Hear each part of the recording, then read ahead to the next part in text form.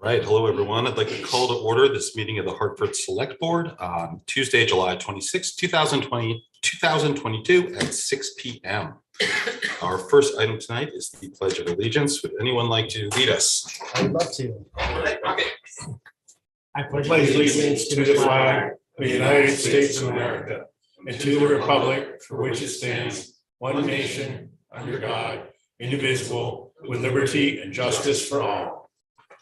All right, thank you, everyone. Our next item is the Local Liquor Control Board. We do not have any licenses to review. The next item is the order of agenda. I would just note, depending on how long, public comment and other things take, we may want to consider tabling items later on, just if this takes a long time. So, if we get to that point and we want to do that, just let me know. Okay. All right, so our next item is public comment. I think a lot of people are here for the same reason. So I'd like to make a couple prefatory remarks just so we're all on the same page as we proceed. So, I do expect that many of you are here tonight to discuss the email that was sent to the board and then publicly released last week. I know many of you have questions about how that happened, as well as questions about the board's process, our process in evaluating the performance of the town manager. I'd like to offer some answers to those questions so we're all on the same page before we begin public comment. So as you may know, a resident of Hartford made a public records request for the board's emails for a time period from June 15th to July 9th. The emails were collected, and that July 4th email was determined to be exempt from disclosure under 1 VSA section 317C7 because it contained personal information about town employees. So as part of the process, the town manager worked with our town attorney and sent notice to the resident that the email had been marked as exempt from disclosure and notified the resident of their right to appeal the decision to the entire select board. My understanding is that the resident contacted our select board member directly, and he released the email to the resident. The email was then published on Facebook.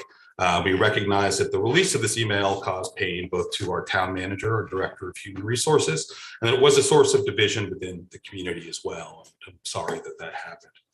I will stress that the content of the actual email is more appropriately discussed in executive session by the board than in a public forum as it relates to the evaluation of town employees.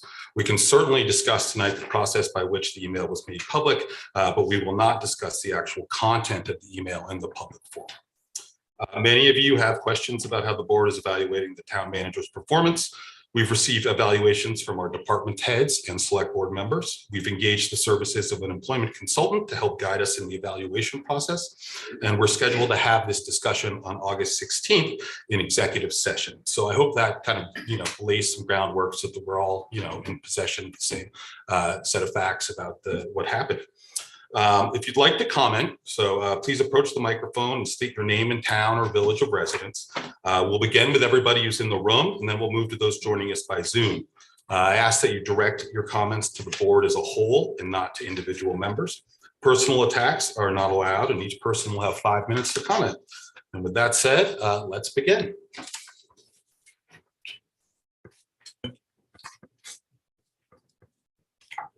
Good evening, everyone. My name is Heidi Ducha from White River Junction, Vermont. I am the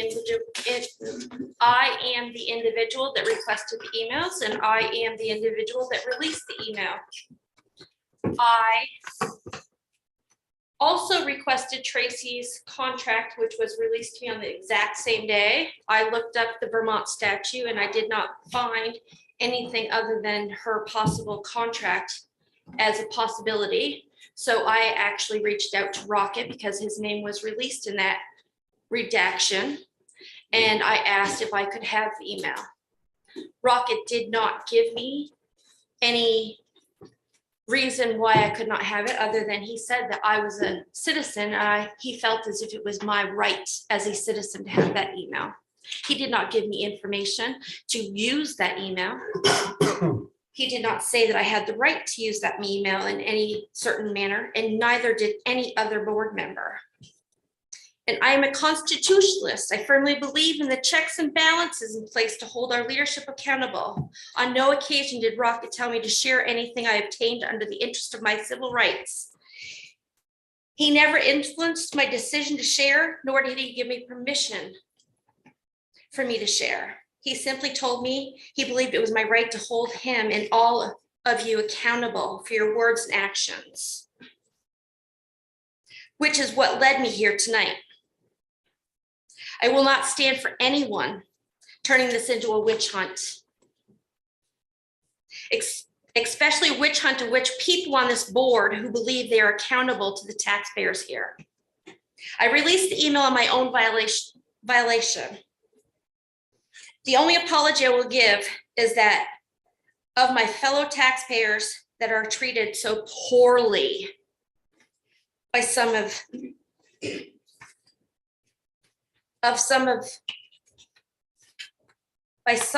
they voted to represent their rights.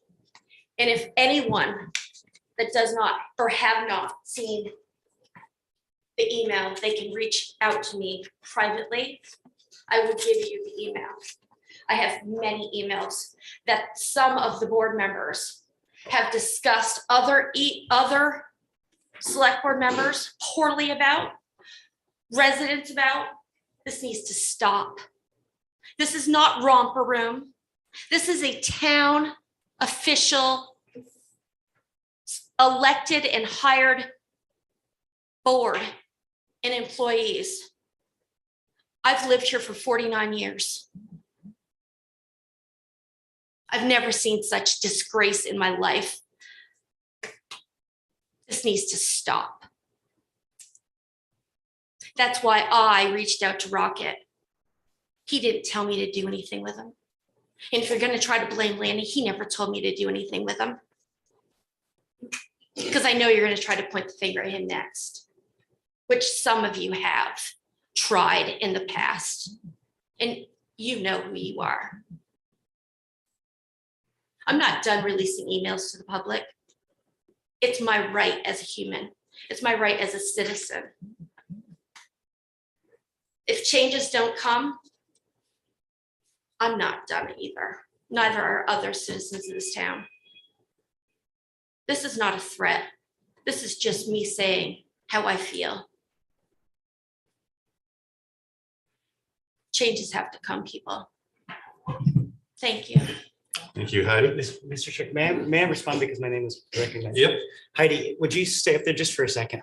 I just wanted to clarify because I know you and I spoke privately. I think there was just I think you said it, but I just want to make sure because this was part of my statement anyway.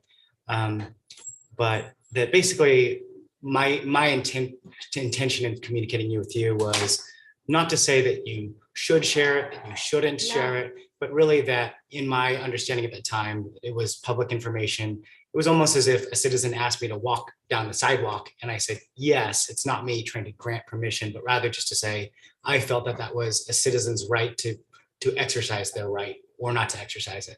So I just want to be clear that that's how I felt to you. That is how you felt. Okay, and I just also. That's how I took it. Okay, that's great. I mean, I want to hear you and validate your perspective, but I also just wanted to clarify while we're here having this exchange about our private communications, obviously, because I think that'd be beneficial to the town to just understand that I wasn't trying to say you should do something or should not do something. I just kind of felt like it wasn't really my place to say either way. May I speak again? Briefly, please. The reason that I reached out to Rocket was because I had that email in my possession for a few days. And I looked at the state statutes. And the only reason why I reached out to Rocket was I looked over those Vermont statutes and I had gotten her contract. That was the reason why I truly thought was the reason it was redacted. I didn't know what I was going to get. I don't see any personnel issues in there. They're quote unquote rumors. And that's where I want to leave it. Thank you. Thank you. So I know that the particular statutory section does talk about personal information, and that is a little vague. The Vermont Supreme Court has put some sort of parameters around that as to what constitutes personal information. And that also includes information that might subject the person, who's the subject of it, to embarrassment, harassment, disgrace, loss of employment, or loss of friends. So there are some things that are there. Of course, the process also, process when something is marked as exempt, a person can appeal. It goes to the entire select board. We look at the law. We basically weigh the interests of the public in having the information versus the harm that it might do. In this case, that didn't happen. We never got to that step where the select board could have weighed in on it in the process. Hi, my name is Jennifer Lamore, and I'm actually a resident of Latham Morris Lane. And I am here tonight because my fellow neighbor spoke at the last select board meeting about some very serious issues with drug activity on our street.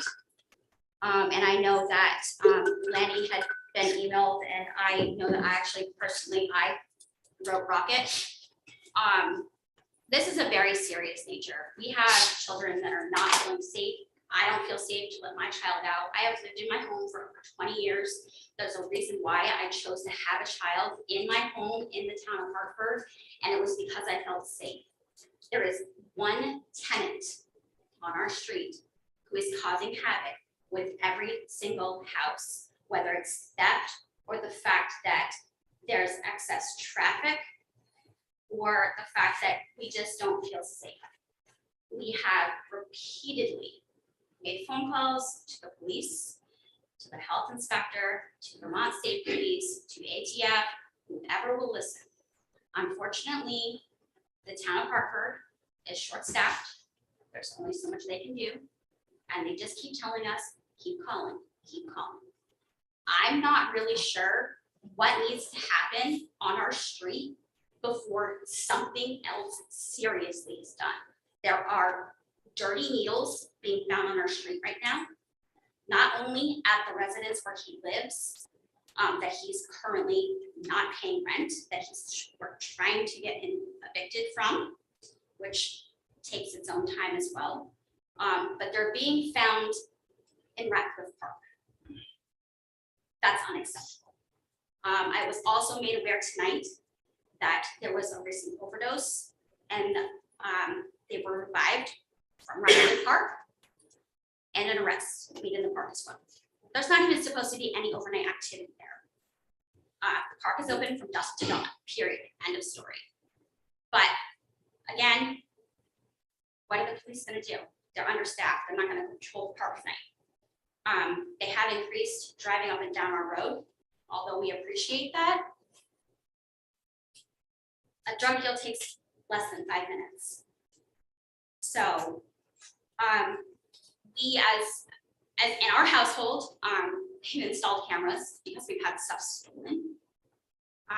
It's been reported. It's kind of wash. They're never gonna find it.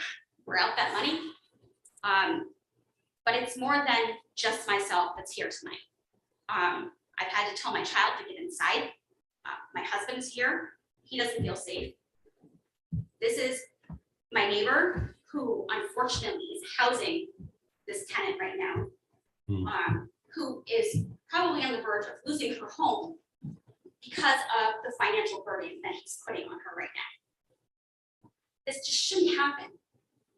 This shouldn't happen. She's a taxpayer in the town, and we don't feel like there's anybody in this town we can go to get this resolved, other than keep calling, keep calling. And last week I had to call because this individual decided to use profanity at me in front of my 4-year-old daughter and tell me where I could go. I was unprovoked. He had used some hand gestures, and then I proceeded to ask him if he needed to say something to me, which was preceded by what he told me I could do. Again, in front of my daughter. I called the police department, and all I was told is I could file a stalking order if it's granted. That's it. I mean, I'm being verbally abused in our neighborhood that I have felt safe in for 20 years.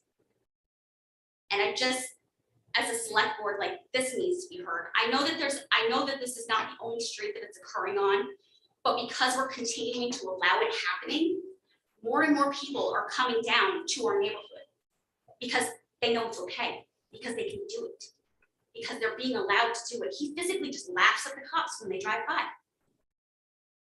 I don't think that's what we want from our town. I don't think that's what Hartford represents.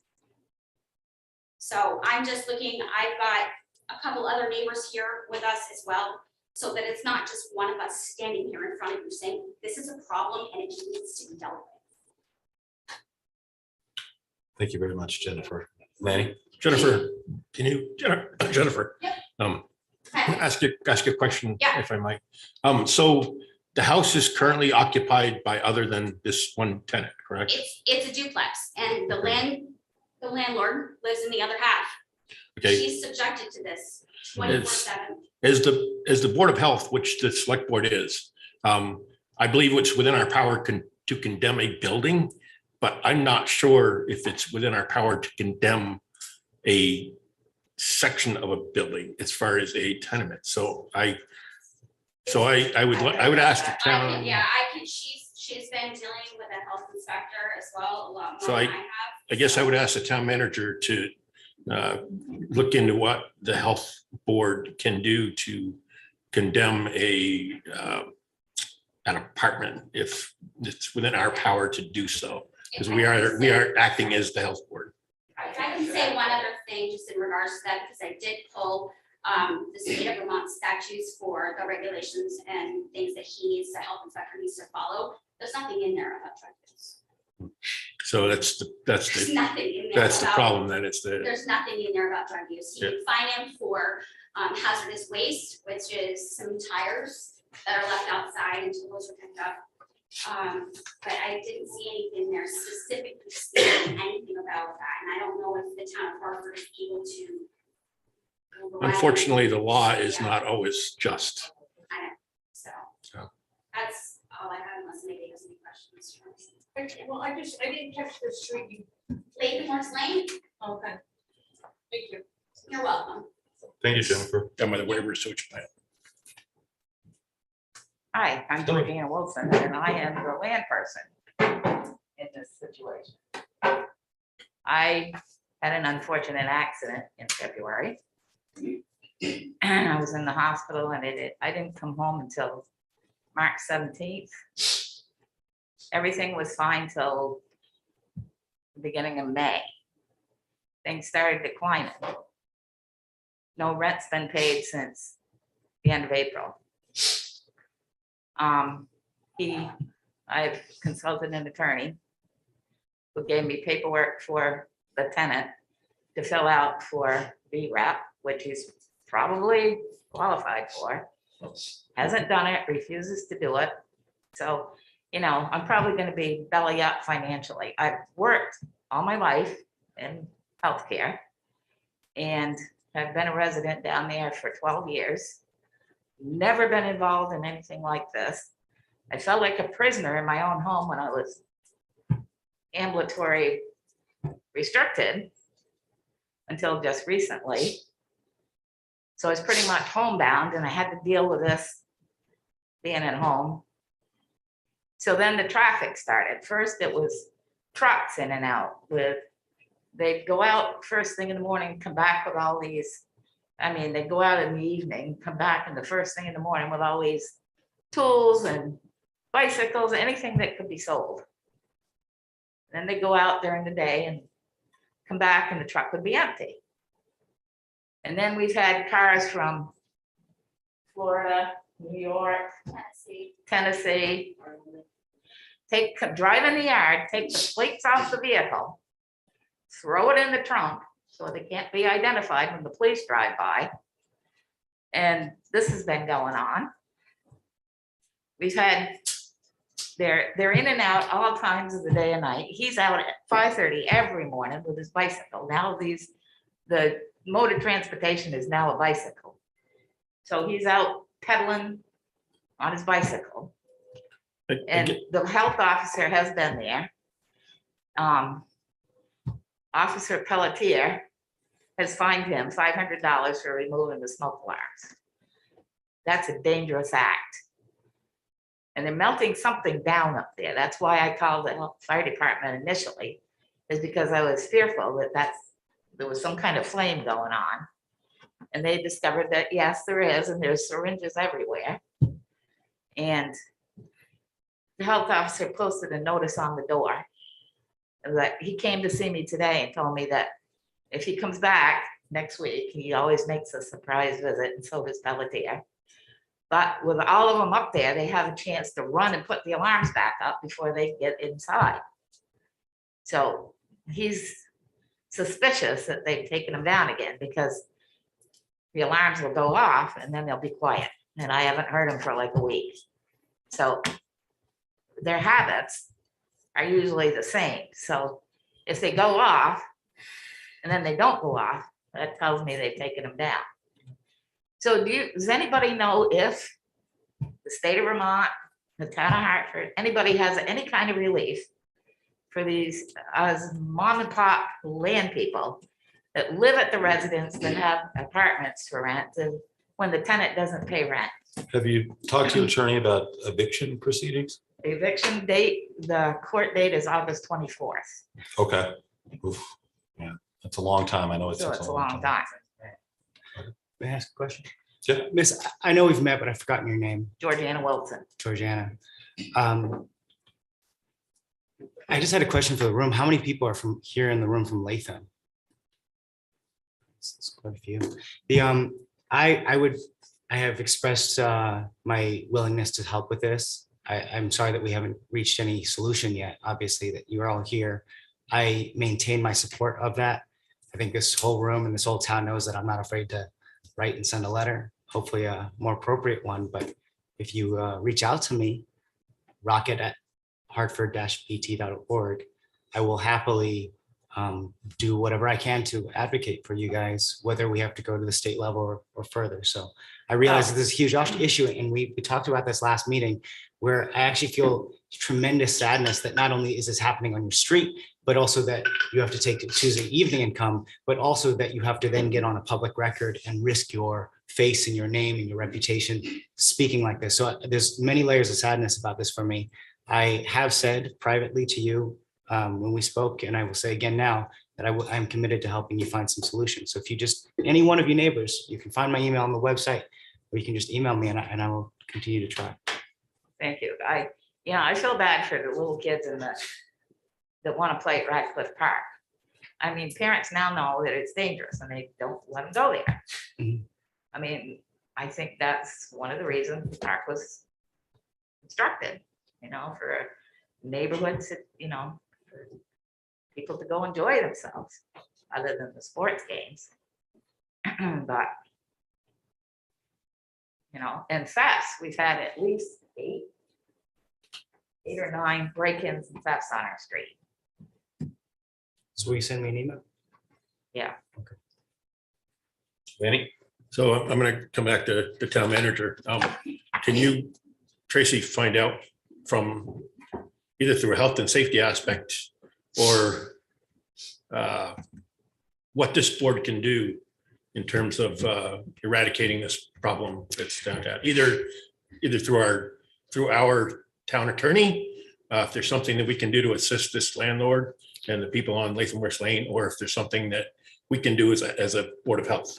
What I'd like to do for all of you is offer that first we get the health officer to give you a summary of what's been going on and what his role and authority is in this, and then where you juxtaposition with that as the health board, because that's a relationship that we haven't really had to ever use. And so I think it'd be great to start with what our health officer is doing, what the fire marshal is doing, and where your authority may lie and what resources are available to you as a board. So that way, before we make any promises, we know what we actually can do as a public body.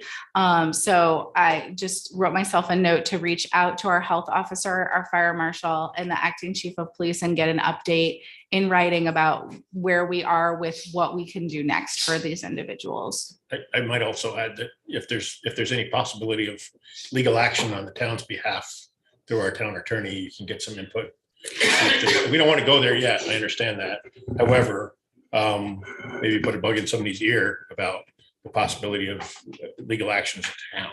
Definitely, I'll ask what sort of repercussions we can have as a municipality towards this. Thank you. Kim? Related, also not related, but I met last week with the state's attorney, Windsor County, talking about this community safety review that I've been pursuing for some time, which isn't a silver bullet by any means, but you know, one of the, and also recently, as a member of the business community, met with one of the Hartford police officers as well as the police social worker. And one of the things that continues to come up, for example, state's attorney said, if someone is arrested and held on bail, risk of public safety is not a reason to hold someone on bail. It's almost only risk of flight is the reason that you can hold someone for bail in the state of Vermont. So there are a lot of obstacles that I think are actually like state obstacles to, I have contacts in other neighborhoods in town for which same thing, there is a drug dealer in their neighborhood who has been repeatedly arrested and then basically returned back. And so I think there are obstacles around, you might reach out to the state's attorney as well and just ask like, what is the way to overcome some of these obstacles? Because there are many. I mean, just talking with the Hartford local law enforcement officers and you know, I appreciate their empathy for people with substance use issues, but there are boundaries that are being crossed where, you know, that it goes from being, you know, there's concern for someone's well-being, but there's also concern for the well-being of the entire community in the neighborhood. So I don't think that's specifically much direct help, but sadly, you're not alone in that neighborhood, and we do need to find the ways to strengthen the fabric of our community safety net. I'm going to second. I know, I do think that we should have a community safety review. I think that makes sense. As for this particular issue, that's not going to happen in the timeline that would benefit you. Just if you would, I think that you should email these other people. If you would like some advocacy and help navigating that, reach out to me. Okay, thank you. Okay, thank you very much.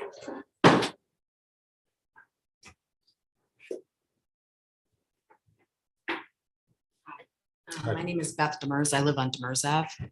And first, I want to commend everybody for their warmth towards the people here from Lathan and their willingness to help.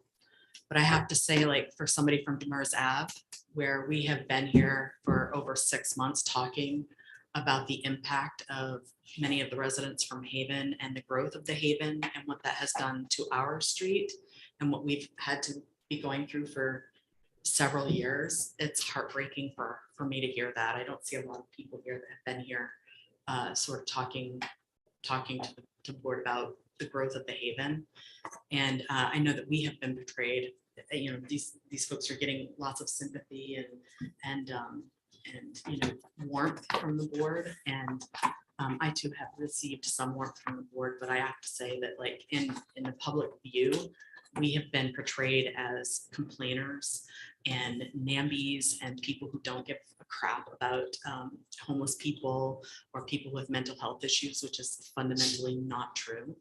But that we have also experienced much of the frustration that this street has experienced with just the traffic that's flowed through a street that my great-grandfather actually built, and I have a very special connection to, and that my own private property has been vandalized, that we've had trash strewn up and down our street. Our cars have been smeared with food, screaming, yelling, threatening, fighting, gunshots. We've heard all kinds of things. We've reported it all. Nothing happens except approval for this project to go through. So I just want to express that many of you have a personal connection to the Haven and Twin Pines, which I also do, and have a lovely connection with them. That I wish that some of that warmth and thoughtful processing had been offered to those of us who had brought our concerns for our own safety and our own children as well. I have a 10-year-old, she cannot play outside in my backyard because I never know what's going to be back there.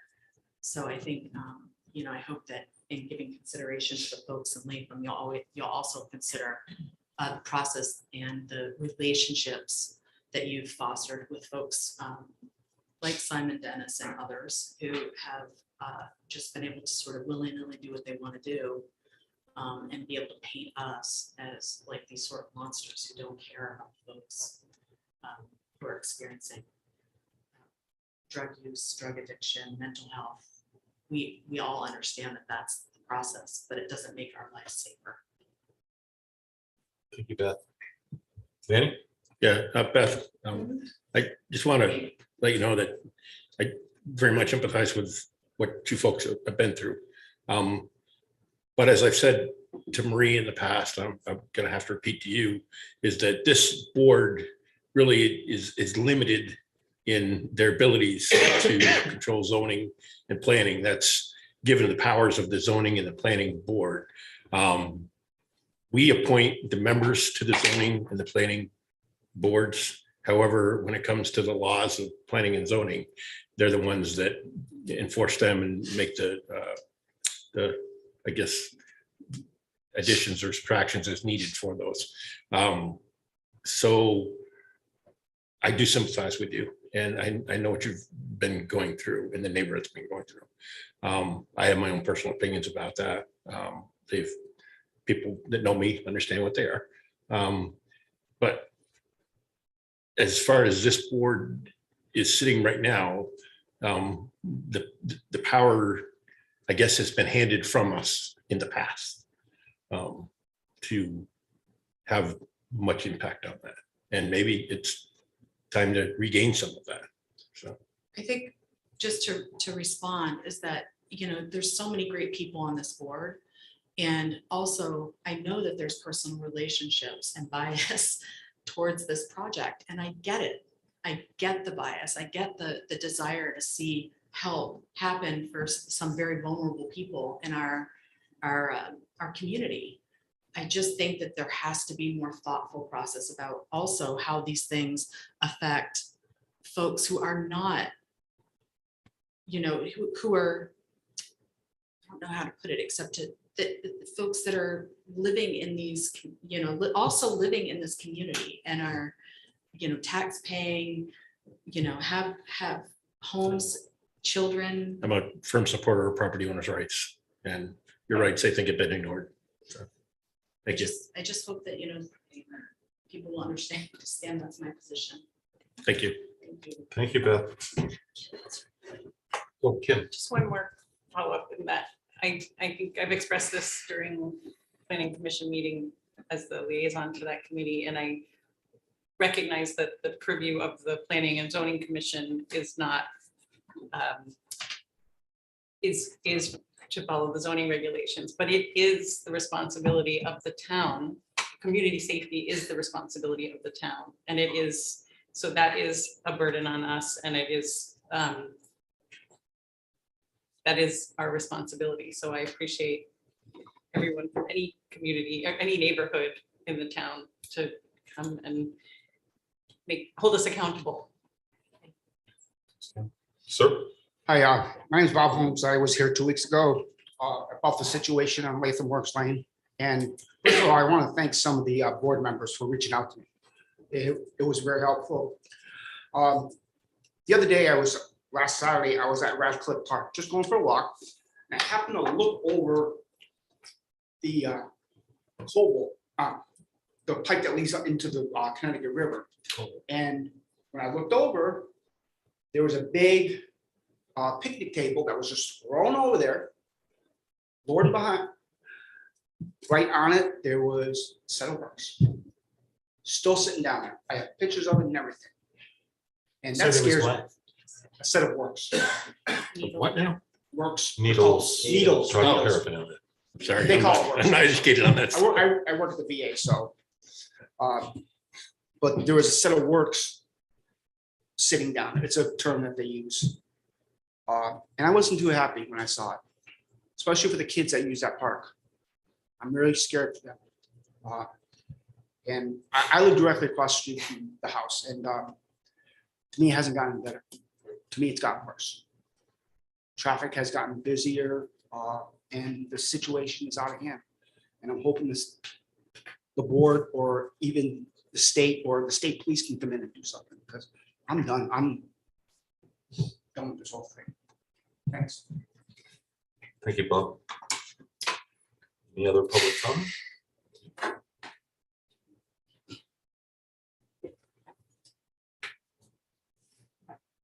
Hi, I'm Kathy Melisick. I live in Wilder. I wasn't planning to say anything, but I've been part of the discussions with planning and zoning for the Haven, Twin Pines, St. Paul's expansions. And for anybody who thinks it just happens near the Haven or it just happens near Latham Works, it doesn't. We had someone in Wilder, in the old historic part of Wilder where I live. It took years for something to happen with that house. It just got worse and worse and worse and worse. It was not uncommon to like wake up in the middle of the night because the cops were flying down the road. It wasn't uncommon to hear a woman go running up the street saying he's trying to kill me, which he was. And when the house was finally emptied, everything happened. The only reason it got emptied was because of a tax sale, because they weren't paying their property taxes. It was an inherited home. And when they went in to clean up the house, needles everywhere, needles in the yard, needles left in pizza boxes in the house, needles in the front yard, needles on the porch. And, we were struggling because we knew who it was. We saw the descent happen. We did everything we could that we knew of, and nothing happened until the actual eviction and prison time. And that's also a block away, or it's right next to the old Wilder Elementary School, which has the RAP program now. So it's everywhere. As a board, I don't know what you legally can do. I know the purview is board, town manager, police. I know we're so understaffed in every department, which is causing, issues everywhere, public works, police, just because that's the way the world is right now. But whatever you can do, I get this, And I've also been painted as a NIMBY, which I find interesting coming from someone who doesn't live in Hartford. But I don't know if I missed something because I came in a few minutes late, but I wanted to express my dismay about the letter, the email that Rocket had sent to the rest of the board. I don't know what is planning to be done about straightening out communications, public records requests, things like that. What was contained in the email, I found absolutely appalling. I'm not talking about whether accusations are true, rumors not. Rumors, innuendo, and that's someone who is on a supervisory body of a town staff member. At the very least, that's the worst management in corporate governments for something like that to happen. And for some of the things that have been said in there, including comments like silly, And my understanding is that if someone ever wanted to sue the town for something like that being said, it wouldn't be that they'd sue the person, they'd sue the town. We've been through 4 town managers and I don't know how long. We have, as you know, critical staffing issues at every level in departments, which Tracy is the one who's going to have to work with right now. And I found it frankly disgusting and depressing. And I found it very, very, as someone who grew up in Rutland, unburdened.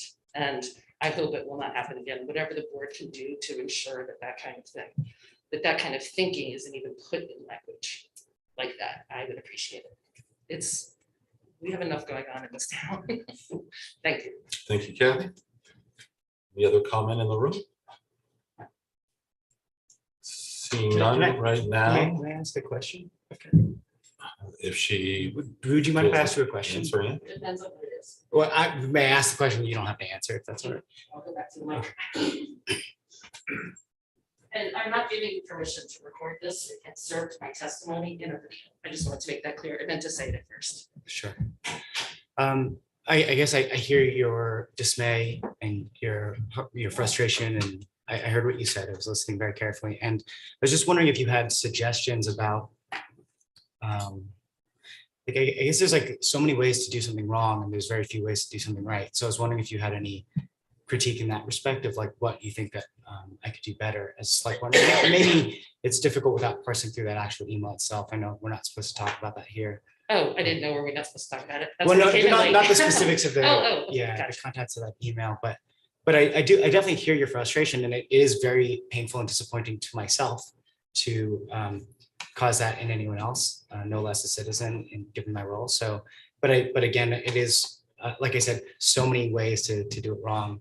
It seems few ways to do it right. And I guess in the position where I felt a concern and wanted to express a concern, how you might suggest, or if you thought about that at all. And Well, again, as no worries if you don't want to. Oh, no, I'm absolutely happy to answer. As someone who was elected to the select board, I would think it's incumbent upon you to find out what the proper process is for that kind of information, what kind of tone is proper to express in something like that.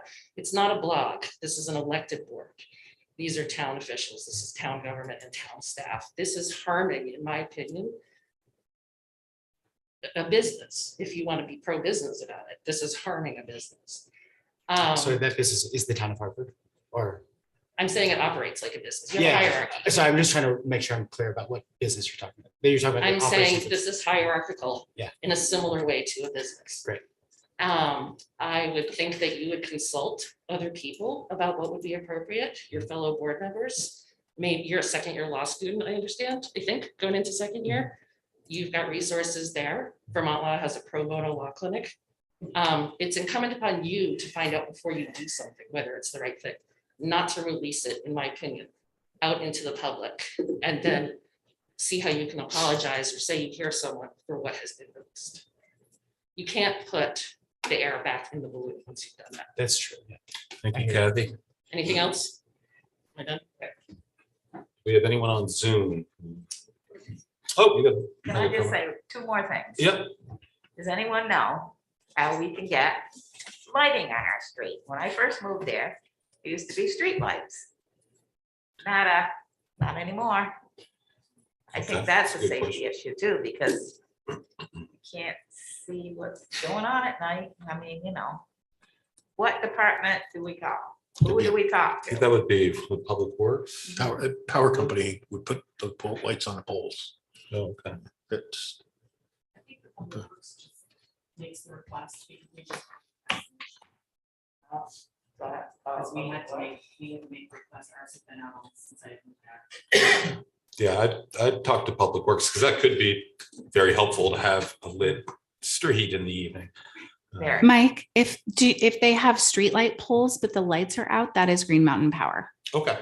If you That's don't good to have know. light poles, that's also Green Mountain Power. They manage all of the metal light poles in town that you see the big Yeah. lights. There's no more, it used to be on the telephone pole, but there's no more lights there now. So it would need to be a new install. And my last comment is in relation to Kim's comment about helping these people. I worked in nursing for 40 years, so I'm well aware of empathetic situations, but when people don't want to be helped, and they continue to do the same path, even though they've been offered help by the health officer and the police and, you know, they just don't seem to want to get help.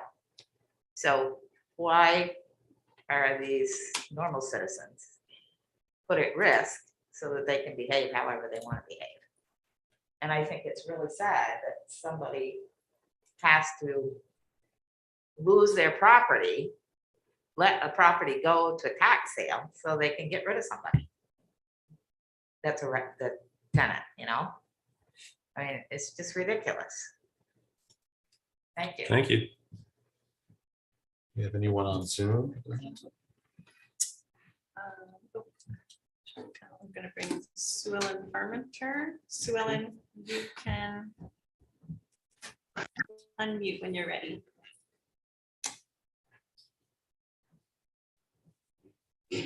Hi there.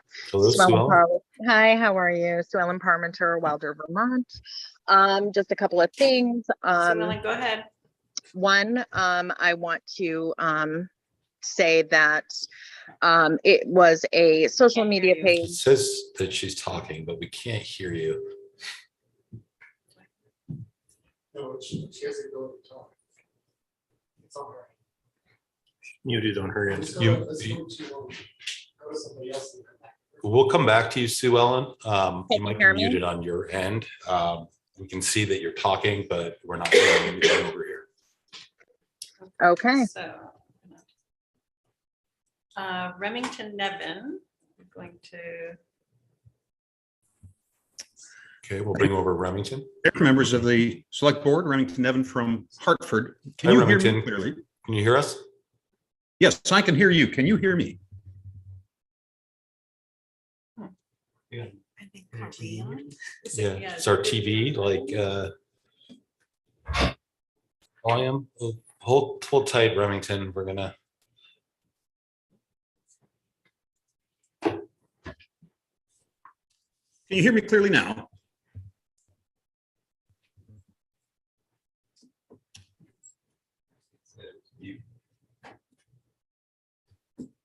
Hello, members of the Select Board. Can you hear me clearly now?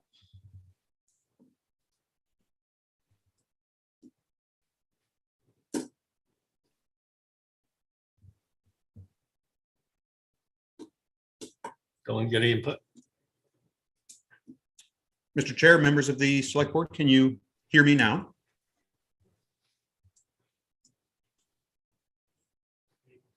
All right, let's try it again. Remington, can you try again? Yes, thank you, Mr. Chair, and members of the Select Board. Can you hear me clearly now? We still can't hear you. Dylan, you have any input?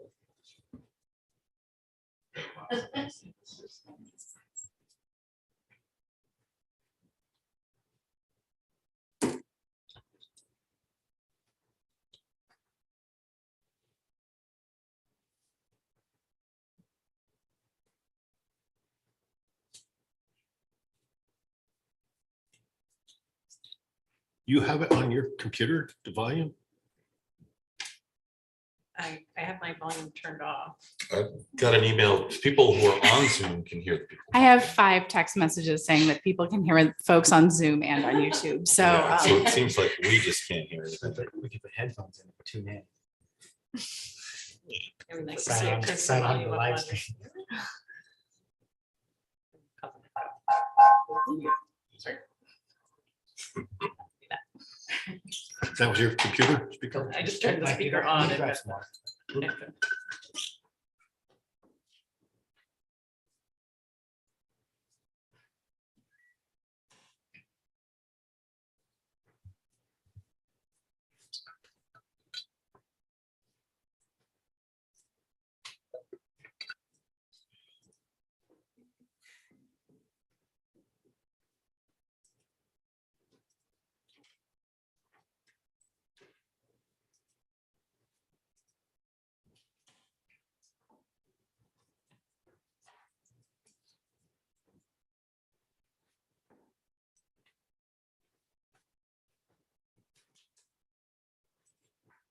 Maybe a dumb question. It's not controlled by that. That's open. I don't know. I don't think so. Our We're not IT. our IT person is in the room, so.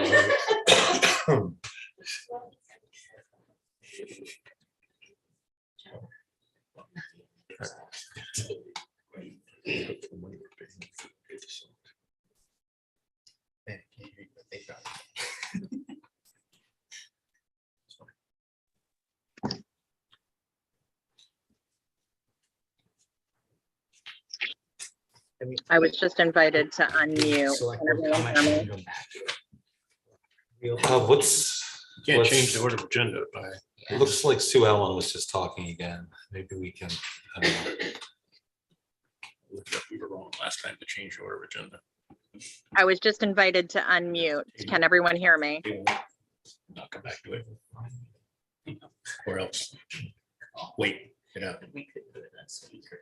That's according to the open meeting law. 15 minutes. Yeah.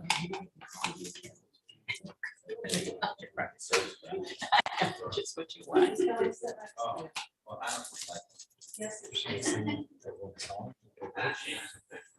No, we should not.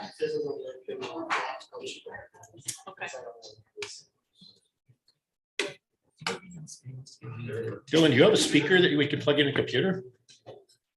You could certainly plug pull your mic out and play it through your laptop. But do you have any desktop speakers we could put? I can certainly go upstairs. If you had that, that would help. I mean, it wouldn't, but if, as long as our mics are on.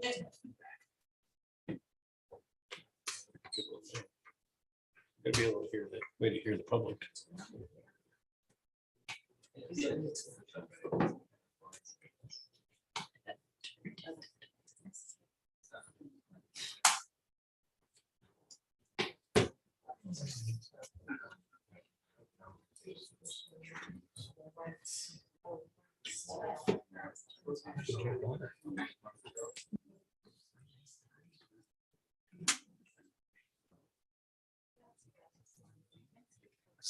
Public comment? Folks can tell public comment, and then we can leave them around for the record.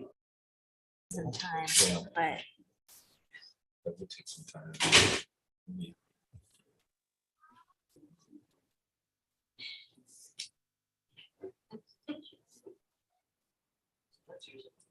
I was just invited to unmute. Can anyone hear me?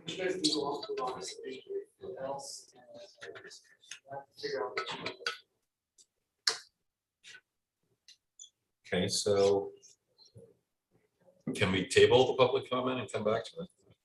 We can table it. Is everyone okay with that? sure, Okay. as long as we can come back to it. So we're gonna table public comment until we've fixed this Zoom issue. I think the people left who wanted to talk were joining in by Zoom. So once we get sound back, we'll come back to that. So we'll table public comment and go to select board comments and announcements. We'll start with Lanny and work our way down.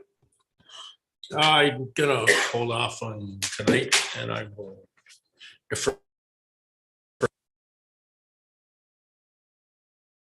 Rocket. Maybe I'll start on that end of the table. When? You want to know? Yeah, we'd love to go. Okay, go ahead. We're still streaming? Yeah, this screen is just. Yeah. Yeah, I think we're still streaming. It's just, this looks a little strange. Well, then I would like to start my select board statement by making an apology.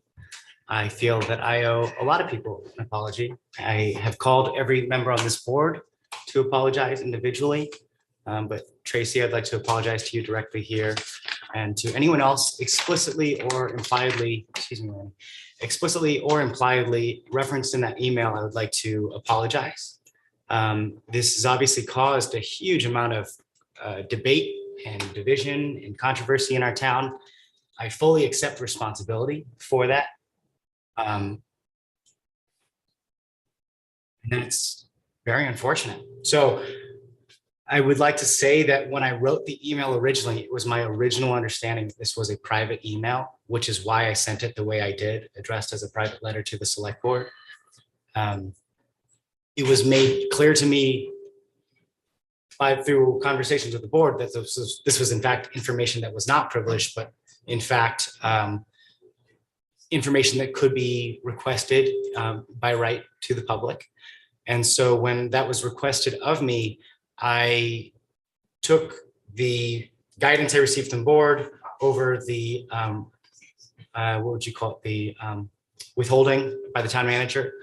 I took the guidance of the board first, but really my mistake here was that, as has been said, I should have sought guidance. So I should have asked the chair or the vice chair, or I should have emailed the LCT or the town attorney. There were a lot of people that I could have or should have reached out to first, rather than simply jumping and blindly sort of buying it. We're still streaming. Are we still streaming? Sorry, go ahead. It'd be tough to make this apology twice. So I fully own that, I mean, this is really my mistake to do that. And, you know, I have said week after week that it is an immense honor to serve this town and to serve alongside you. It is not in my interest to stir up trouble. In fact, I don't think it was even in my interest for this information to be circulating publicly, which is why I went to the chair first, and which is why I brought this to the select board first as well. So all that said, I mean, what has happened has happened. So there is no one to blame or to take responsibility except for myself. So that's it. I mean, you know, I'm pretty new to this board. There's a big learning curve. And that's not an excuse. It's just the reality. So the best I can give anyone here is the fact that I am genuinely sorry that this has caused a lot of controversy and frankly, a lot of pain. And just to reaffirm that I am committed to doing better and to trying to withhold any reflexes for transparency and really trying to go through the details and be procedurally proper. So that is what I have to say about this. I mean, I understand there's a ton of frustration, and I've heard a lot of it. I will continue to hear it. And I take ownership. Separately, I did want to, switching topics here, but I did want to encourage the board in conversation with the town manager. It has come to my understanding that it is the board's purview and power to ask the town manager and town staff to reallocate funding. I think the Bugby Senior Centers, this came up about a month ago. They need handicap accessible doors. I mean, especially in this heat spell and the temperature, it seems crazy to me to think that we would not approve that at some point or another. It seems therefore, if we're going to do it at some point, we might as well do that sooner than later. I've visited and it really seems like there's only one door that they really need done. So I would encourage the rest of the board to put that in mind, and I will be putting that on the agenda for next meeting. So if anyone publicly, just warning that this will be a topic of discussion, hopefully a vote coming forward. That's it. Thank you. Thank you, Rocket. Helen? Have the audio back. Do you want to go straight back to public comment, or do we want to finish our select board comment? Finish select board comments and come back maybe? Yeah, I think we'll do that. We're happy. Finish up. So Ally, if you have any comment? I'm good. We're good. Mary? I'm good. Dan? Good. Kim? Good. I'm also good. How about that? All right, so we've done these select board comments and announcements. We can now go back to public comment. I think Sue Ellen was the first person we tried to bring over by Zoom. So let's see if she's still there and if we can hear her. I'm here. Can you hear me? Yes, we can. Perfect. Go ahead. Hi, Sue Ellen Parmenter, Wilder, Vermont. I want to start by saying that the vehicle of which this email was delivered was actually a social media page that I owned. And I approved the posting of many emails over the course of the past week in the interest of transparency in local government, and I would like to explain why. Sure. First, it breaks my heart to see an elected town official who really takes seriously the fact that he works for its constituents, apologizing to the people who pay the bills here for being transparent and working for us. And that really just floors me. Second, about 18 months ago, I approached the board with a video of an active select board member doing things that were not only morally wrong, in my opinion, with the assistance of other board members, but also against the law. And I had him admitting that he did all this. And I'm still 18 months later, I guess there's a procedure behind this, and 18 months later, we still haven't seen what that procedure is. In my opinion, and also by contract for some of you, it is your responsibility to us to uphold the laws that we have passed in this town. There have been times that I have had to email state officials on that level that have filed trespass orders in this town to let them know that their trespass orders were not being followed through with, in order to get them followed through with to protect some of my fellow citizens and property owners. So it all boils down to, one, transparency in government is a wonderful thing. We have checks and balances that were set in place by the Constitution, and there's a reason for that. Absolute power. And everybody is under the scrutiny. I myself am under the scrutiny as a business owner in this town. We all should not be doing things after dark that we wouldn't do at high noon in the park.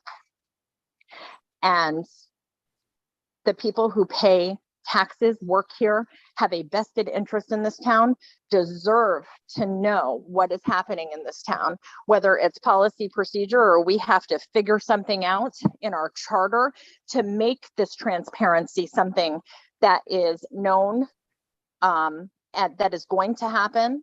I had a comment today actually about how, people are going to start using the telephone instead of emails because they don't like all these FOIA requests. Well, I hate to break it to you.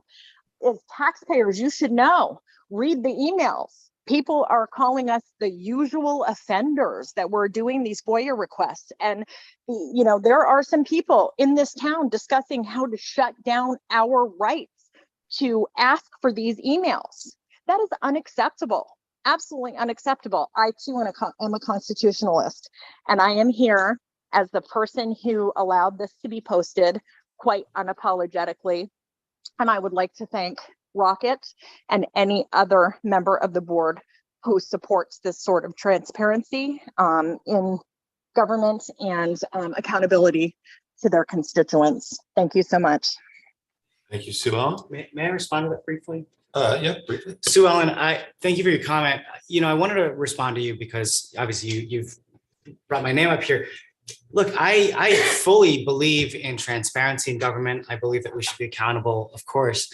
I think that the reason why I came to this point of realizing that I really owe a sincere apology is because there is so much debate about, well, was that actually even an appropriate email to share or not? And I think like the right to transparency is one thing, and then the procedures we have in place so that our town staff particularly, but also everyone in government has this process. There is a process. That's what I feel like I usurped by jumping the gun on it. And so that's why I apologize, because had we gone through the actual traditional procedure, had I gone through that, then I think a lot of this fury and debate would have been different. Potentially that email still would have been released and been public information. But I didn't allow that process to happen in a way that it should have. So that's really the source of my apology here. Hope you can understand. I'm sorry to follow this up. I'm sorry if you give me just a couple more seconds. I just wanted to also include the fact that Rocket never, ever told us to share anything, encouraged us to share anything, gave us, quote, permission to share anything. That was never a conversation or on the table. It was, I extended a message to Rocket, letting him know that I had this in my possession and I plan to go public with it. And at that point, what was he going to say? Just that he supported my right as an American citizen and a resident of this town to know what was going on in my local government. And Rocket, I'm just going to follow that up with 18 months ago. I was there with video of a select board member. There's been enough picking and choosing who has to follow the laws of our land and who doesn't. And, the taxpayers put laws in place for a reason, and we need to start following them. Someone receiving an exemption should not mean that I should get an exemption. So, but I hear you. Thank you both. Kim, who do we have next? I think Remington was next, if he's still on. Go ahead, Remington, if you can. Hi, Remington. Thank you, Mr. Chair, members of the Select Board, Remington Nevin, Hartford, Vermont. Can you hear me clearly? Yes, we can. Thank you very much. So I wanted to give the Select Board an update on my petition drive. It's very clear from the comments this evening that every Hartford resident has an opinion on the critical issues affecting our town.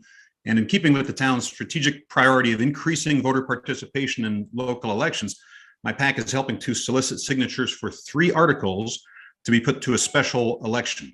These articles would advise the Select Board to approve universal ballots by mail in future local elections as authorized by Act 60 and as adopted by other Vermont towns and cities, including most notably Burlington, and would establish a $40,000 reserve fund to pay any unreimbursed costs for this.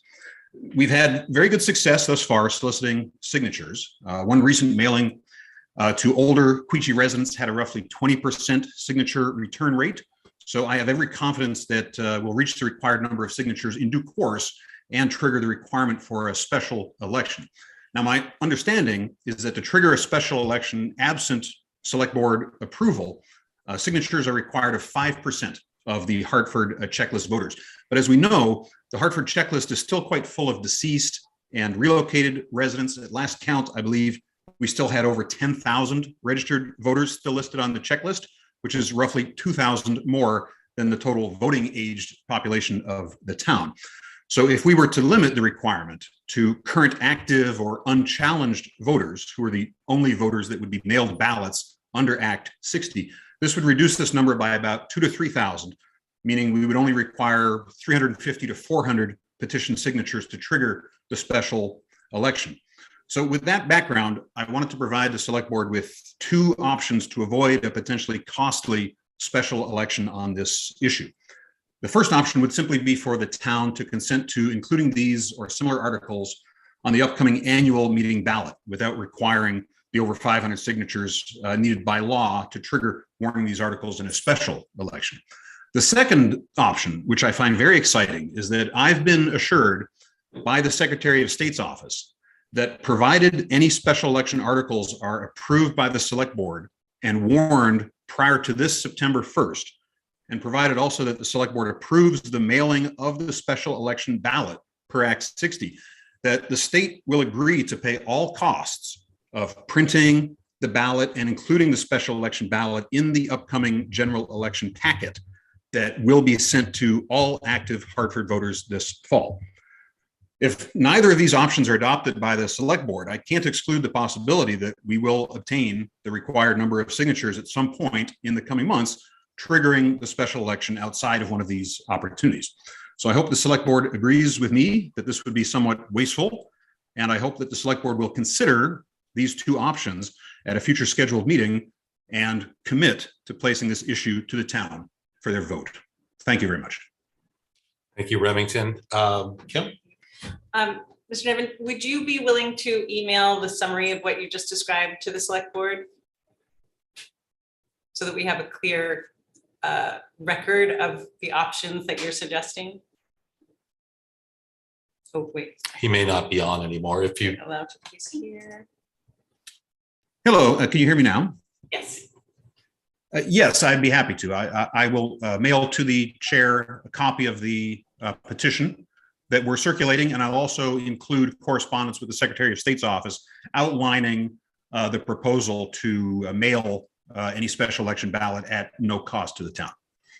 Great, and I'm also I'm most curious also about that, the voter registration list in terms of who determines what the accurate count is and how. I mean, I know as a member of the BCA that there have been periods where we have gone through and we've done some purging of outdated members on that voting list. So I guess I'm quite curious. The clerk? Town clerk or? It is the clerk, and there's a process, and I can definitely get you all some more information about what that process is, because it's prescribed. Thank you. Okay, wonderful. All right, do we have any other people on Zoom who wish to comment? Two more. Okay.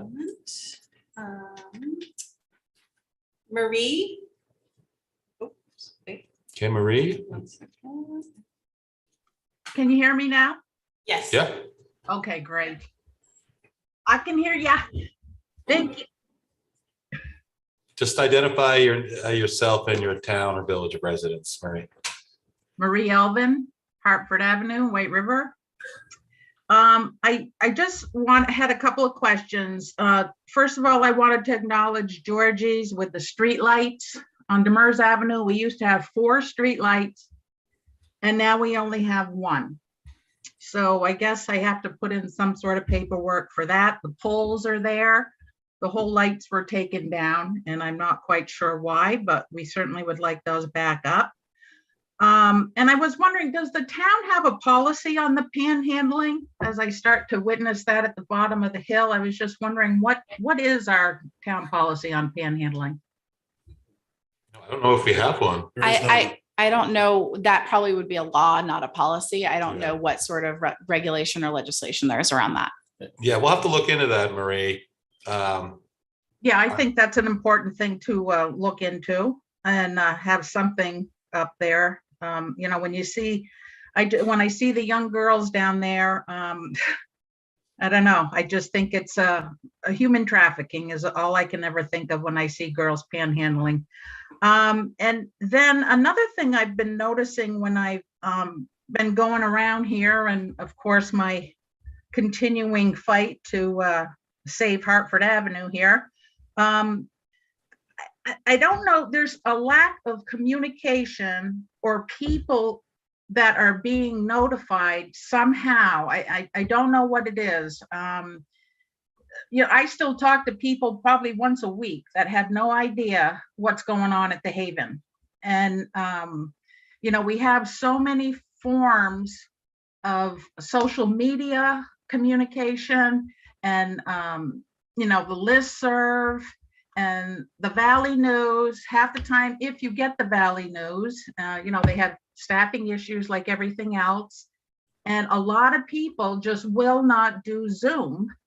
And it's difficult to use Zoom for us older people.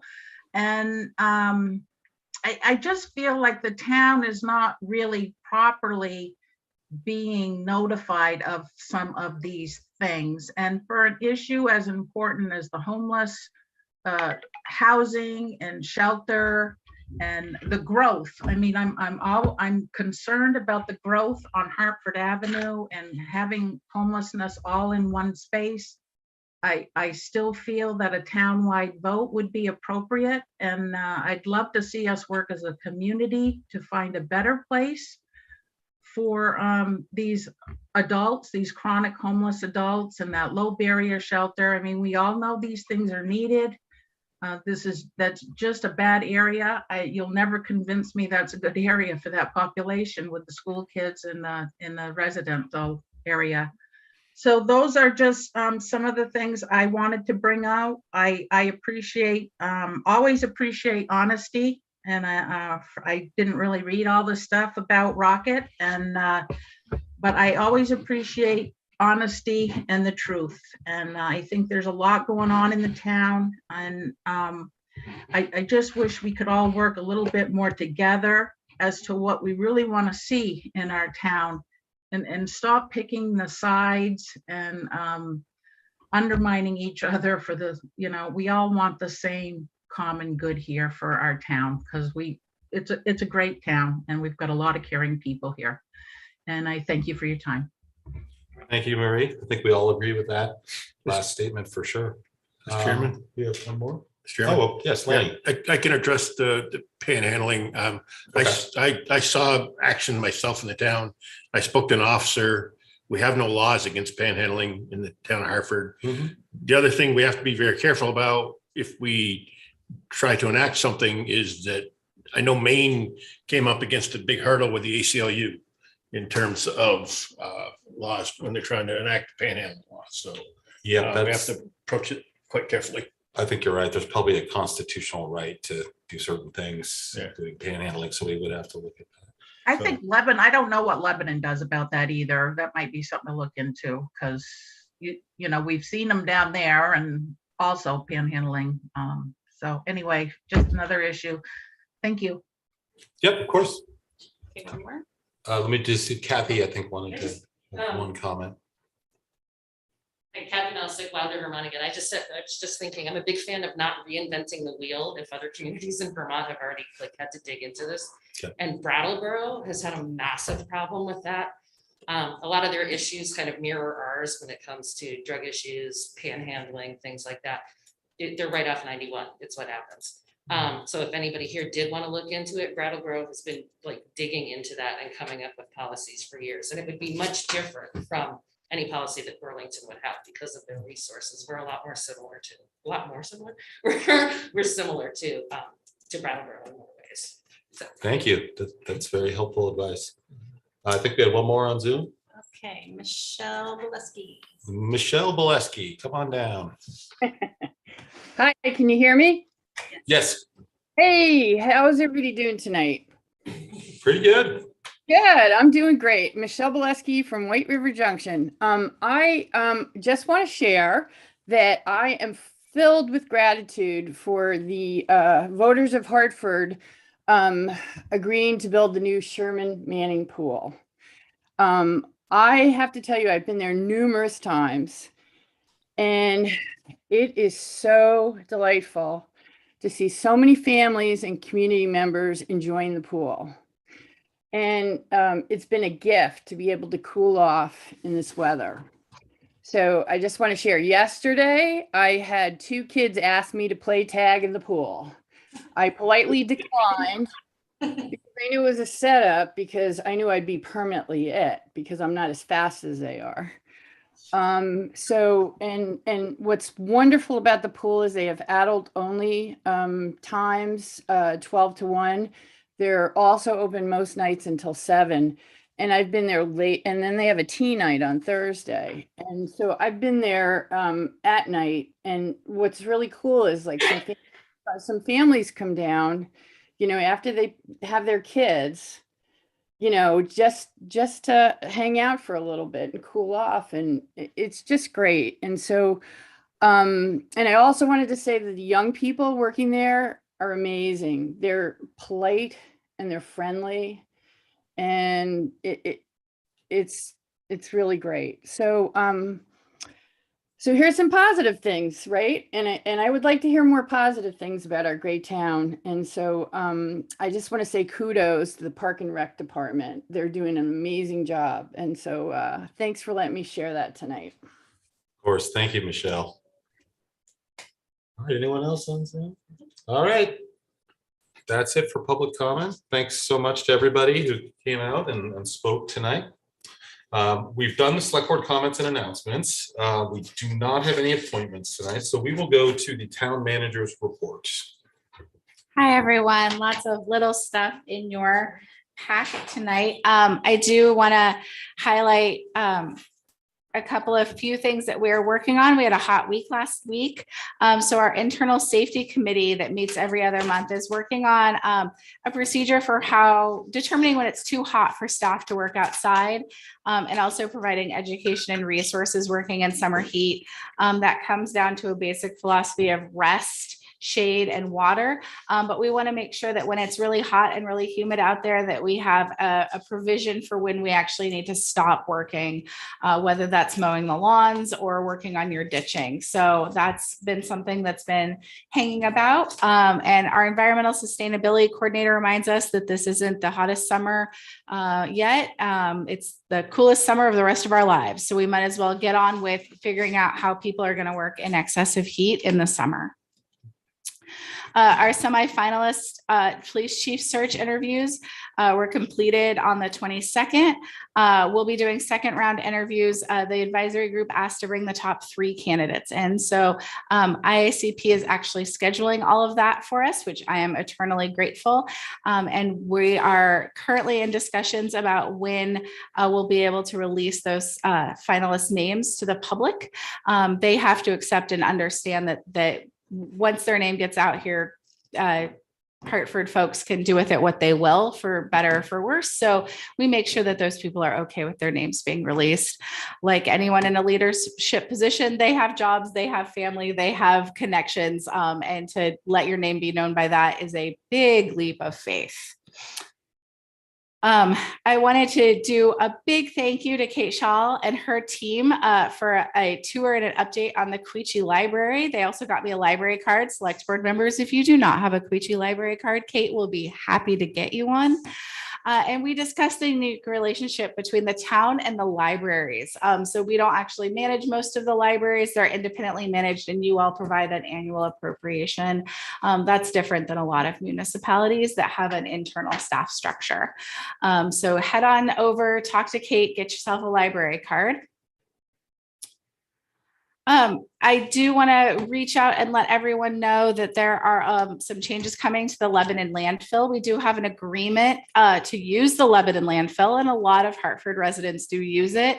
Lebanon announced that they'll be discontinuing their current punch card system for a pay-as-you-throw bag system over the next 18 to 24 months. I heard a rumor that they're going to be bright pink bags as of right now. I'll keep you all posted on the color of the bags. But we're working with Lebanon to identify more locations in Hartford. Right now, it can be difficult to get those punch cards. One of the pros that they have produced on this idea is that you could pick up your throw-as-you-go bags wherever you do some grocery shopping. We're beholden to this. This is their decision. We're just following along if we want residents to use this, but we will make sure that we can at least make it easy for people to get those hopefully hot pink bags. many excitements across all of town as we have onboarded Will Casella, who is the second member of our IT department. His official title is Systems Administrator, and he's going to be doing a lot of frontline services across the town. Funding and filling this position was on the table for over 3 years, and we're very excited to have a second IT officer. We could already feel the relief from staff as we have someone else who's able to troubleshoot issues and step in when we have two things going on simultaneously. And finally, I just wanted to let everybody know that I recently had the chance to meet with Rachel Hobart, our part-time peer support advocate, and her supervisor, Kate Lamphere of HCRS. And we were able to reflect on some bumps that we had as we created a new role together in a group conversation in the middle of a pandemic, and where the value add of this position is, which was doing that really one-on-one work with people who are experiencing unstable housing or those who have recently lost their housing. She's able to connect people with services and also help them understand the process that comes with those services and help them fill out paperwork and things like that, which can be a huge burden to people who are unfamiliar with a variety of technical forms, legal forms, how to get something notarized, things like that. We have set some goals for the position next year, increase awareness in the community about the resource, and then get out there a little bit more to help those in unstable or unhoused people to better advocate for themselves. And we'll keep you posted on how that's working out. In terms of the rest of the staff, you'll see that we're really, really busy. Parks and Rec, do they ever stop? I don't know. They had the Hurricane Hill 5K, 10K last weekend, and they continue to have amazing resources in terms of programming for kids, and the parks are getting a huge amount of use. The town clerk is also incredibly focused on the August 9th primary election, and that's a huge lift for them as well as the BCA staff members. I know some of you were out here folding ballots, testing machines, so thank you all if you took some time out of your day to come over here and work for the town clerk a little bit. And we continue to just keep the town moving. You'll see that the environmental sustainability coordinator is working with a variety of community groups and our neighbors in Lebanon, Hanover to try to leverage money, resources, people, time, everything that is in short supply these days. And I just finally want to say congratulations to all 3 of our recruits who graduated from the Vermont Police Academy, and they have started field training. We're very excited for all of them, and we hope that they are having a good time with all of us and enjoy working for the town of Hartford. And that's it for me. Happy to answer any questions. Questions for Tracy? Lanny? Yeah, 2 things. Going back to the police chief search, the semifinalist interviews you stated would be completed July 22nd. Now, have all of the semifinalist interviews been through the police advisory committee? So they've all participated, as has IACP puts a staff member on the Zoom call. They use a different platform, but let's just say Zoom, in order to help facilitate that. Sometimes they step away, but they're there in the beginning and end, and everybody who could make it from the advisory group would make it to an interview. We know people have jobs. So there's been, how many semifinalist interviews went through the advisory committee? We did 4 interviews. Okay, and of the people that are going to the second round interviews, are these people that are being advised to you to go to the next round, or you? What we did was we spent about 90 minutes on the phone on Monday or on Zoom. And I listened to everybody's thoughts and opinions first because I wanted to hear, I didn't want to influence anyone, provided some of my feedback, and listened to them about where they thought from their perspective. we needed to bring someone forward to the final round where I get to make that very, very significant decision. So a lot of great conversation was had. I wish I could share it with you, but again, talking about people and their pros and cons, we like to make sure that we know that people think that that's a safe space for them to be honest. And then basically reached a very thoughtful consensus about where the group thought we needed to go next. So the two candidates that were vetted, I guess you just were vetted by the committee, are the ones that you'll be doing the second round interview with? They actually convinced me to bring through a third. So there 3 of the 4 we're bringing through to the next round. So they're going to come through to the finalist round. So at this point, are they, is their job done, or are they?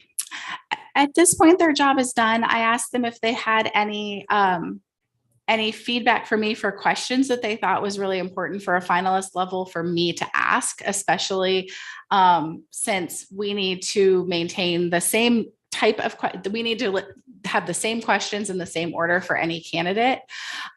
So folks are getting me anything that they wish they had asked in the first round. They wish that we had asked in the first round. But from next up, it's all on me. Okay.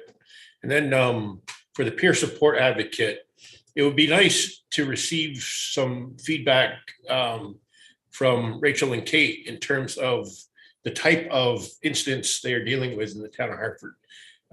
If we could get some sort of a summary or a breakdown, I guess, of the types of things that they are being involved with, that would give a better direction as far as where we could leverage either committees or more funds within the town of Hartford. So while I see that this is a report from them, it'd be nice to have some sort of statistical evidence to support where we should lean more heavily on than others in terms of the peer support people.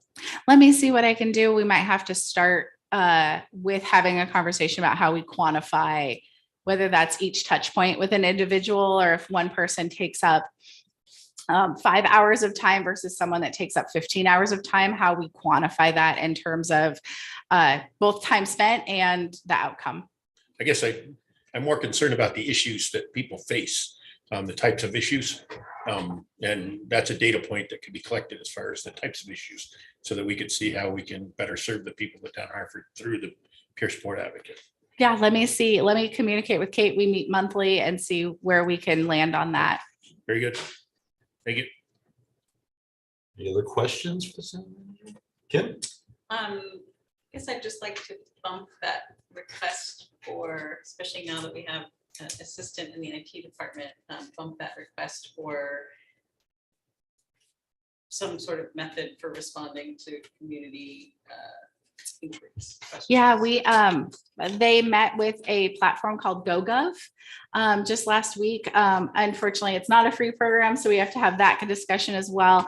And to have a platform just for the 8 of us, necessarily spending the money might not be a great return on investment. So we're looking at platforms that we can leverage across the town. And GoGov is one of those. But again, we're just had that first demonstration, and we've got a few other options that we want to explore. So I know they're still working on it. We'll have to see where the cards fall in terms of cost and where other town departments can use. But I think we've got some good ideas out there. Great. And that the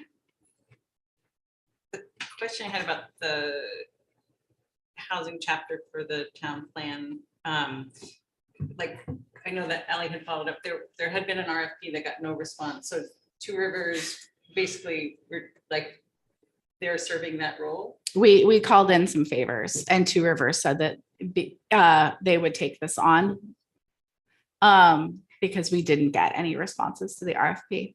I don't think that relationship is naturally a fully like the same relationship that we would get from a contractor. There might be a little bit more work on our side, but that RFP got 0 responses. So Two Rivers was gracious enough to step up to the plate for us. I'm sorry, Kim, what was that again? So the town plan that the planning department has been working toward updating the housing chapter of our town plan. Mhm. The last version was updating the energy, it might have been more involved than that, but it was mostly relating to energy and sustainability, the last town plan update. And the planning department did exceptional, like, great community outreach meetings. I mean, this was pre-COVID. But they did a lot of outreach and stakeholder interview kind of things, or community meetings. So that was the last update of the town plan. This update of the town plan is relating to the housing chapter. Okay, thank you. And they had put out an RFP to have a consultant basically facilitate that whole process, but they had not gotten any responses to the RFP. I guess I'm lost on where Twin Rivers, yeah. So Two Rivers falls RFP, into this. My impression is that they're basically gonna help the planning department update the chapter, which will include community meetings, and there will be like a state, probably a, what do you call that committee? There's an advisory group attached to each Right. update on the town plan. And this is something they've done in other communities? Two Rivers? Yeah. Yeah. For housing? I mean, they're the Yeah. regional planning commission. So Two Rivers RPG Planning Commission is sort of the umbrella. I'm aware of that for development. I didn't know that was for residential type. For commercial, I didn't know it was residential. Okay, thank you. Sorry, Mr. Chairman. No, that's fine. Okay, I think that's all I have for town manager report. So, does anyone know if that skateboarding event we approved happened? I was talking to him today. It's happening in It's- August. It's Is it happening in August? It's happening not this weekend, but next weekend. Okay. The 6th and 7th. They Great. are actually still looking for some volunteers. So if Okay. anyone in the town Oh, wants to go out marshals. and volunteer. Cool. Yeah, you get a radio and because they're watching all the corners and they're gonna flag for warnings and stuff like That that. sounds great. All right, well, I'm glad to know that Well, I didn't miss it. And then just another related to the website update on the town manager's report. Still, I searched the town site for skateboarding, road closure, could not find this event. So we still have a long way to go. We still have a long way to go, but all we can do is keep moving forward and finding these things and going forward better when we start these things. So, naming conventions, titling agendas better, those sorts of things. We need to- Searchable. Great. Okay.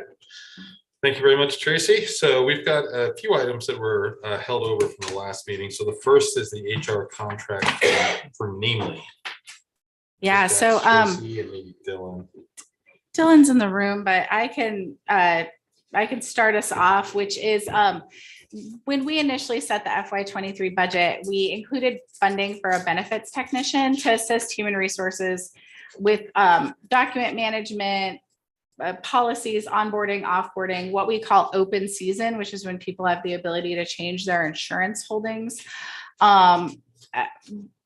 As we started looking at that, we realized that this sounds sad, but when we set the budget, people were still looking for part-time work for the price point that we set it. And now that is really not happening.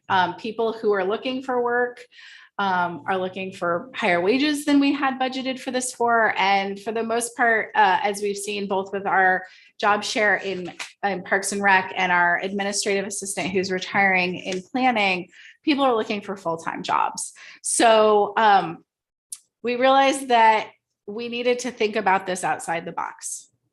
That there was a good chance when we opened this, we were not going to find what we were looking for. And maybe as we grow, we're looking for something that can continue to grow with us. So the HR director and IT director started looking at what they call human resource information systems.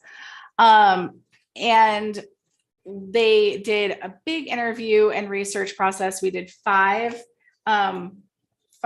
different sales product demos for NeoGov, HiBob, Namely, and Bamboo. They landed on Namely for a number of reasons. It allows us to continue to grow as the town grows, reduce paper waste, Right now, if you want to check your vacation balance, you need to specifically request that live balance from finance and or the department head. This will allow people to log on and actually see how much sick time they have when they're sitting at home and they're sick, or make a live decision about how much vacation time they have, which is what we should be doing. We shouldn't ask you to take time to figure out your vacation balance.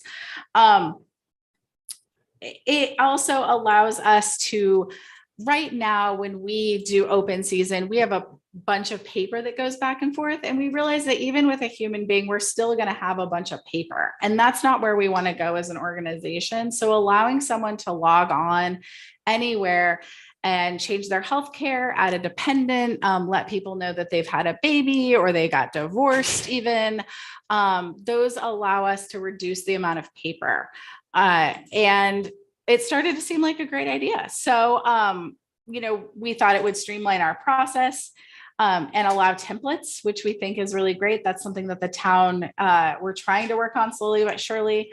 So that way we're not having old forms out there. So right now you can, go to your supervisor and they can give you an out of date form that isn't actually the form that we should be using. And we actually can do e-signature capabilities right now for every little thing. Some of us use Adobe Signature. It's not the best, but a lot of times we're printing things out, hand signing them, and then scanning them into an electronic file and then putting them in a paper file. That's not efficient. That's not effective, and it's not environmentally friendly. So we thought, why don't we give this a look? We looked at those 5, and we all really liked it. We thought that it was more accessible. It was real time, and it's going to allow us to grow as well as people grow without worrying about more file cabinets full of ancient paper files. Questions for Tracy? Kim? I have one, but You want to go Lenny or after Kim? yeah, I'll let Kim go. Kim? Thanks. I have one first question is the financial impact. I'm afraid I don't fully understand the amount that so we say enter into a 1-year agreement with Namely that includes onboarding and setup as well as support. Like, what can you just be a little, can you drill down into what this 3-year equalized amount and then the implementation cost? So it costs us $4,000 for the first time to set it all up. And then each year costs about $19,800. And that's based on the population that we have. So that may go up if we had a huge hiring spree. If we take that 4,000 and we spread it across for a couple of number of years, I think we're looking at 4. It equals out to the same amount as it would cost a person. That's just what they were trying to say, is that yes, the first year is going to be that 19,800 plus the 4, so 23,800, which is more than we wanted to spend on the benefits technician. But that $4,000 we're going to smooth across each year, because that second year it's only going to be the 19,800. And that doesn't put it over threshold for RSP? That's my question. That's where I was confused about that. I get what you're saying. We could waive it. You could waive it. That might be the cleanest process for us, rather than, I believe sometimes like the implementation cost and that comes first and then the annual subscription was better, but you could waive it. And that might be a clean way for us to deal with this tonight. When we're not here at the July 12th meeting, I'm very enthusiastic about the updating these kind of systems throughout the town. Like, I think one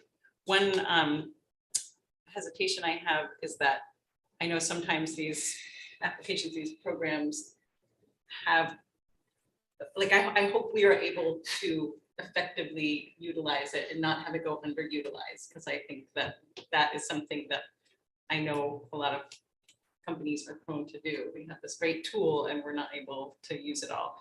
And one of those pieces, which I think also I mentioned, relates also to our later discussion around the strategic plan for equity and inclusion, is that this platform does have a module for diversity analytics, which relates to some of the mandates around data collection of recruitment and employment and all those things.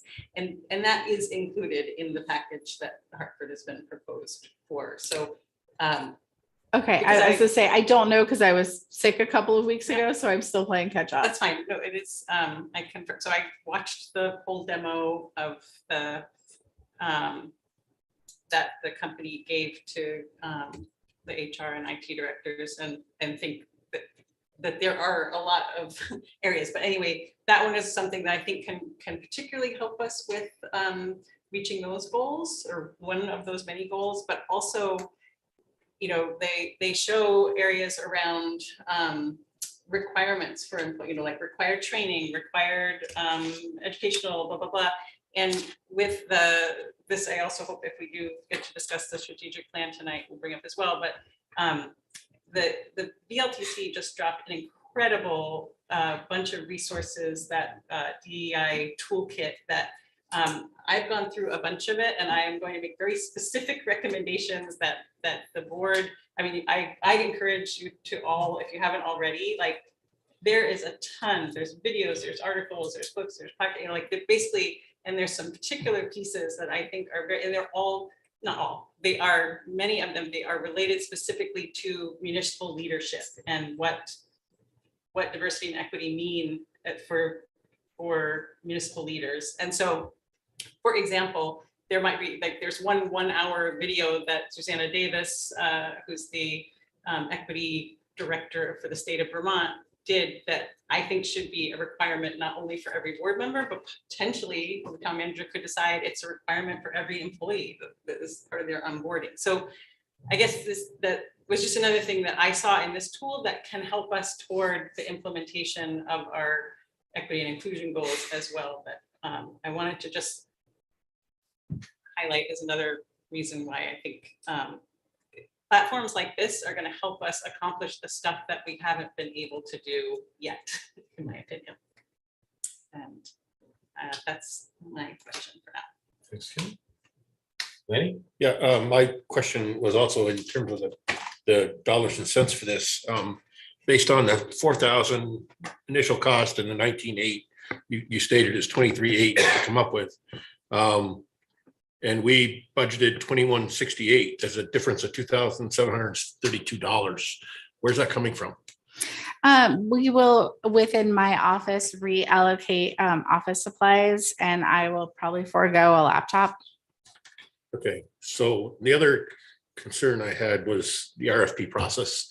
I just did a quick Google search, and there's a lot of human resource information software companies out there. So I mean, I know you guys nailed in on this one, but just want to make sure that the RFP process is followed on this. And then the other thing I had to ask is that I understand how software is a tool to be used. And as Kim said, if the tool is used correctly, it's wonderful. If it's not utilized, it's a waste of funds.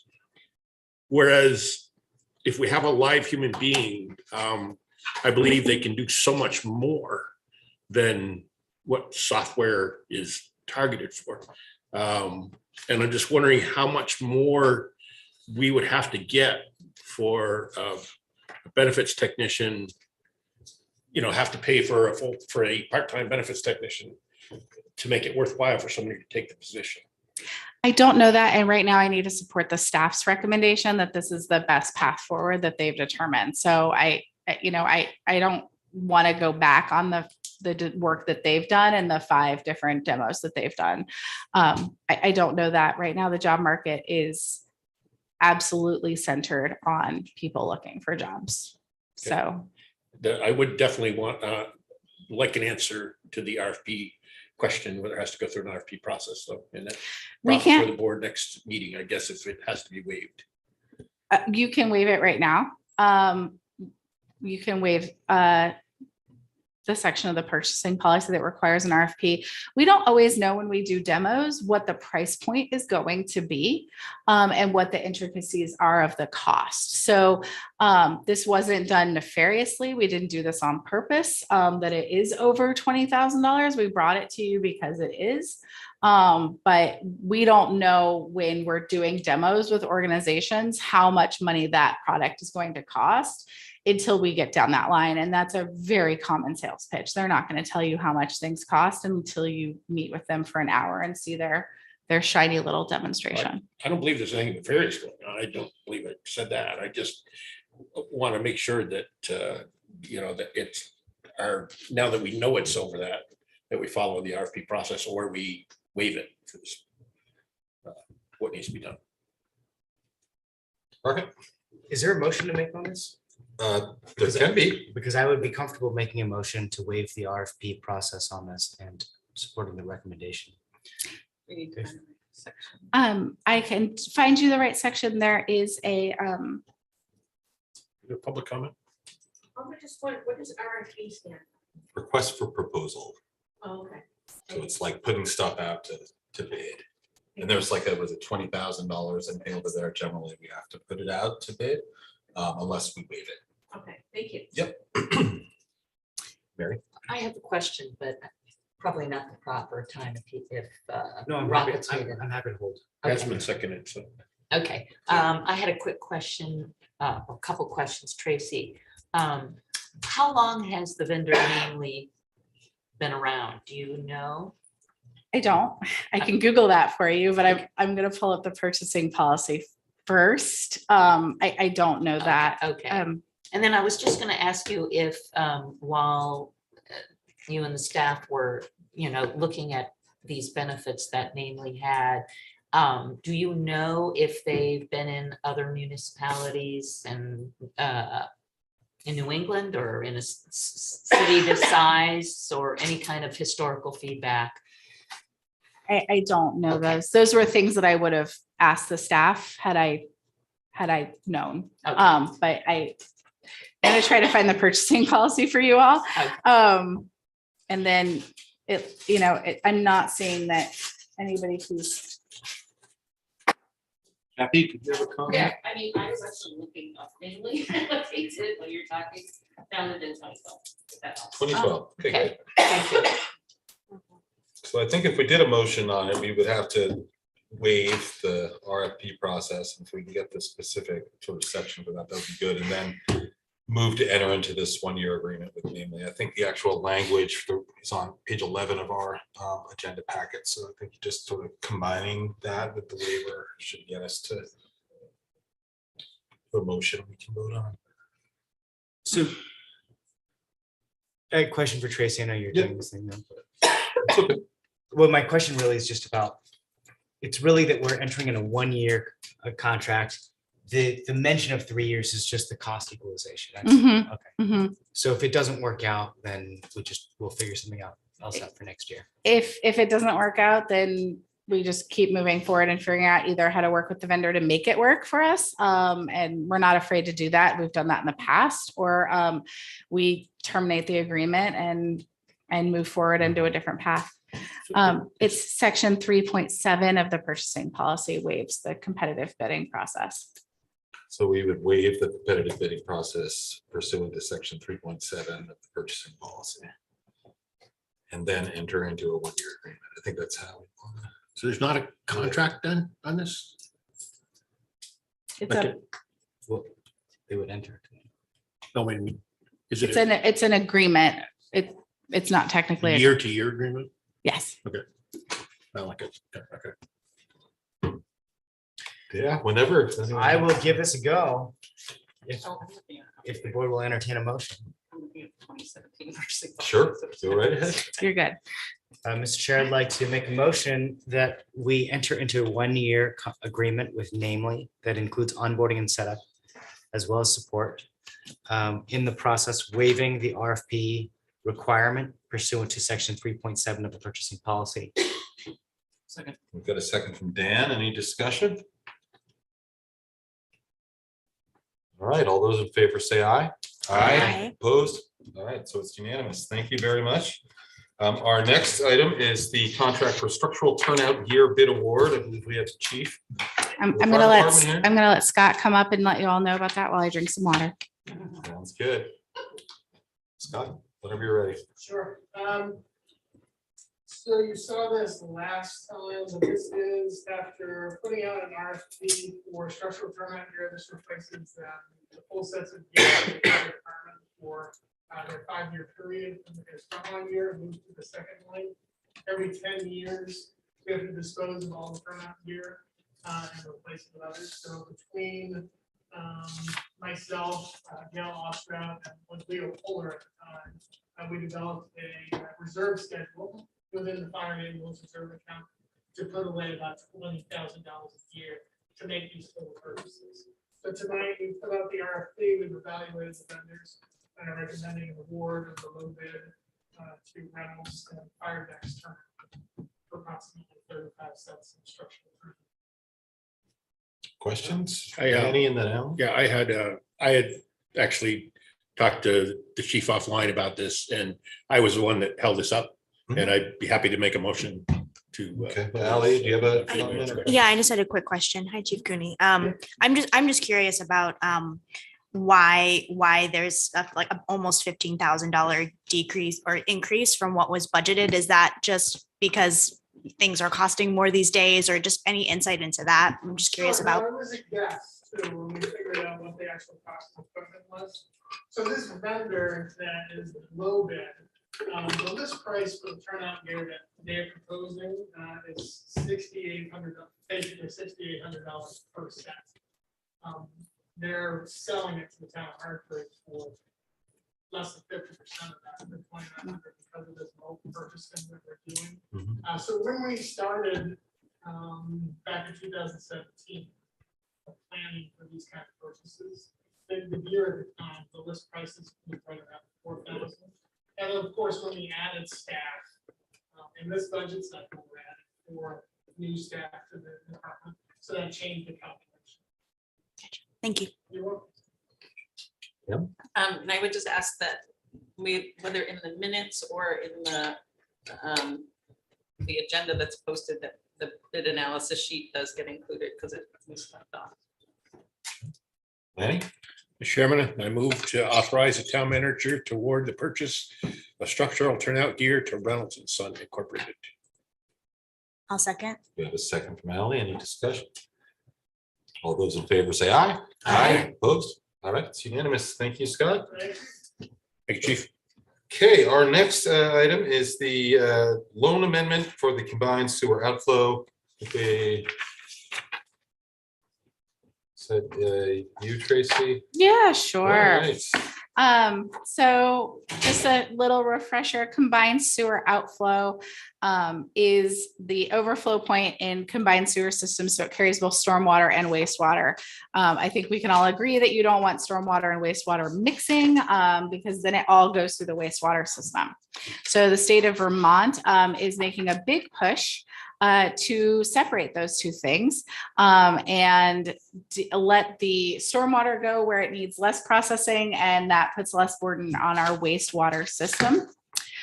This is a state-funded plan. It's the Clean Water State Revolving Loan Fund. So what the state does is they offer up either zero interest, full forgiveness, or zero interest, partial forgiveness to municipalities who promise to do this work.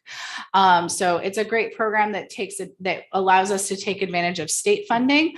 It also holds municipalities accountable to actually do the work because it's a loan forgiveness program. So they loan you the money, but if you don't actually end up doing the work, they actually call you on it and make you pay it back. We always pay it back because we always do the work because we want to make things better here in town. The good news is that we previously met our borrowing limits and you all had approved that way back in the day. But the state allocated their own ARPA funds to this. They said that this was a priority and they wanted to increase the threshold of forgiveness to all the municipalities. Many, many thanks to our contractors, Aldridge and Elliott, for sussing this out for us. That's what good contractors do, is they find free money for you. So we're still at that 100% forgiveness, but they're going to allow us to add $38,800 to that max amount, which means that that's less money that we'll be using either TIF bonding or other sorts of funding for the project.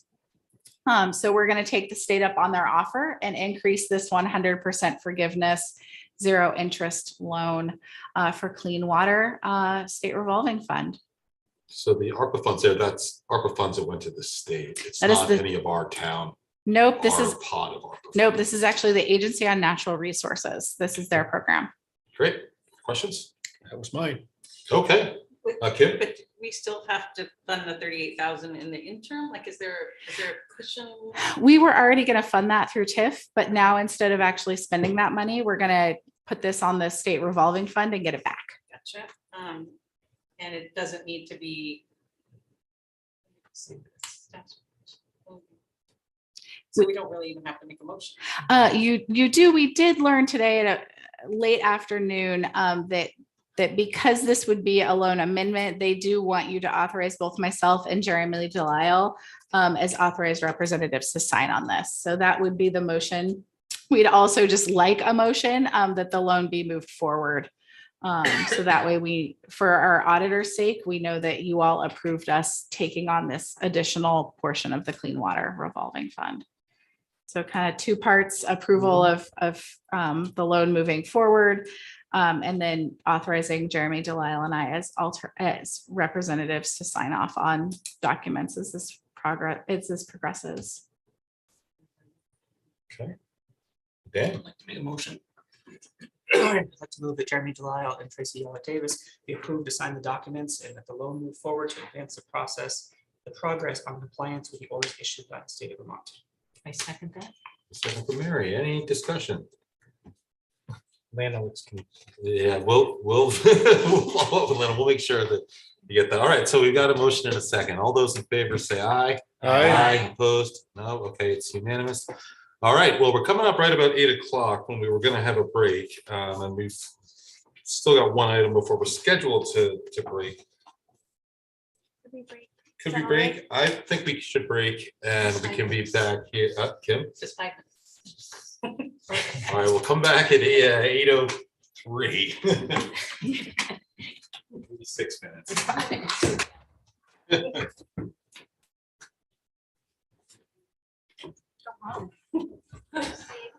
I'll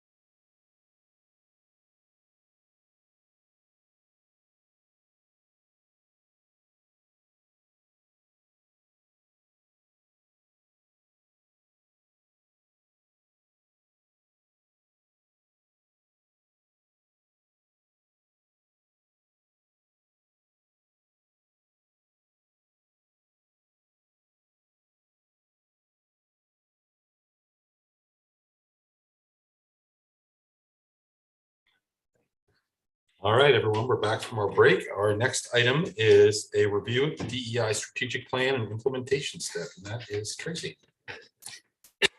All right. Let me scroll down for you. Okay, so in 2019, the school and the town jointly engaged the Vermont Partnership for Fairness and Diversity in producing a strategic plan. And the stated goal of the plan in the final plan, it was to improve the design and delivery of our work through a lens of diversity, inclusion, and equity, and reduce, if not eliminate, race-based disparities in town and school operations. That work was completed in April 2020, and VPFD provided 11 recommendations to the town. They provided other recommendations to the school. We're not going to touch those tonight. That's the school. These are just the 11 recommendations to the town. I do want to state here, and as I do in my memo, the timing was generally unfortunate, as it not only took place during the beginning of the ongoing COVID-19 pandemic, but also within weeks, the town manager submitted their resignation. So the town then had 2 part-time interim town managers. We had a pandemic and a pretty regular turnover of select board seats between March of 2020 and March of 2022. I want to give us all some grace in that it can be extraordinarily difficult to drive large strategic initiatives in a municipality in times like this, both from your perspective as an elected official and both for myself and other town departmental administrative leadership. We were focused on what was feeling like a never-ending series of emergencies and issues to keep regular town functions operating. That being said, I think that we are in a much better place now in terms of operations. While COVID-19 is still with us and we still have outbreaks, we're less reactionary on a day-to-day basis. For those of you who weren't here, the select board was meeting weekly, bi-weekly in some cases, to manage the COVID-19 crisis. So that was a time where a lot of effort and energy for the select board was taken up just figuring out what was going on. So what I provided for you is a draft implementation plan, including what resources we need. One of the things that I'm grateful for is Mary Gannon was one of the 2 consultants on this project. And she came and has spoken with me twice. And we talked about really the root causes and the intention of the plan. So there may be some feedback that I've provided on any implementation changes I propose to better address root causes, because it has been 2.5 years. So we need to acknowledge that the plan was created and it's a great plan, but there's also things that have changed in our world, and we may need to adjust those to get to where we were actually trying to go with a root cause. It's pretty long. Do you all want me to go through step by step? Do you want to, Mike, I'm just wondering do people have? It's like 3 pages of words. So I'm just wondering if. Just a suggestion, and if other board members think differently, but maybe not going through section by section, but if you want to speak to Tracy, anything about just kind of the process and a little bit of like your thinking behind this, maybe that would be helpful versus saying we can read all the information, but to know your process, I think would be helpful. Yeah. To do that, I have to take off my town manager hat a little bit and put back on my performance auditor hat, which is a realm that I spent over a decade in, and that wants me to think about how we can do this while addressing the root causes. And I don't want to be performative in any of our work. I don't want to say, great, we all signed a declaration of inclusion. We'll put that up on the wall somewhere and we'll continue to move business as usual. I don't think that that does any good. And I don't think that it's where any of you really want to go. You want the good work to be done and you want it to be deep work. So that's it's easier for all of us to sign a pledge and move on through. So I definitely want to reflect on where we can do that good work. Also knowing that we're a small town and we can't hire an entire team. There's a lack of resources and we need to find those ways to do this work without overburdening any one group of people. So I do think that there's some leveraging for kind of developing internal protocols about data collection, about who does what and where those things go. I agree with Kim's previous discussion around, namely that for demographic data, that's definitely a great platform to have. And it's a platform that a lot of municipalities do use because you can input that data when someone onboards and it automatically populates. We're not asking someone to keep a separate spreadsheet, maintain that spreadsheet, make sure that it's up to date. It's not another thing that we have to do separate to that.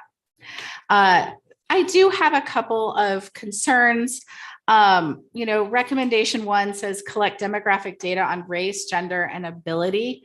I'm concerned about the phrase ability. I think anytime that we make a determination on what a demographic means and we go outside of the experts on data collection, we have to tread lightly that we are not imposing our values or our data collection ideas on someone. So race and gender, in the end, those are fairly easy. The census helps us with that. They ask those questions. We could ask those questions as well. But what does ability mean? And how do we ask that question without putting people on edge, making them feel unwelcome? So those are a few things where you might see the implementation look different from the recommendation, in that I want to make sure that we're not asking questions that aren't clear questions, maybe aren't good questions, and maybe cause people inadvertent harm because we're asking them what their ability is. Can I interrupt you for a second on that? I think more than ability, I would substitute the word not disability. Like when I as a veteran, when I file like kind of for employment or anything like that, I'm asked if I classify as a veteran under a protected status because of my disability status. And I mark yes because I have that disability status. So something of not the ability, but the disability, because people with certain disabilities are offered, I think, certain protections in the law. So I think that would be more appropriate than abilities. So it's totally appropriate to ask somebody if they're a veteran. It may, again, we're playing with a pretty heavy opponent, and that we're playing with the ADA on this one. To ask someone if they're disabled and ask them to list their disability could actually harm us, in that people could choose not to participate. I could even see a staff member saying, you don't have the necessarily right to ask me if I consider myself disabled. So we definitely want to tread lightly with that, because we could end up playing in a game that we don't want to play in terms of asking people about their disabilities. I don't disagree, but I think that certain accommodations for disabilities need to be made within town Hartford. Anywhere you have, the college I know does it. If you have certain disabilities, there has to be accommodations for those disabilities. We do have a process for that internally for staff that's kept confidential, but whether or not that's a data collection point. I have a question, as we've been talking, we mentioned data collection several times throughout this. And I was just wondering, when it says where such data is collected, it should be disseminated to the public. Do they mean, is the public just our community, or does it go out to the state, to a region, to the country? A lot of municipalities are moving to what they call an open data portal, where you can go onto their website and see whatever data they have available, and look at it through like a pie chart lens, or even occasionally do a data download. So you get that comparable download. It does mean that we put it up on the website and it stays there, and we don't have to necessarily gatekeep on who's getting that data. Also, with public records requests, it means anybody could request it from us. That's staff time to do that work. So it's just best to put it up and let people do with it what they will. There's going to be nothing that identifies an individual per se. There shouldn't be. One of the best practices, of course, is to remove any sort of identifying details. In addition, what data analysis work around smaller populations, and I would consider 100 staff members to be a small population, is you may see smoothing.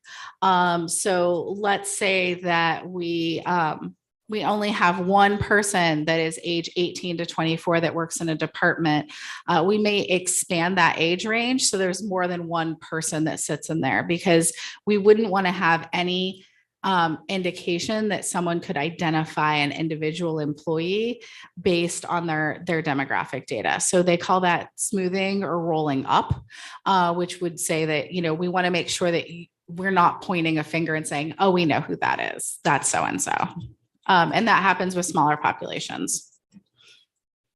Tracy, I noticed a lot of this seems like communications to the public and dissemination of data, and it mentions funding for like a public information officer. Where we sort of stand on that is that there's money available for a contract position if we wanted to do that. There is money for a contract position, and I didn't have a chance to look this up ahead of time, but it is we have $15,000 for external contracts. One of the things too that I definitely want to kind of separate out is external communications versus our public information officer as we describe them when it comes to emergencies. So we have that whole emergency plan that we talked about, and a staff member has to be designated as the PIO in that incident, because that would be someone that would be an incident command with the rest of us. So we're actually looking for somebody to do external communications. And part of that would be with this contract position, and see what we can see for FY23. I think that we've got a few other RFPs that we're looking at. Again, the job market and the RFP market is a lot harder than it was 8 months ago when we did this work. But we've got a few more things in the pipe, and then we'll be able to push this one out and see what we can get. Well, isn't this also part of what you and Sarah are meeting with Tuck on, about to look at the possibility of using those initial funds as creating a communications plan? Tuck School of Business in Dartmouth does have opportunities to work with graduate students. So we're exploring that as well. I think a full communications plan could be fantastic. I don't know what Tuck is thinking about. We're meeting with them Friday. Anyway, I mean, I think that there are, like, are you suggesting that you're still doing an RFP for contracted? We don't have to do an RFP if we only have 15,000, but we probably would be looking for a contract type position rather than a part-time staff member, because this could be done not right here, right now. Well, I mean, I think that was a formal HCORI recommendation to the select board, was that we explored those options of the possibility of doing like a basic communications plan, or, you know, public relations plan, that then we consider funding that, you know, implementation of that in the next fiscal year. I mean, member of the public sitting right here who's in communications field had excellent advice for us to start with, which was like being consistent with the process. I think you probably talked to Kathy about this too. Like basically all the information we have this new website that is what it is, but all the information goes there, and then staff are working really hard, you guys. Okay. It's not, I don't have any, anyway, but then any information that's shared leads back to the town website. I mean, this is like communications 101, which is like what we can do without a communications plan, without a you know, public information officer or a PR person, that basically that's where the information goes, and any dissemination just leads back to that place. And I think that's really good advice that I hope we will take. Anyway, sorry to jump on that. I didn't want to make it here. No, I'm done. Question? Go ahead. I just had a public information officer question while we're on that. So I'm trying to find it here, but reflected here is is kind of is this public information officer, could this public information officer, be on behalf of the town, or school, or, and or both. And I know in your notes, Tracy, you suggest maybe not, because that would get kind of complicated with financial and reporting structures of both bodies. If there is an opportunity to keep thinking about that, I just want to put that forward, because I know it came up in a somewhat recent HCORE meeting. It was actually, I think, brought back on the table just as a wondering from one of our school board members who's the HCORE liaison. And we were like, oh, that actually, we talked about it for a bit. Folks who are HCORE members who are parents were like, oh, when this thing happened at the school, it would have been really helpful to, have had this person. And I know that happens at the town level as well. So if there is an opportunity to keep thinking about how that might work, I think it could be really useful. So I wanted to put that out there. I think where we need to strengthen our relationships is, I don't know if things happen to the school until I hear a school parent come in and say, oh, did you know this thing is happening? Or if there's police activity and it's risen to the level of letting me know. So fostering those relationships is something that we need to continue to work with the school. And we try to make those headways as much as possible. But I think, getting the heads up would be fantastic from other sides. So, yeah. Yeah. And just to my impulse is like a yes and to what you just said. I mean, again, I think it's something, there's a lot of collaboration, right, that needs to happen at a lot of different levels to make something like this work, like a joint public information officer to really be effective. Like our communication together has to be on point in order for their communication to be clear. But I just think that actually, as like a wraparound process for collaboration and communication between both bodies, actually could be really, really helpful in the long term. So I would just, say if we can just keep thinking about that, and, what that might prompt us to think like, oh, what spaces of communication between, our bodies could be strengthened, and between town and school, and how that might best support messaging on a more kind of collective way at the town and school level. So just putting that out there. Okay. I'm really leaning into this whole how Namely can help us accomplish some of this stuff, because I'm also wondering if if our committee application process can go through this, basically that committee members have a log on as a certain category of member of the municipality, and that there is, and the question around ability, we're not going to be the first one to answer this question. Like someone knows how to answer that question, and it might even be, within that diversity analytics in the Namely, like HR experts are going to know, especially HR experts with sufficient equity understanding are going to know how it is okay to ask that question and to collect that data in the right way. Like I think because it's awkward and we don't know how to do it, doesn't mean that somebody doesn't know how to do it appropriately. And I think we can figure that out. But I would strongly think about, of course, just for accessibility purposes, always still have a sheet of paper that someone can fill out and someone else can input the data into the platform. But basically, this is an opportunity for us to get that baseline data for not only town employees, but all commissions and committee members as well. Potentially it's a place to put stuff for, signups for Parks and Rec programs or something like that. I have a feeling that it's got a lot of potential that we might be able to harness the use of it to really accomplish some of these goals that, quite frankly, an individual half-time human employee probably couldn't. I would say it would be lovely for you all to consider modernizing the application for the boards and commissions in some way. It's even the lines are really small. A lot of people fill it out, but it's really hard to write. So if that's something you want to pick up, please know that it would be supported amongst the staff to consider refreshing that application. I mean, is that something that we as select board members would do? Like you guys would go into Word and yeah. It's not something that we can ask.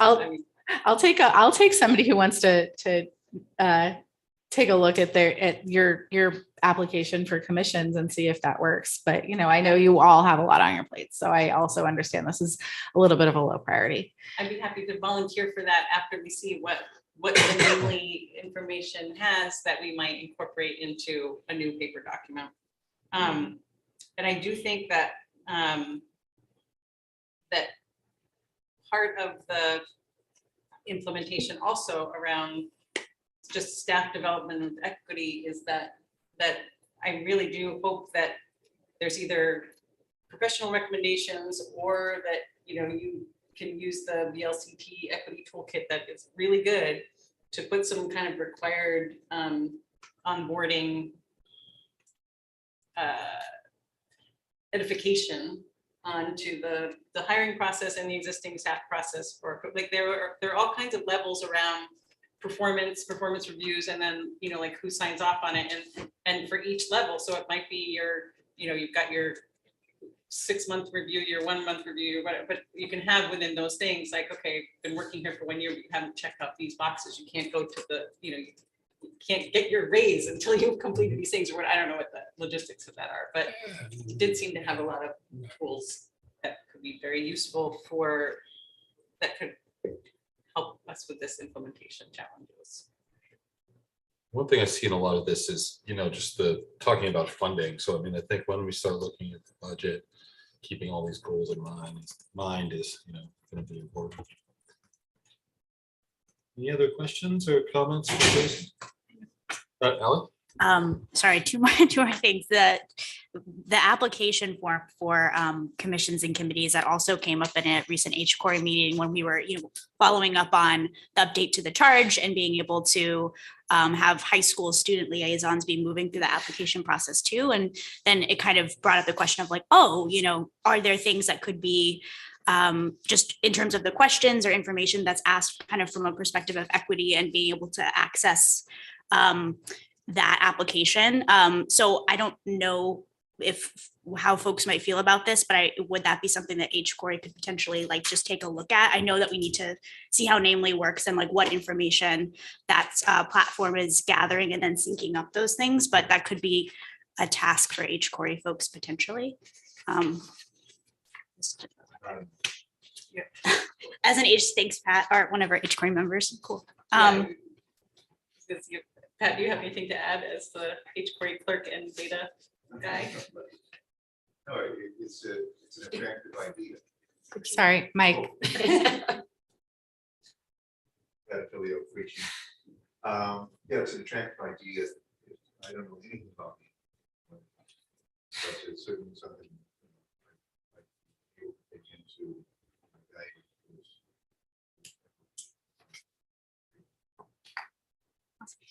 Any other thoughts around the implementation process? Elaine? I had on number 11, I had a question about the strategy to recruit college students to apply for boards and commissions. I think that would be a very valid point for discussion, because although that I understand they bring a lot to the table, I also wonder about commitment to the town because of a college stay. I mean, there was a select board member, I believe, that got elected up to Hanover, which is a prime example, and they missed a bunch of meetings, and as a college student, and they weren't giving the input that they should have been.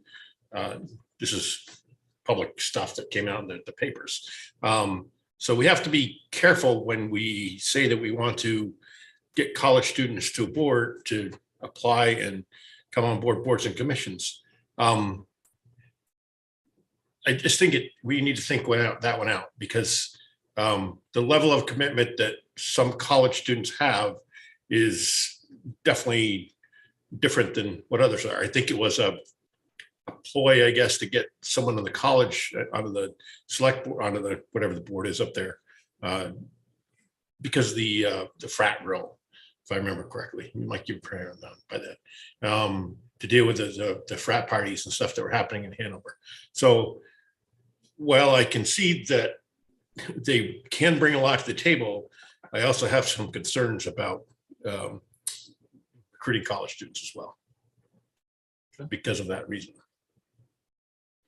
I mean, just like we were talking about with the high school student liaisons, like any applicant would go through the process of being, coming before the board to, we can ask a question, do you plan to stay in the community? Or, like how committed are you to, and also many terms are only 2 years or 3 years. And so it's reasonable to expect someone to serve a term, 1 term. I'm delighted at how many, from our Center for Cartoon Studies here in White River Junction, the number of alumni that have stayed and remained living in the community is exceptional. And that's a real gift, I think, including one on the charter. Yeah, no, committee. yeah, So anyway, I think it could be up per application process, how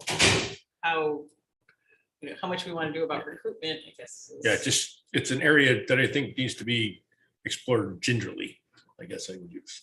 Well, it's also a commission, a committee, so it's not, they don't have final voting power on something. And I do think that commissions can be a great way for people to. Boards, if we're talking about a zoning board or a planning board, I mean, that could make a huge influence over a 2-year period.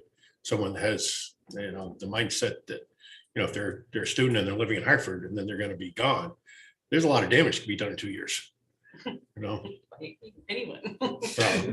Yeah. So, all right. Okay. Thanks, Tracy. Thanks Thanks, everyone for everyone. their, And we'll get input. another update. We're doing this quarterly. Is that the plan? End of July, that puts us at the end of October. I think as an update, you'll probably see some items here in the FY23 operating budget proposal. I think that'll be our next update. Really digging into that. We're gonna hit that time period here really soon. Thank you. Okay, our next item is consideration of police collective bargaining agreement. I think everyone got some information about this for the last meeting, but there were some questions. So Tracy, I'll turn it over to you if you want to just give us sort of a summary of what it is that we're looking at. Definitely. So our background is an excerpt from the collective bargaining agreement between the town of Hartford and the New England Police Benevolent Association. We're going to just call them the police union. And that states that the cost of living adjustment should have a minimum of 0.75%, 0.75% increase. And in the fall of each year, the town manager should review the CPI average for the previous 12-month period and provide that information to the select board in a form of a recommendation for a base wage adjustment, so that you have that information. The police union brought it to our attention that we provided solely the minimum COLA adjustment and did not necessarily bring you all the previous 12-month average in the form of a recommendation for a base wage adjustment. So we're remedying that for our police officers that are members of the police union. Your memo has a table that shows each of the 4 employee groups. The first 3, police, fire, and public works / parks and rec, all have collective bargaining agreements. Public Works and Parks and Recs, their contract is expired. And we also have non-union employees, which include management positions in the above listed departments. That shows you what we were able to provide from fiscal year 23. In the end, all of these add up to 3%, though some groups got a COLA adjustment, groups got different step increases, so that's your base wage agreement, and others got an increase in the employer contribution for their retirement. The language in the contract discusses the CPI average. So I did a bunch of math for you all and looked back at the Bureau of Labor Statistics inflation calculator. And we end up with, depending on the the period of time that we consider to be our 12 months, either a 6% or 9% increase. But the Social Security Administration uses a different calculator to provide the COLA percent. So I wanted to also provide that to you all. Using that calculator, the COLA for year 2020 is 1.3%, and the COLA for year 2022 is 5.9%. This gets a little complicated to really compare like numbers. So I do caution everyone that the numbers in the memo look differently than those in your budget book because we separate those out differently. What we did was we looked at the total of just salary cost of the union employees for the equivalent of one full-time employee. That's 2,080 hours per year. We have 2 part-time dispatchers, but for simplicity's sake, we calculated those as full-time. So that way you all could see the cost difference. We are looking at, if we go from a 0.75 to a 1.3% COLA, that's an increase of about $10,000.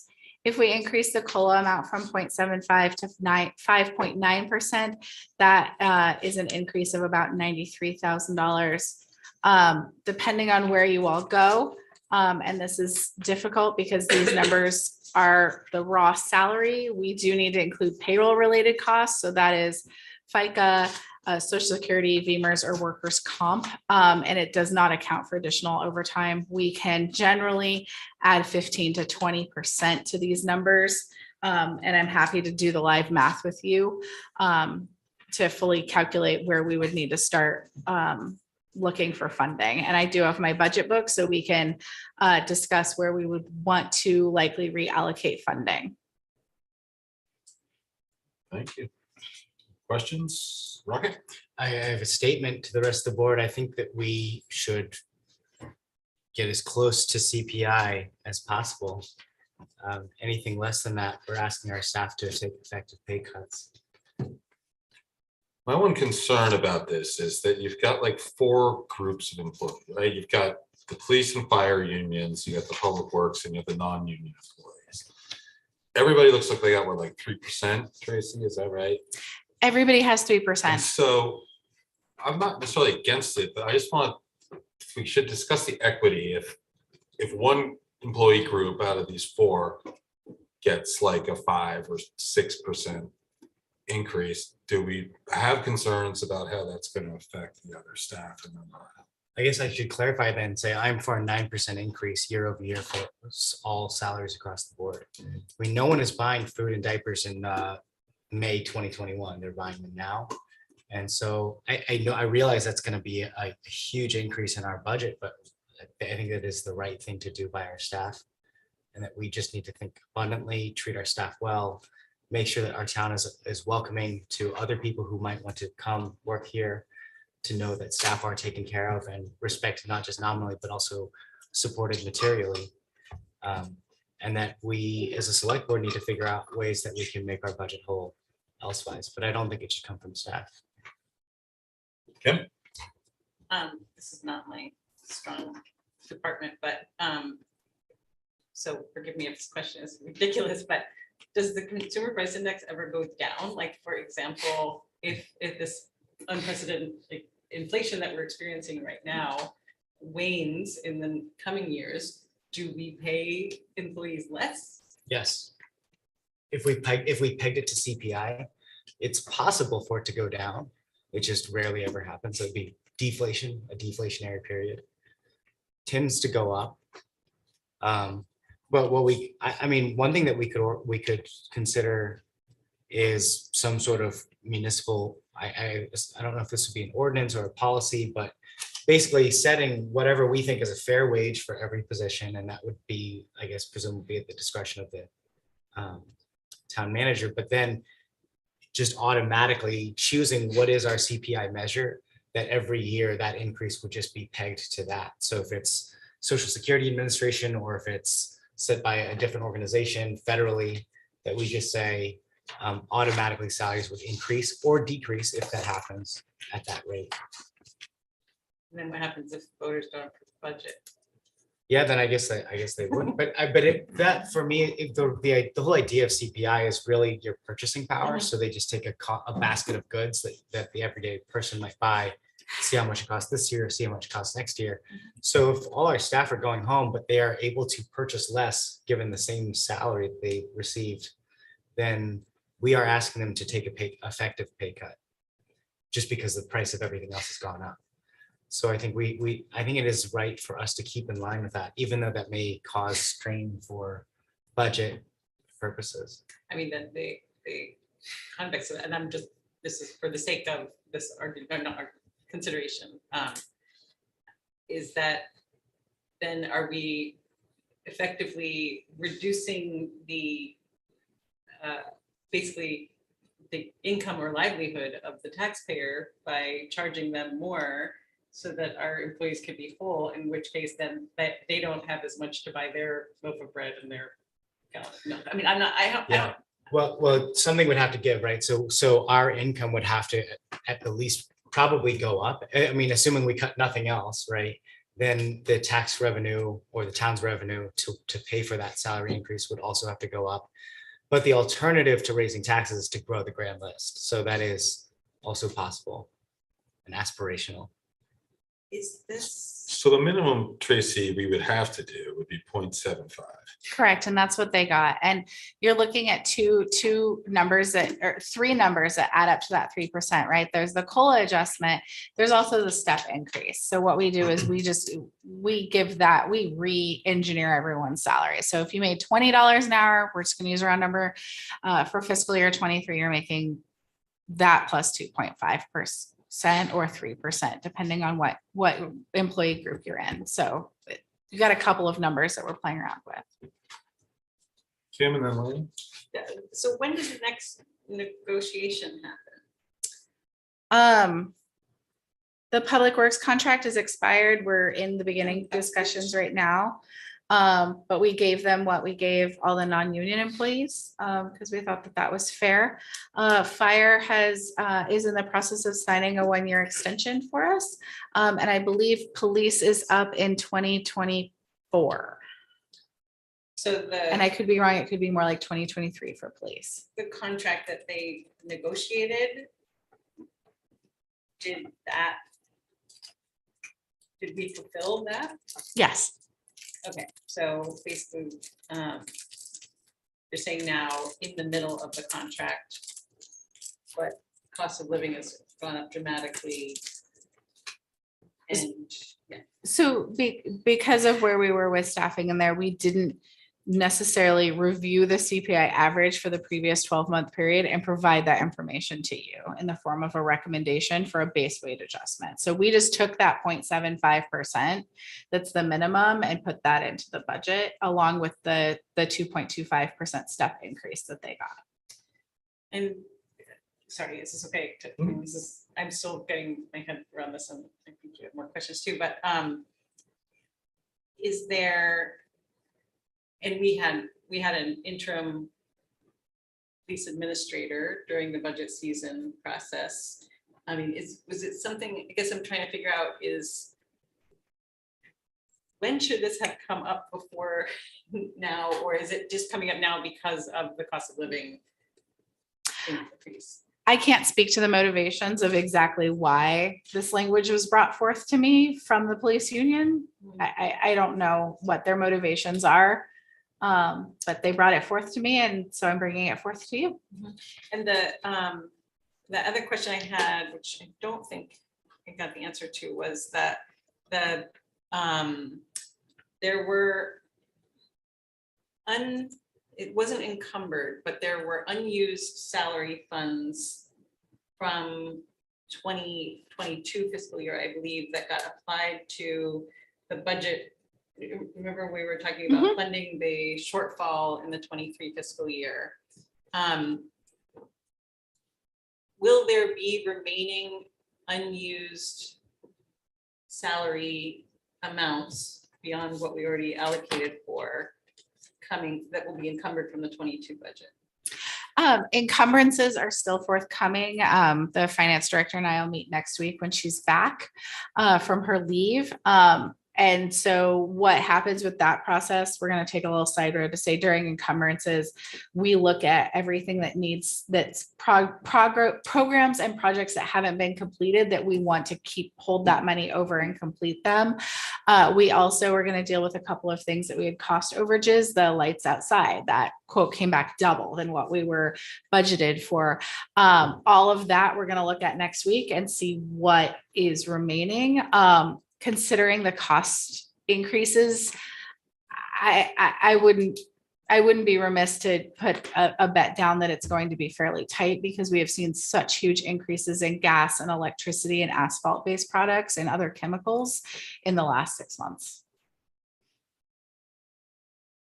Anything from prior fiscal years went into the unassigned funds and is no longer available for any of us to manipulate in any way.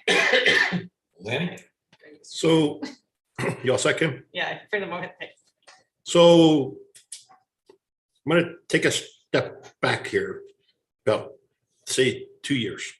Okay. When you first came on board, the first year, the first fall, you brought this before the select board. I wasn't here at the time at the select board, but when you first came on board, you came on in December, I believe, right? February. Okay. So that fall, did you review the contract and bring a CPI and a step forward to the board? Okay, wait, I have to think about, I started in February of 2021. Right. No, that's what we're discussing right now. Okay, so did you have a discussion with our finance director about this happening previous to your administration? If we had done this work before. Yeah. That information as to whether like Chief Caston did it is not, there's no indication, but there's also no indication that he did or did not. We don't have those files available. That would have been a conversation between Chief Caston and the town manager at the time. I guess I'm leave Chief Caston out of this, I guess, because no offense, it's a union thing. So I think it's more or less a union steward, president versus and town manager versus the department head, because the department head doesn't get involved in, to my knowledge, the union contracts per se. Am I wrong or? You're right. And you're right in that but the department heads do sit in on union negotiations. Okay. So the department heads are present there. In terms of the budget process, the town manager at the time and the police chief at the time may have done this work, but there's no indication that it was necessarily retained by either of those offices. I guess so. I don't know how else to ask this question, but whose responsibility is it to bring this, to the select board to do this step? Ideally, it would have been me if I would have known that this existed, or the police chief if the part-time administrator at the time would have known that this existed. So the union brought this up to us after that fact. So how'd you know to do the COLA, but not the step? I'm confused on that. We did the COLA and the step. So I guess I'm confused about what this other thing is that the union is at. They want you to increase the COLA. That's basically what they're asking for at this point. So, okay. So the other question I guess I would have about this is I think our police are very deserving of everything that we can give them. The problem that I see here is not only equity piece that Mike has mentioned, but I also have an issue of where we're going to come up with this money. Have you reviewed this with the finance director to get her input on where she feels that we could utilize some funds? This is going to be painful. We probably would hold off on the deputy chief of fire's new car. That's about $50,000. We may dig into sidewalks and guardrails. Right now, we're looking at other vehicles that we haven't necessarily purchased or promised to purchase, like some of the police cruisers, we might see if we can limp them along. But that's really the only places that we have where we can find substantial amounts of money, in that we're looking at things that are over $20,000. So it would be basically those things. We would ask staff to slow their replacements on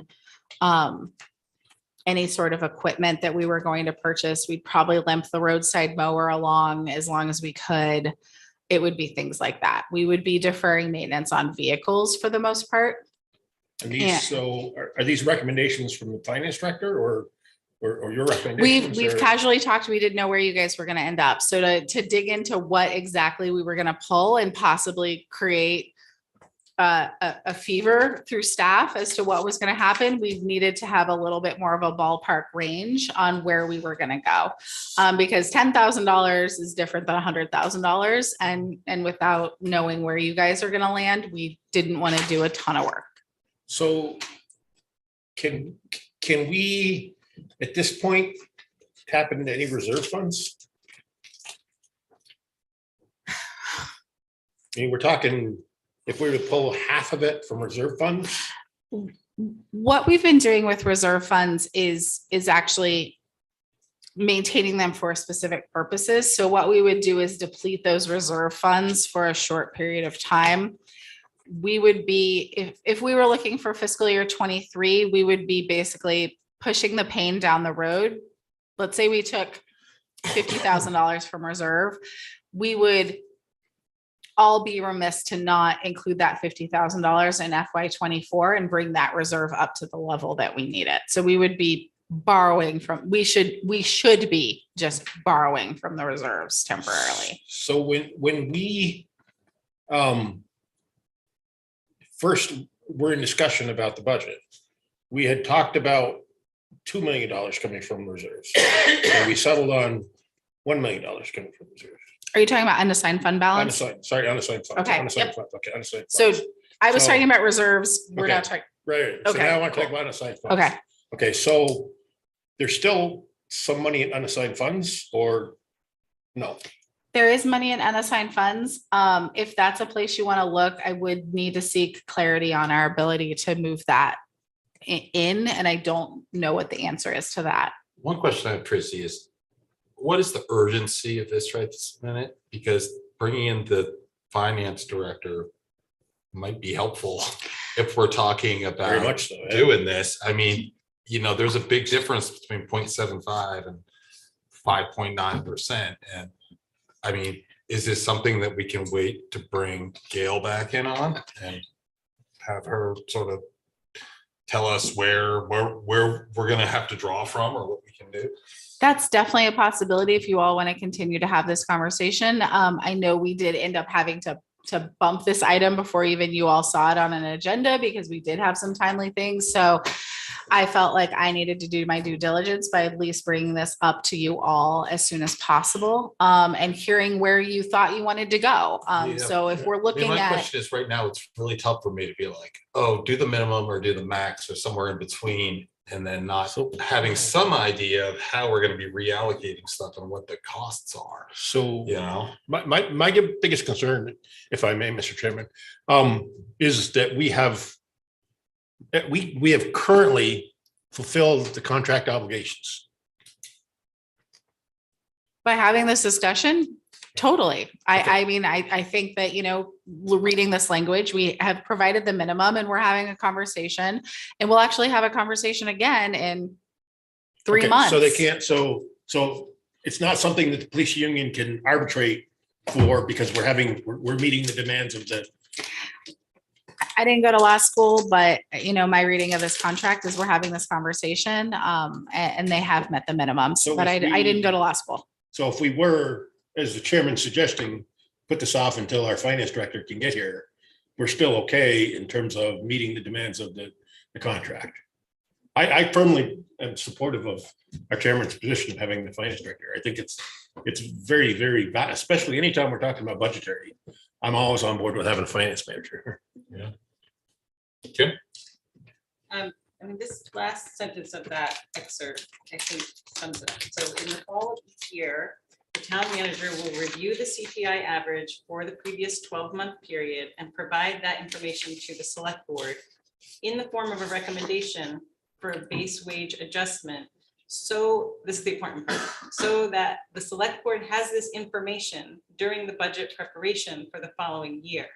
So to me, that says Tracy's providing us with this information so that as we're about to embark in the budget process, when we look at police wages, salaries, that we have an understanding of what the CPI averages for the previous 12 months, and that we consider that in the. So which part of that wasn't done in the fall of last year, though? I mean, if it says in the fall, it's supposed to be brought, I'm trying to understand your statement you just said that it has to be brought forward for the budgeting. So which Oh, I see part what of you're it? saying. Yeah. So we're saying we're okay because we're gonna do it now, but maybe it didn't. We get should done. have, I mean, we should have done it then. I mean, that's Maybe. the point being that if it should have been done then, it should have been done then versus, I mean, regardless if we matched, if we meet the obligations, there was an obligation for us to have the discussion.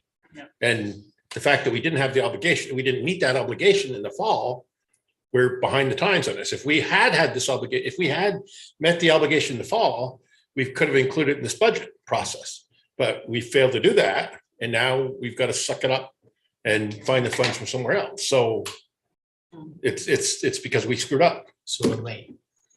Well, very late. And I just want to clarify that you have to have the discussion. So you don't have to find the funds. It's up to you guys. At this point, we're having this conversation, and I do think that fulfills the language in the contract. Again, I didn't go to law school. But so the next step is for you all, if you would like a closer range of something, somewhere between 1.3 and 9, to let us know where you're landing a little bit on that, so we can dig into that a little bit deeper. I just think we had to, for lack of a better term, undo what wasn't done in the fall. We have to do what we were supposed to do in the fall. Means we have to go back and right that wrong. It means we have to come up with something now. Well, that's my philosophy on that. Blamey, the quote unquote wrong is that we missed having this conversation, which is what we have now. So that is technically checking off. That's my same reading. Tracy's, I'm not going to lean on my law school education here, but that is the same reading that I have, which is that by having this chat, we are righting that wrong. The minimum is the 0.75, which is what they got, and that the select board will be given information on CPI and a recommendation. Do you have a recommendation specifically? Speaking of, but we didn't have it in the fall to get into the budget. The point is that it says each year, in the fall of each Yeah, year. yeah, And last exactly. fall, we didn't have this. So He's saying retroactive. Look, I mean, I'm sitting here saying that we should just, we're really talking about nuances, procedural nuances. At the end of the day, we are where we are. First question is, do you have a recommendation as to what level increase we should? Are we talking about fiscal year 23? That's the one that we started just about 26 July. days ago. Right. Yeah. I guess so. Yeah, that's my understanding. Here's where I'm going to lean is I can't necessarily advocate for one group of my staff over another. And right now I have to say everyone's getting 3%.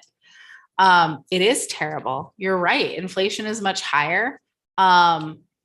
I don't even get this 3%, and I know how it's affecting my family personally. I know that we have staff that are really affected by it, but at this point, I have to represent the entirety of the staff, and that means that I can't necessarily step forth on one group of staff, which is unfortunate. I feel like I need to advocate for everyone. Yeah. So in your interest for equity across staff, you would just recommend that we keep that 3%, or that any move that we make would be across the board? I would prefer that any move you make is across the board, and I would prefer a smaller range, so that way I could let you know what the balance was. And if that's a conversation where we really need to get detailed.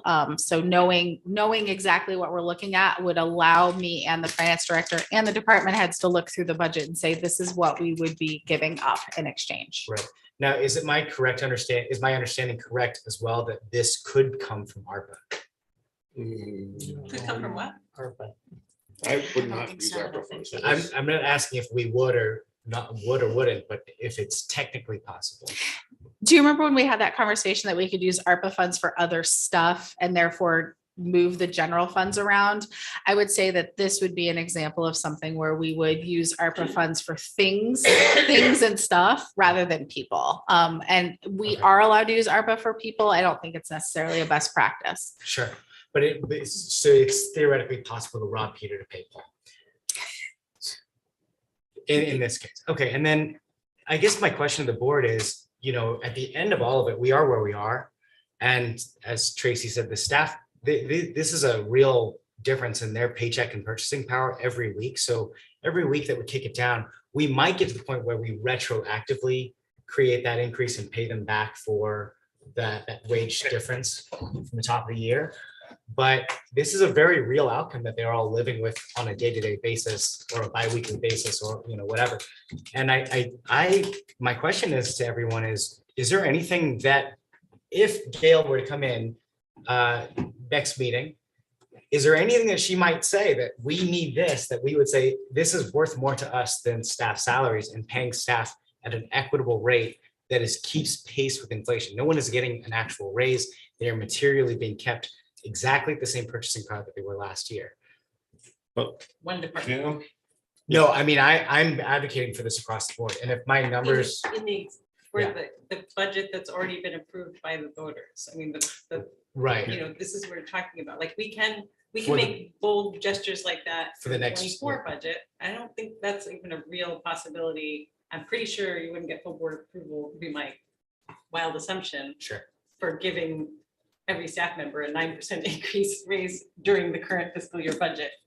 That would be radically irresponsible, even though I want them to be paid fairly as well. It looks, look, I mean, I know this didn't happen the previous fall, but we've got the CPI now. We have that information during the budget preparation, which is sort of what the whole contract says. So I don't know how much time we really need to keep on this right now, especially if we want to see. But I think, Mr. Chairman, that Rocky, you need to understand it's not something that will be retroactive for the first of the year. It'd be the first of the fiscal year, Right. which Tracy is the end of July 1st. July 1st. So it'll be the first of this month. So we're only talking about 1 month of retroactive. We're not talking about like all the months, 7 months worth of it. So I still say we're working, hold on a second. We're still working on trying to solve the problem that we didn't solve in the fall of last year. All right. Not even talking about what's going to happen next year. Right. So I'm talking about the same thing. So, yeah, but what I'm saying is that we need to fulfill, or at least go back and we've already done what we're supposed to do, okay? But because it says right here that we're supposed to bring it before the select board, we should review it and just give them some more funding. Lanny, you're saying this like we're disagreeing, but I think we're agreeing. I don't. Guys, can we think about I'm wrapping this one up? Yeah, 'Cause absolutely. We need more information. Sure, We that's want fine. Gail to be here. I definitely think we should have this. I can't imagine what machine would be worth more to us than having a robust, healthy staff that at least can feed their families and pay their bills at the same rate year over year. I think I know, that's but the. there's questions of what we have to forego, what we really need, This is- what happens to taxes in upcoming budget years. I mean, everybody wants our staff to be paid as well as they can, but I don't think anyone disagrees. This is where sitting in a seat means hard decisions that Sorry, you have to do. Kim, I didn't hear what you said. So you can advocate for that for the 24 budget. Right, but insofar as there's a discussion about a mistake with this year. But we gave them the minimum increase that we're required to get.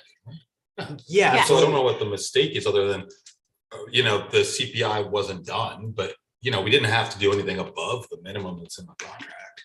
So, I mean, I don't know that we've done something we wrong. don't have to do that, but I think just on the principle of it, I mean, if it's inflation's at 9%, they got a 3% increase. That's a 6% decrease in purchasing power. That's going from $100 to 94. That's a lot. Yeah, that's true. But we can certainly advocate for better wages in the next budget. I mean, we've already, Kim. Is there any logistical way for either a board member representative to meet with union members or a union member to join us in executive session to talk about expectations or anything, or no? Does that just not ever happen? Not sure what the purpose would be of that. So let's tease that out a little I bit. guess to just have a clearer understanding of the union's expectation. I mean, they've known that this was up. They knew it was up on the 12th, and I believe they knew it that tonight. I didn't specifically reach out and ask them to be here. If that's something, if you guys bring this forth to another meeting and you'd like me to definitely push, we can do that. I believe that when we were discussing this previously, it's not necessarily something that has to go through executive session. So we would definitely want to get clarity on that. So you weren't inadvertently in an executive session that you weren't supposed to be in. I would find it valuable to hear directly from a union representative and from the finance director. So, I agree. Mr. Chairman, can I just make sure that I understand or I guess take a straw poll of the board, I guess. We all understand that we have lost officers to neighboring towns because they pay more money. We're all aware of that. Okay. We're all aware of how short-staffed our police department is. I don't believe that's a secret to anybody on this board or in the town. There's no doubt that our officers worked extended hours and they are worthy of an increase in wage. One thing that you had mentioned, Tracy, a long time ago that I happen to just think of is that you were talking about a wage assessment for the town. Whatever happened to that wage assessment, and where does that play into this discussion? I think that's an important thing. That's a great question, Lanny. We funded that in FY23, and we will be ready to award that contract in the next week or so. So the RFP is out, it's gone back. We got 7 responses. We've evaluated them. The time to complete that project is probably about 16 weeks. So that process will be done. Oh, shoot. Not close enough to really get there with the budget season. We might be able to push that stronger to get some more information on that. So do you know, or can you bring back to the board what the wage comparison is, at least between Hartford and the surrounding, say, 25-mile radius Hartford for towns are for police departments? Our only competition for police departments is Lebanon and Hanover. So I would probably just say that I would get you that information for the really only comparable police departments. And that would be something worthwhile for the board to know going into this discussion about our possible wage increase. And you can find their operating budgets on their town websites as well. So to not ask the town manager to do additional. Operating budgets are one thing, but actual dollars and cents, because we don't have the number of employees that Hanover does or Lebanon does. We have a smaller staff, so the actual cost of what each position, that's what I'm getting at. Yes, their operating budgets are much larger. We shouldn't look at giving their operating budget the same as we do. But I do believe, Mr. Chairman, you are absolutely right. We do need to have some more information brought back to us in terms of the cost comparison, and also to get what the finance director is. Completely on board. All right. So the guidance I need is to do work on everything between 1% and 9%, both in terms of full cost, and what we would need to change is a huge amount of work. So I need some guidance. We need to narrow that range down a little bit, or I need like maybe 2 or 3 points to look at. So 25% to do that range is 25% increments. That's so that's 1.25, 1.5, 1.7. No, just quarter increments between the high and the low. I mean, does anyone else on the board, I've staked my position at 9%. Does anyone else on the board have a specific position on it? Just to give Tracy a range here? I just don't think 9%. 9%. Getting any traction. So I don't know. That's the best way to use So scales. if we don't go with CPI, we're asking the town staff to take pay cut, effective pay cut. This is. Yeah, but everybody takes that Okay, pay cut. that's fine. I mean, That's fine. you know, we've all taken that pay cut. I mean, my recommendation would be to find out where the funds would come from if it were 9%. so that we know the worst case scenario, and then we work back from there. Maybe somewhere in the middle, you know? Work back from there. 9%, 6%, 3%.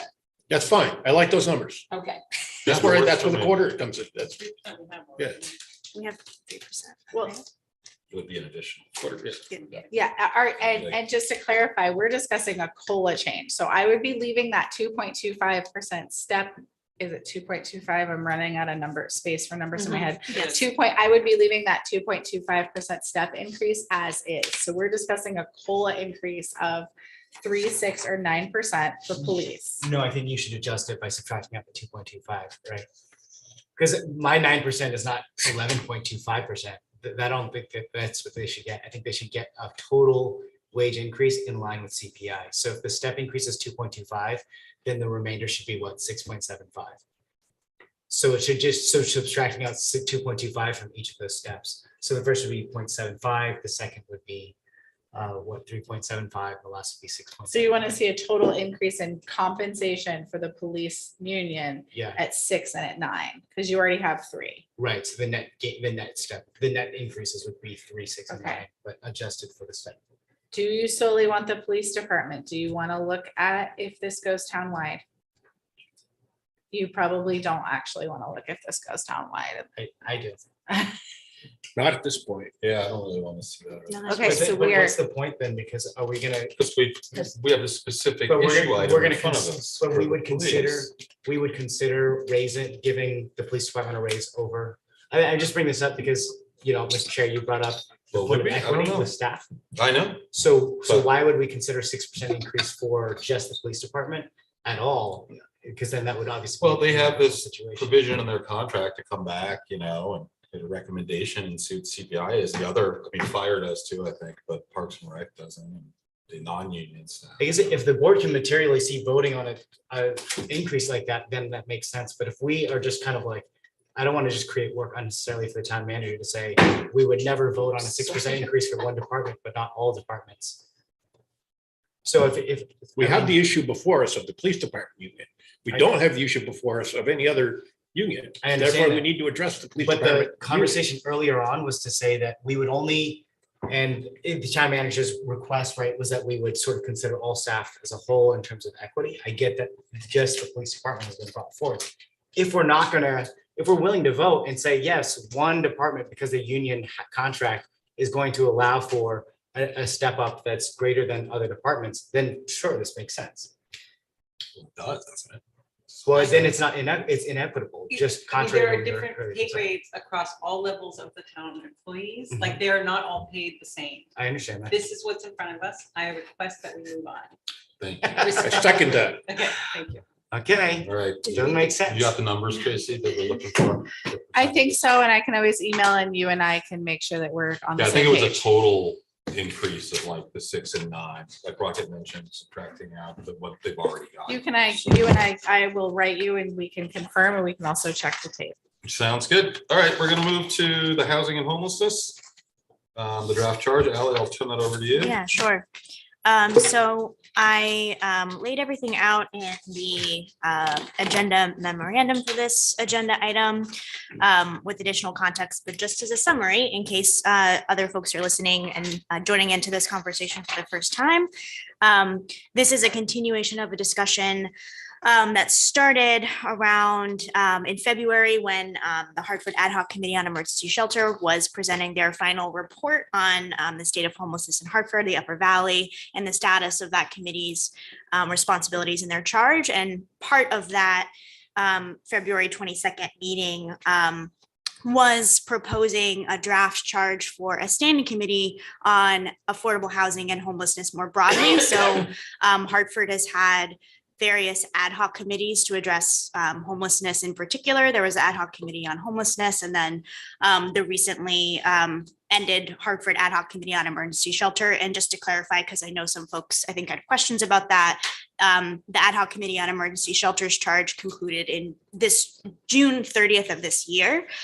So that committee is no longer functioning as such. But the conversation, what we're talking about tonight is, are we interested in instating a standing committee for the town of Hartford that's addressing housing and homelessness more broadly. So based off of our conversation at the June 28th meeting, took feedback that was shared in that meeting from you all, from members of the community, to kind of address some of the main areas of feedback on the charge, particularly, the question of, are the charge's responsibilities, are some of them redundant with what social services agencies and entities already offer? Can there be more visibility and language to address housing insecure community members? And how are we thinking about, local, just local to Hartford versus, or in addition to regional approach, because we know this is a regional issue. And so the charge, the draft that's here in our agenda packets, takes that feedback into account, and also offers some more specificity around the Constitution, who could be on this committee, as well as the terms and the application process to make that really clear. So happy to answer questions and engage in discussion. So with Lanny and then Kathy, if you'd like. Select board. Great, Kathy. Yeah. Citizen comments first. So Kathy Melisick, I had a question regarding the Constitution that was suggested. I think I read through the plan that came with the packet, the separate packet.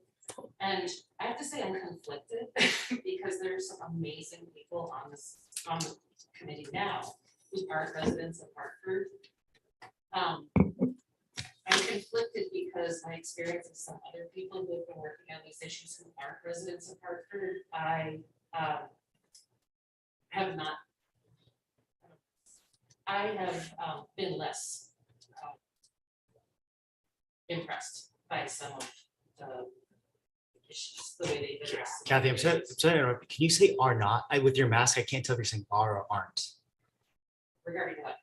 When you said you've been less impressed with people who are citizens or are not citizens, I I assume? have been less impressed with some of the people who are not citizens. Okay, great. So I'm speaking specifically to the Constitution of Hartford resident, non-Hartford resident, as you suggest that the community members are defined as a Hartford resident or someone who owns and operates a business within the town, and that each member shall have equal weight in discussion and voting. So again, I'm conflicted here. I don't want to be like, no, you're not a resident of this town, therefore all your knowledge, experience, and all this is invalid. On the other hand, I feel like the reality has been, and this is my experience, the reality has been with some of the people who've been working on these issues, I feel like they're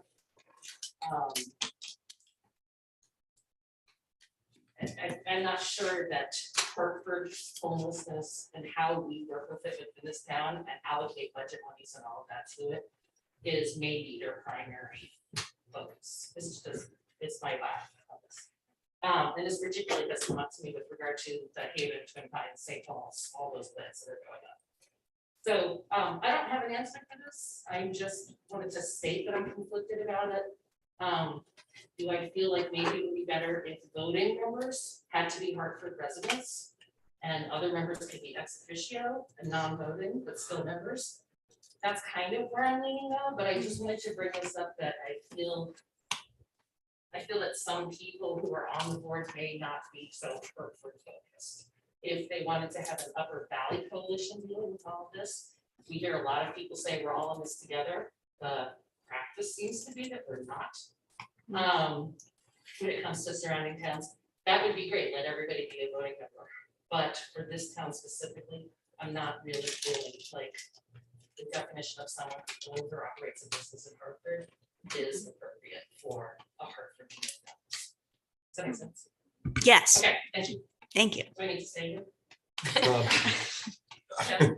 Jim, can I go? And then meeting. I'm waiting to be, can I speak? Yeah. Okay. For no questions for Kathy, Kathy, you can sit down and. Oh, that's right, because Lanny had a question first. So yeah, my question is not necessarily to you specifically, but it is around that topic. So, okay. So feel free to sit down. Thank you. Lanny. No, get back up. No, we can't. So some of my concerns about reading through this charge I said them before, I'm gonna address them again.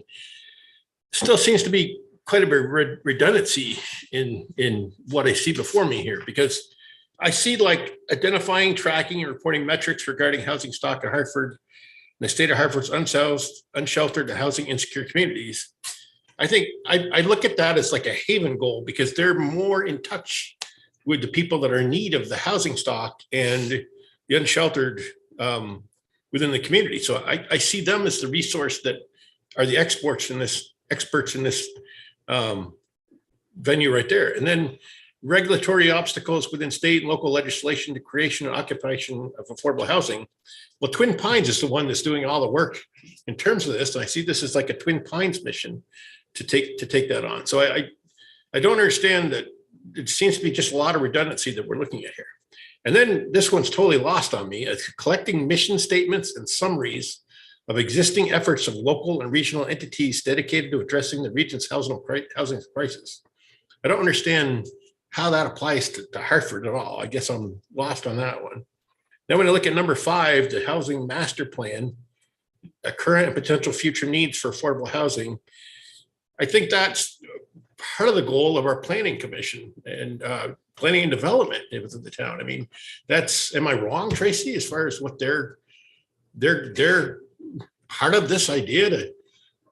Number 5 and number 6 are roles that the planning commission and the planning department do, which is to update the town plan, both the town plan housing chapter and the affordable housing as part of the housing chapter of the town plan. I mean, I can't see duplicating the efforts of the staff that we have that have much more talents of doing this work than the people that we have on the committees. And then the outreach and opportunities for regional collaboration, I see that as a town manager's job. Number 7, she's the one that is touched with the 4 core towns meeting. So I still don't understand the need of a committee on housing and homelessness when everything that you've identified within here is what other entities in the town are providing at a much higher level of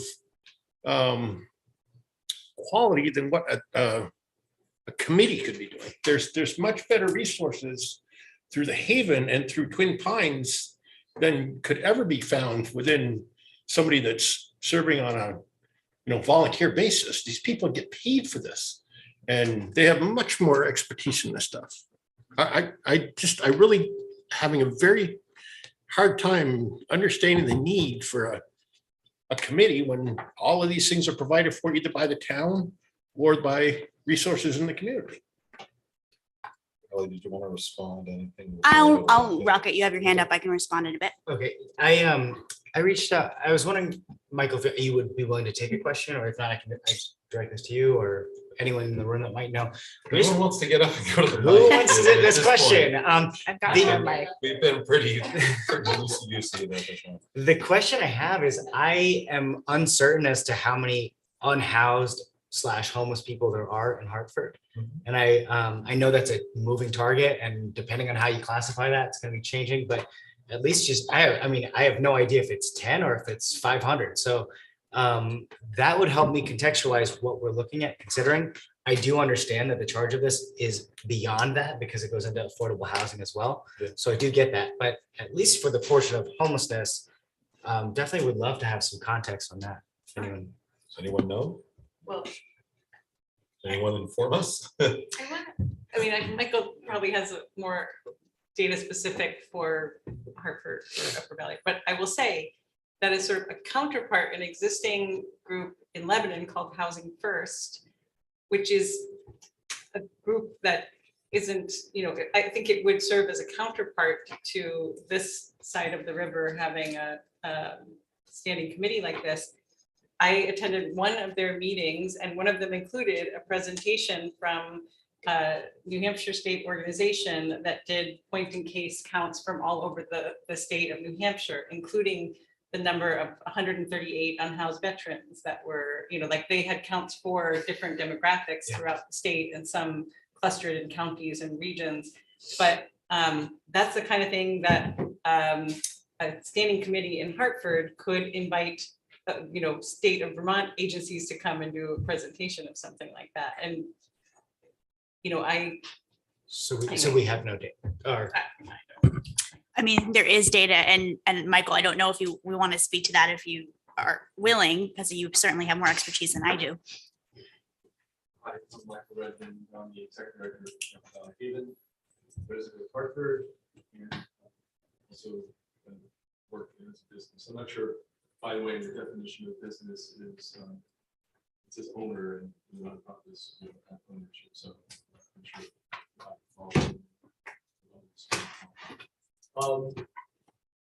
I appreciate the attention on this as a question because it is real important. Thinking about this, and it got to me to reflect on one of the committees that Ali mentioned, where I was co-chair of the ad hoc committee on homelessness, which was appointed by the select board, and back in 2019, 2020, we turned in our report in I think February 2020, just before the last thing we all did outside before the pandemic struck. And have changed our lives upside down. So, one of the reflections on that is why work and why it might be challenging to work in this environment. That was an ad hoc committee that had a time horizon. It was asking for information. The select board was saying, we need to know more about that. Most like the questions about posed. How many people are there? Who's serving them? What resources are out there that come from the state or from other places? What would you recommend in terms of actions? And so that report is helpful, I think, in that of its questions. The other thing that was important about it, and I offered this for your consideration, was it wasn't, while it did include representatives from the Haven, we had representatives from Twin Pines and representatives from Listen, and someone from the Veterans Hospital, some social services attached to the Veterans Hospital. It also had a lot of, I guess, ex officio members who were there every day, every meeting. And I think that was important. So Lori was on it from planning. We had from the McKinney-Vento, a representative from the school system, because there was a focus on how many homeless children, because we were experiencing an increase in the number of children from other districts or children from Hartford who had to go to another district and then require services. And that was seen as an increasing challenge for the schools. There was our liaison, Dan, was almost at every meeting. It was, it was very valuable to have business types as well. They'll probably leaving off one or two. Oh, the police. We had two representatives of the police department, so I think housing, and Whitney Busan, who's the social worker. And the reason I bring that up was it was looked at as this is a town-wide problem, and we should have a broad outreach, a representation on this committee who think about it, and then who could make the representations of here's the problem, these are the recommendations that we have, and our recommendations that went to short-term, medium, and long-term. And the town responded, actually gave some money to an organization that provided some camping equipment and other things to respond to immediate needs of people who were in the house. And then it was, it's a medium-term recommendation, which are nice to see. Some things are coming along, and some things were crashed and burned like last night. But there was recommendation for a year-round low barrier shelter, which does not happen at this moment in that location. So that doesn't mean that we'll keep working and thinking about it, because there were recommendations that came from the board planning commission about that. There was recommendation for supportive housing. It looks like Twin Pines housing project might go forward. That is a supportive housing project. We'll see how that all shakes out. It's still in full stretch. Recommendations for more focus on regulatory issues. And I'm pleased the town did step forward in the Lone Every Fund Quarter to make some changes to encourage more multifamily housing. And we're hopeful that will be some activity in the motel sphere, which might involve some additional housing coming on. And so that, so it shows that, some things can come together and people can work on it. But this would be so I would recommend that if the town is going to focus, do a more permanent committee rather than ad hoc, that it has that kind of representation as well. That it shows it's not just interested parties, the people who work in the business, is, someone from the Haven or from Pines who listen.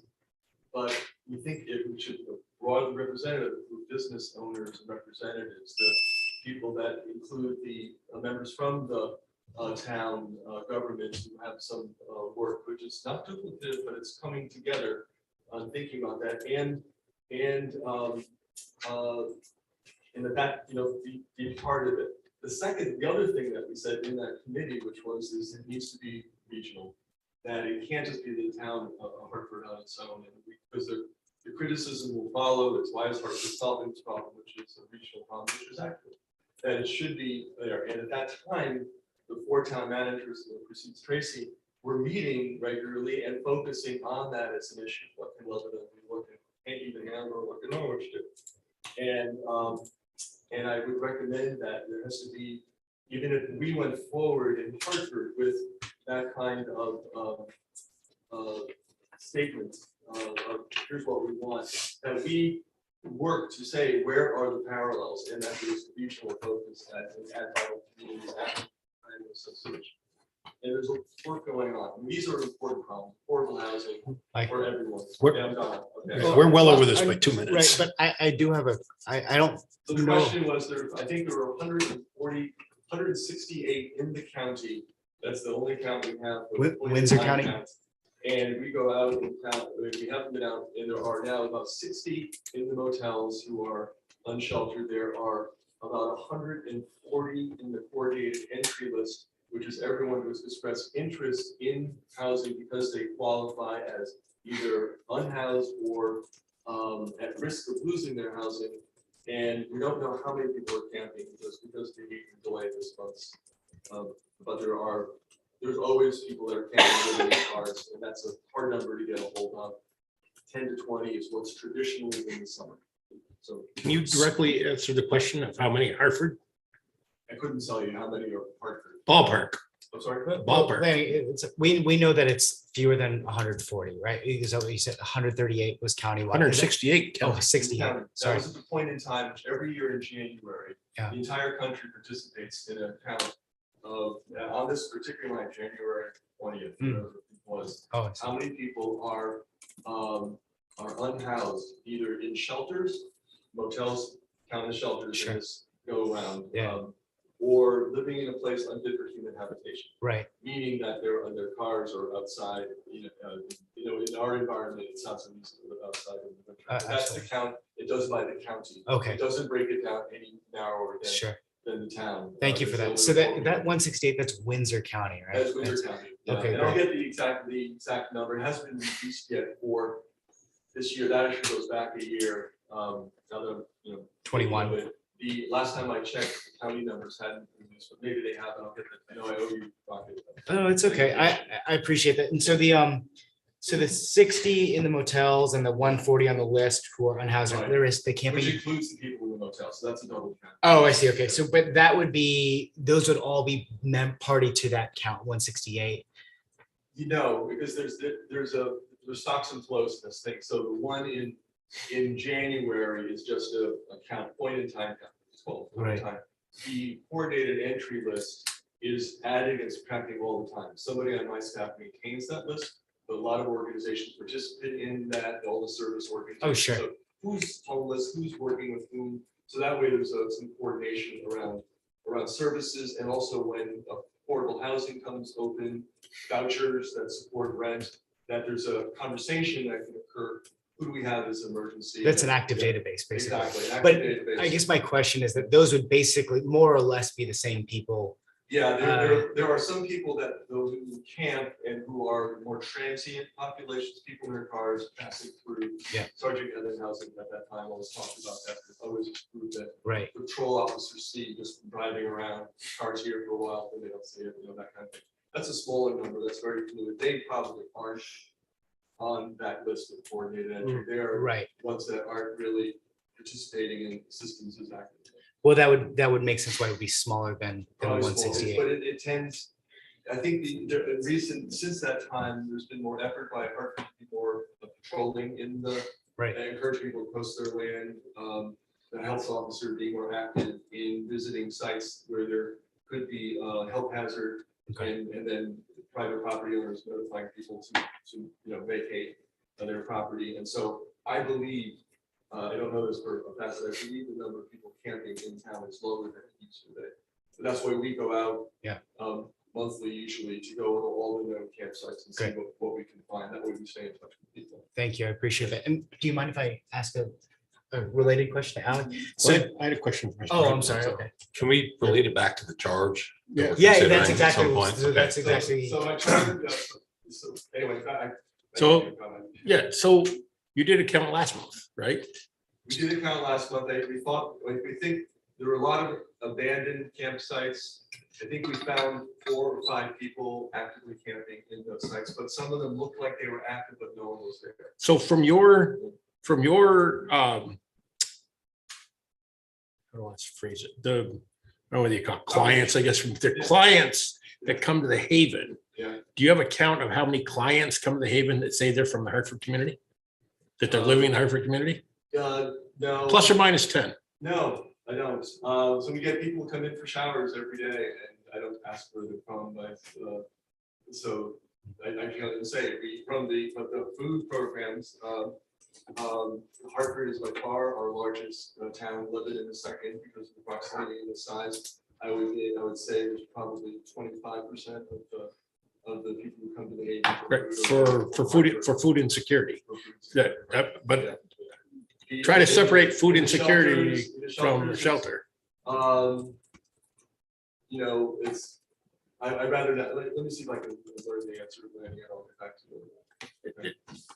I would very much like to know that answer. But is it, I have something that, we're probably going to but the Vermont has set up its shelter system by district so that we are the Windsor County and Orange County and those areas. We're expected to serve those areas. So that we have people that use the shelters who are from those areas is anticipated. But I know there's an particular interest in here's where we are, we're in Hartford. It's going to be located somewhere in these areas. This is where we've been, where the organization, but you'll see all across Vermont, parallel organizations in the kind of there's 12 districts where there are shelters that do this kind of work all over. And they all kind of have this catchment area. But people travel, people come and people go. So can we, as a select board, look at the charge and see what we want to do? I mean, do we want to move forward with this as a general idea? Do we want to do it now? Do we want to make any changes? I mean, this is very fascinating information, but we're focused, we're considering the charge. So I'd like us to focus on that. Kathy, if there's something about the charge. A follow-on comment that's related to the charge. Yes, that's okay. Yeah, I have no questions about numbers. Okay. Fabulous, Father. Based on what Mr. Redmond just said, I think I need to be more specific when I say a resident of Hartford. I had actually asked last night at the zoning meeting when Mr. Redmond introduced himself as a resident of Hartford. I had asked if that was his permanent taxpayer address, because my understanding is that he's in New Hampshire for that. I didn't get an answer about it. So I think if we're going to need to drill down to be that specific for these kinds of things, that maybe it needs to specify that you are a property owner and were homesteaded in Hartford. I'm sorry to have to, hang on. And again, I'm conflicted about this, but when Beth Demers was up here before, and she said, we've been coming to you for how long to tell you about these problems that we're having. And nothing has been done. And for months and months, the same people have been going to these meetings. And they're conflicted. We know that there's a need for emergency shelter. We know that there's a need for housing. That location at the Haven which has been there and doing great work all this time, is it right to expand that location for these services now? And if you watch last night's meeting, you'll see the split between people who go home to Michigan, who go home to New Hampshire or wherever that they go. And it's a different experience from the people who are residents of Hartford who are there. So it's not a no flatlanders kind of thing. It's a no, if you're talking about the charge for Hartford specifically, for a regional one, fine. But if you're talking about Hartford specifically, I would ask homesteaded residents. Yes. I don't, I mean, of course, every day, but can I just speak to that? I mean, and I think, you know, if I'm comfortable with this charge,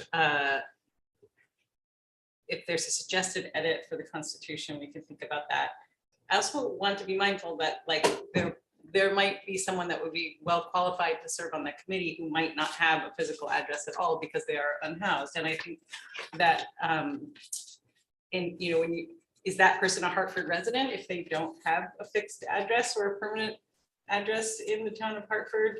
Does that disqualify them from being a resident? I think that that would be something that I'd be more interested in keeping in mind in terms of the Constitution and what resident of the town means than, you know, whether or not they own or operate a business in the town. I mean, I think this was a model that we used when there was an exception for an HCORE member who, you know, like was not living in town, and there was consensus from the board that that was a valuable member of that committee. So that charge was modified in order to reflect that. And that person did have a business in the town of Hartford. So that was the language used. I don't have any objection to consideration of changing that, but I hope that we approve this charge this evening. And there is one person with their hand up. Okay, let's go Lanny, then Rocket, then we can go to. Sue. Yeah, I'm still gonna come back to what I said before about, I would love to hear from Mr. Redmond. I mean, I know he can box eloquently for probably 10 minutes or more on the benefits to Haven, but I would love to hear him talk about whether they do identify the track and report metrics, whether they do these things to know that that entity fulfills that mission. And wait a minute, Rocket, I have the floor right now. With all due respect. Rocket, I have the floor right now, Yeah, okay? that is out of scope. I have the floor, okay? What I'm saying is that I also hear what Tracy's telling me, and that number 5 and number 6 are something our planning board does. So I'm just saying that I don't mind if we want to talk about a housing committee, a Hartford Community Housing, but there's no sense in duplicating services that are already provided in the town of Hartford. Okay.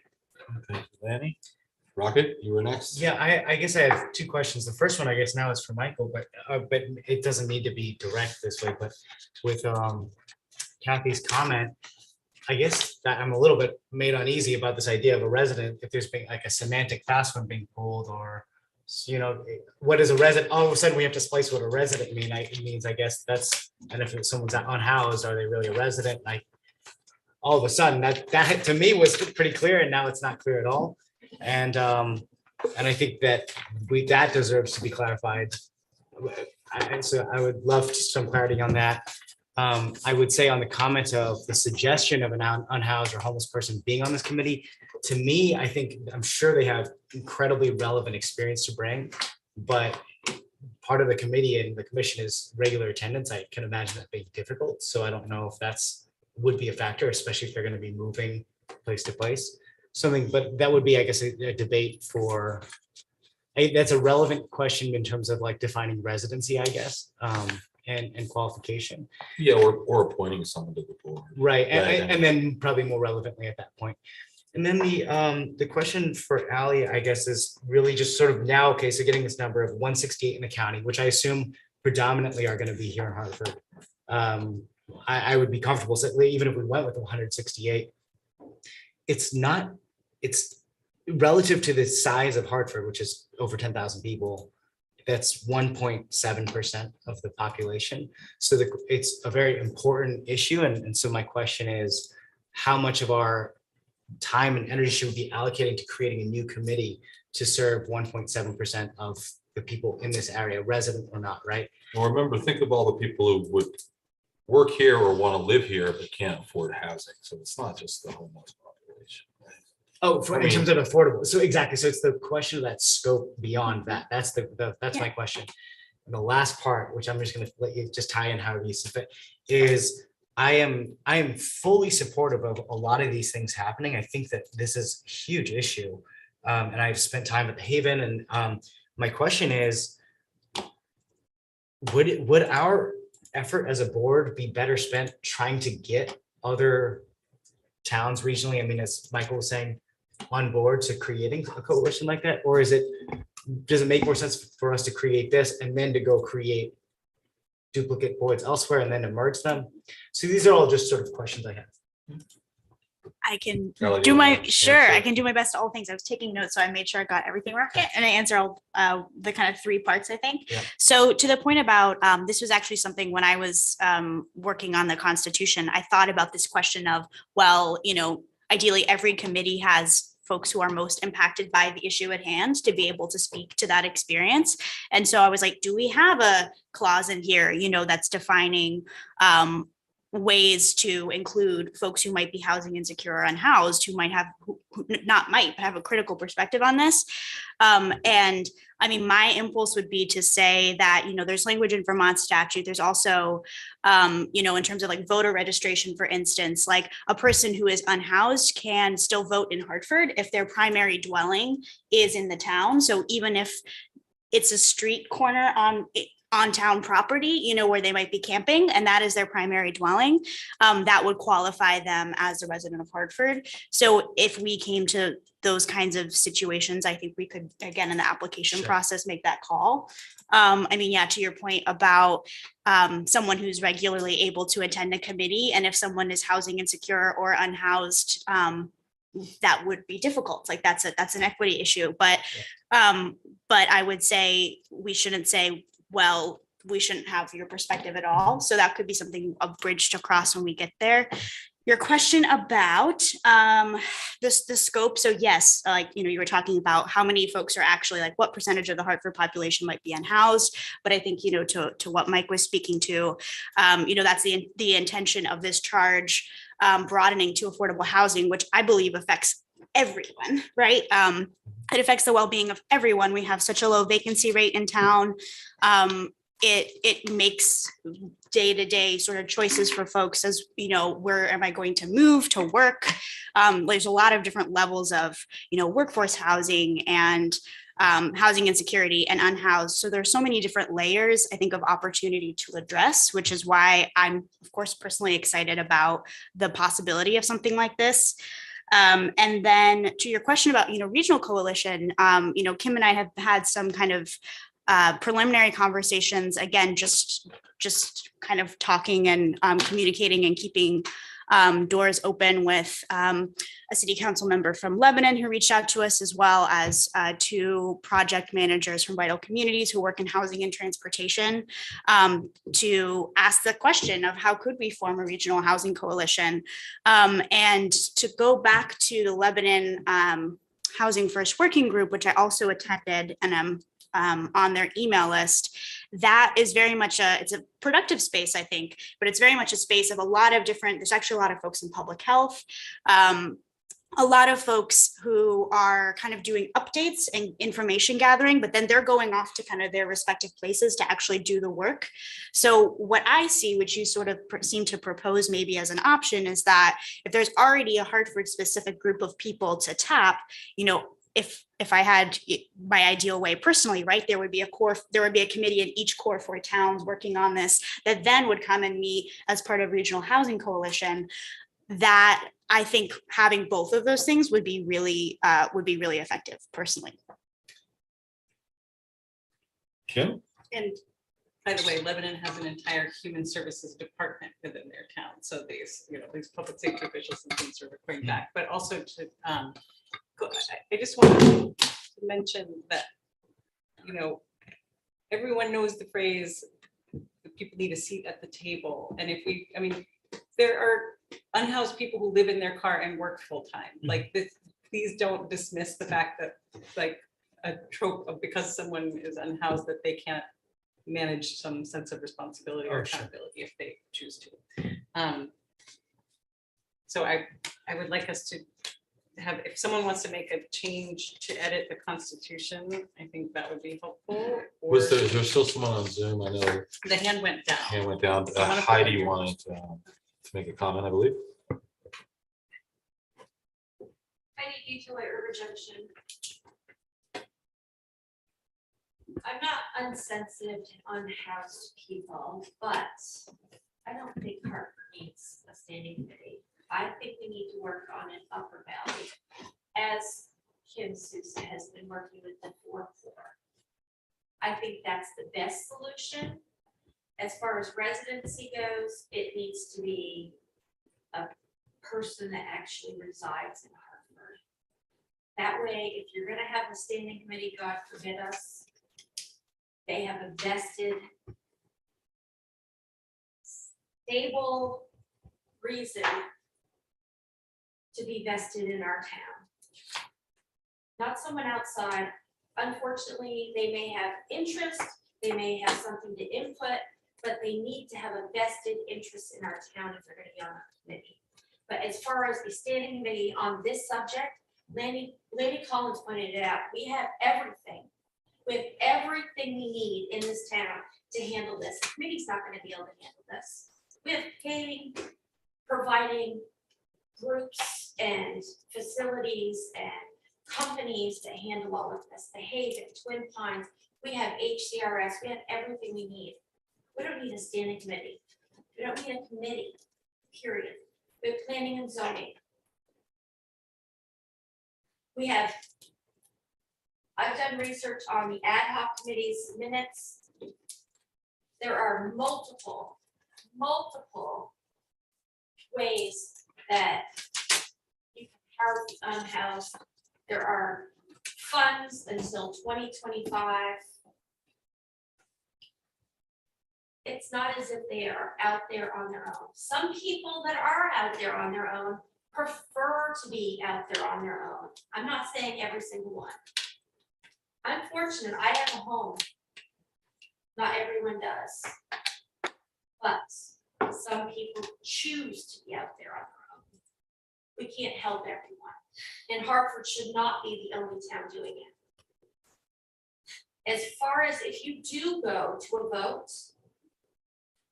I request that Ally recuses herself as the vice chair of this ad hoc committee. The ad hoc committee doesn't exist anymore. It ended at the end of June, I believe. So that's my point of view. Thank taxpayer of this town. Thank you, Heidi. Ally, I still didn't feel like, I'm still confused. I think this is a great idea, and I'm wondering why we don't just jump to the big idea of coordinating with the towns. Like would be within the purview of the This select. reminds me of like, if you build it, they will come, like Field of Dreams, right? Like you gotta start with the committee, in one town, and then other towns can come together. It's not like one day you're gonna wake up and be asked that we join this 4-town affordable housing committee. Like if we reached out to the. You other- certainly reach out, but I think we would need something in place that we could build on the structure. Can I just share also, maybe it's just some context, not that it's entirely parallel, but for instance, the Hartford Committee on Racial Equity and Inclusion, there's now a commission, I don't know if it's called the Diversity and Equity Commission, but there's a Lebanon Commission focused now on this issue.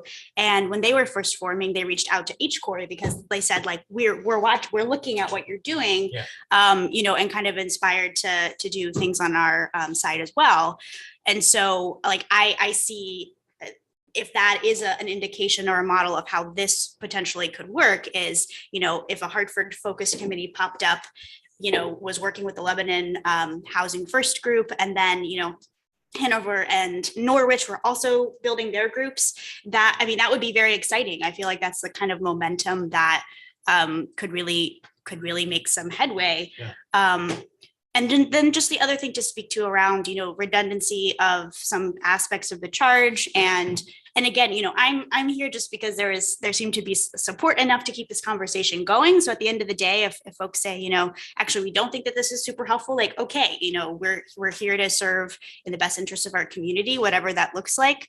And again, what I kind of keep sticking to is that, like, even just, it was really helpful to hear Michael kind of articulate, we have counts and metrics for Windsor County.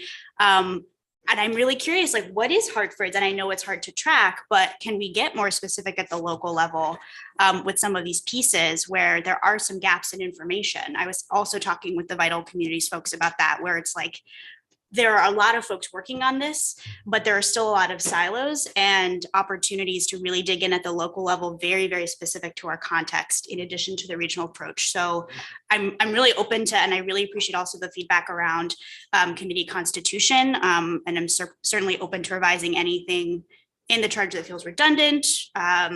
If the constitution needs to be clarified to really say, Hartford residents, and to not include the line around owning and operating a business within the town, happy to make any of those revisions as folks recommend. Jim, okay, we'll take them one at a time. Okay, Michelle. Okay, Michelle.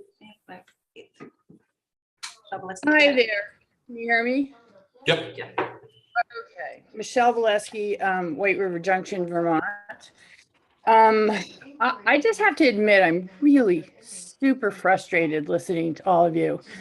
There was a committee in 2020, and they made excellent recommendations, which the select board chose not to follow. Well, they chose one. The whole committee wasn't in favor of that. And that was looking into creating a permanent encampment.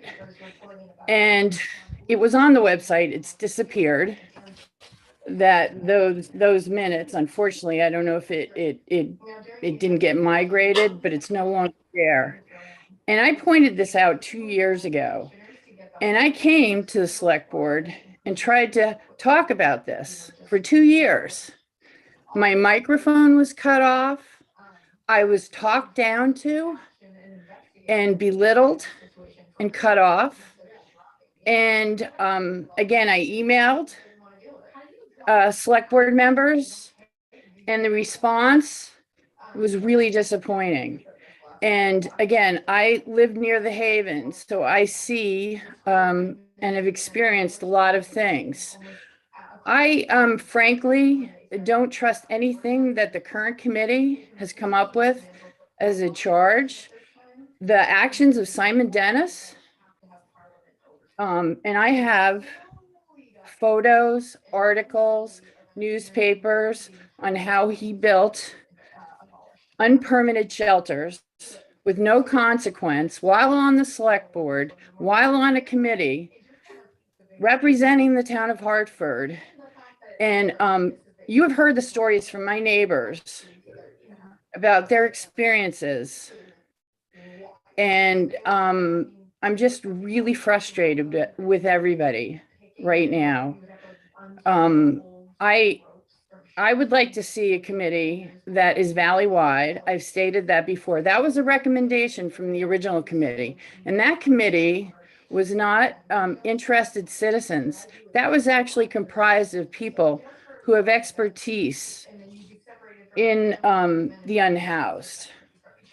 And in any case, I had a problem with this current committee having people on the committee that have put forth plans before the Planning and Zoning Commission and had direct contact with the people in the Department of Planning and Zoning while they were creating a project. And, as far as transparency and, and I think it's, I think this subject is needed, but the way the select board has gone about it in the past 2 years is such a disappointment. And it's such a disappointment to have a great document and have nobody even talk about it tonight. And it's been there, and all this work has been done. And to just go around and around with this. I'd also like to see if there is a committee, it needs to include the lack of affordable housing. I think it needs to be broader and include that, because unfortunately, the past 10 years, we've had people on the select board and there hasn't been efforts to create affordable housing. There's a lot of projects downtown, and those apartments are not affordable, and there's no parking. So I agree with Marie. Like, what is the future? What are we looking at? And I don't think this, continuing this committee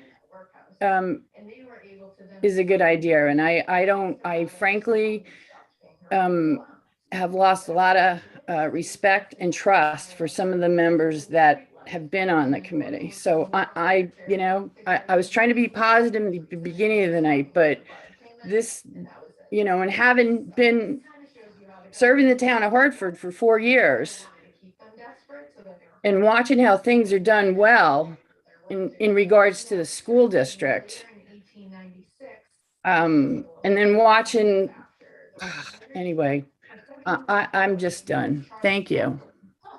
Thank you, Michelle. I would note, just, if Michelle, you're still listening, of the 7 items in the charge, I think affordable housing is mentioned in every single one of them. So it isn't just about the unhoused or emergency shelter. And also the ad hoc committee doesn't exist anymore. It ended. This would be an entirely new committee. We would vet all the members. So just in case people still think this is somehow a continuation of that. I think we have one more hand, then I'd like to get a sense of what the select board wants to do on this. Well, Michelle raised her hand again. Do you wanna? No. Is there anyone else up there? Yeah, there's one more. Let me just, Michelle, can you quickly say what you need to say? Yeah, I'd just like to know what the consequences are for someone who violates their permit ordinances. And, I still, nobody's ever addressed that. And anyway, I just think it's just really frustrating. Anyway, I'm done. Sorry, I'm done. Thanks, Michelle. All right. All right, let's take that last comment. Other hand, oh, wait, it's back up. Okay. Whoever is considered DV is the initials. DV. Hi, my name is Doris Valandry. I live in Wilder. Hi. I had a couple of comments to make. I've heard a lot of talk about this low barrier housing over by the Haven. And I was just a couple of questions I wanted to know, like, how is that going to impact the housing values, the homes around this project, that if this happens to go forward? Well, that's I think that's for the Planning and Zoning Commission. I don't think we can provide any information. I wouldn't know where to begin with that. I mean, that's something that it's not even in our jurisdiction to approve or deny that. All right. Faith Dubois had her hand up before. It's back up again. Yes. Last person. We got to move on. Hi, this is Faith. I just wanted to say just a couple things. I actually work for the Haven. I've been there 12 years. I'm a Hartford resident, been here a lot longer. And I think it would be a great service to have this committee go forward, because I have witnessed over the last year or two how much Hartford works in silos between the different committees. There's recommendations, and then the other place or the other committees, knock it down. And I'm not putting anybody down, and everybody has a right for of their opinion. But I think moving forward, we really need to have different expertise come together and be able to start another conversation and have the people that are unhoused on that committee. And a lot of people, I also work for Granite United Way, and a lot of the people that I work with, I'm a resource coordinator, and I through the different agencies around here are homeless. I'm working with people that work at Dartmouth Hitchcock, who work at Hypertherm, who work at Fuji, who are homeless and make it to their jobs every single day, but have no place to live except for a car, and they travel. So I think it would be a great service to have this. That's all I want to say, and thank you for the time. Thank you, Faith. Okay, No more. all right, I think the board needs to make a motion or decide what we want to do with this evening. So as far as charter, the language here, sorry, the constitution, is that what it's called? The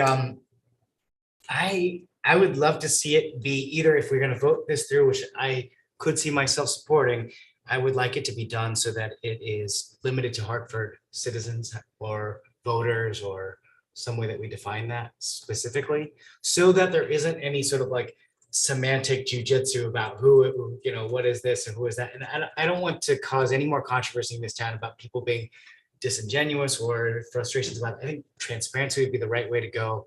I could see where a committee like this could seed something else.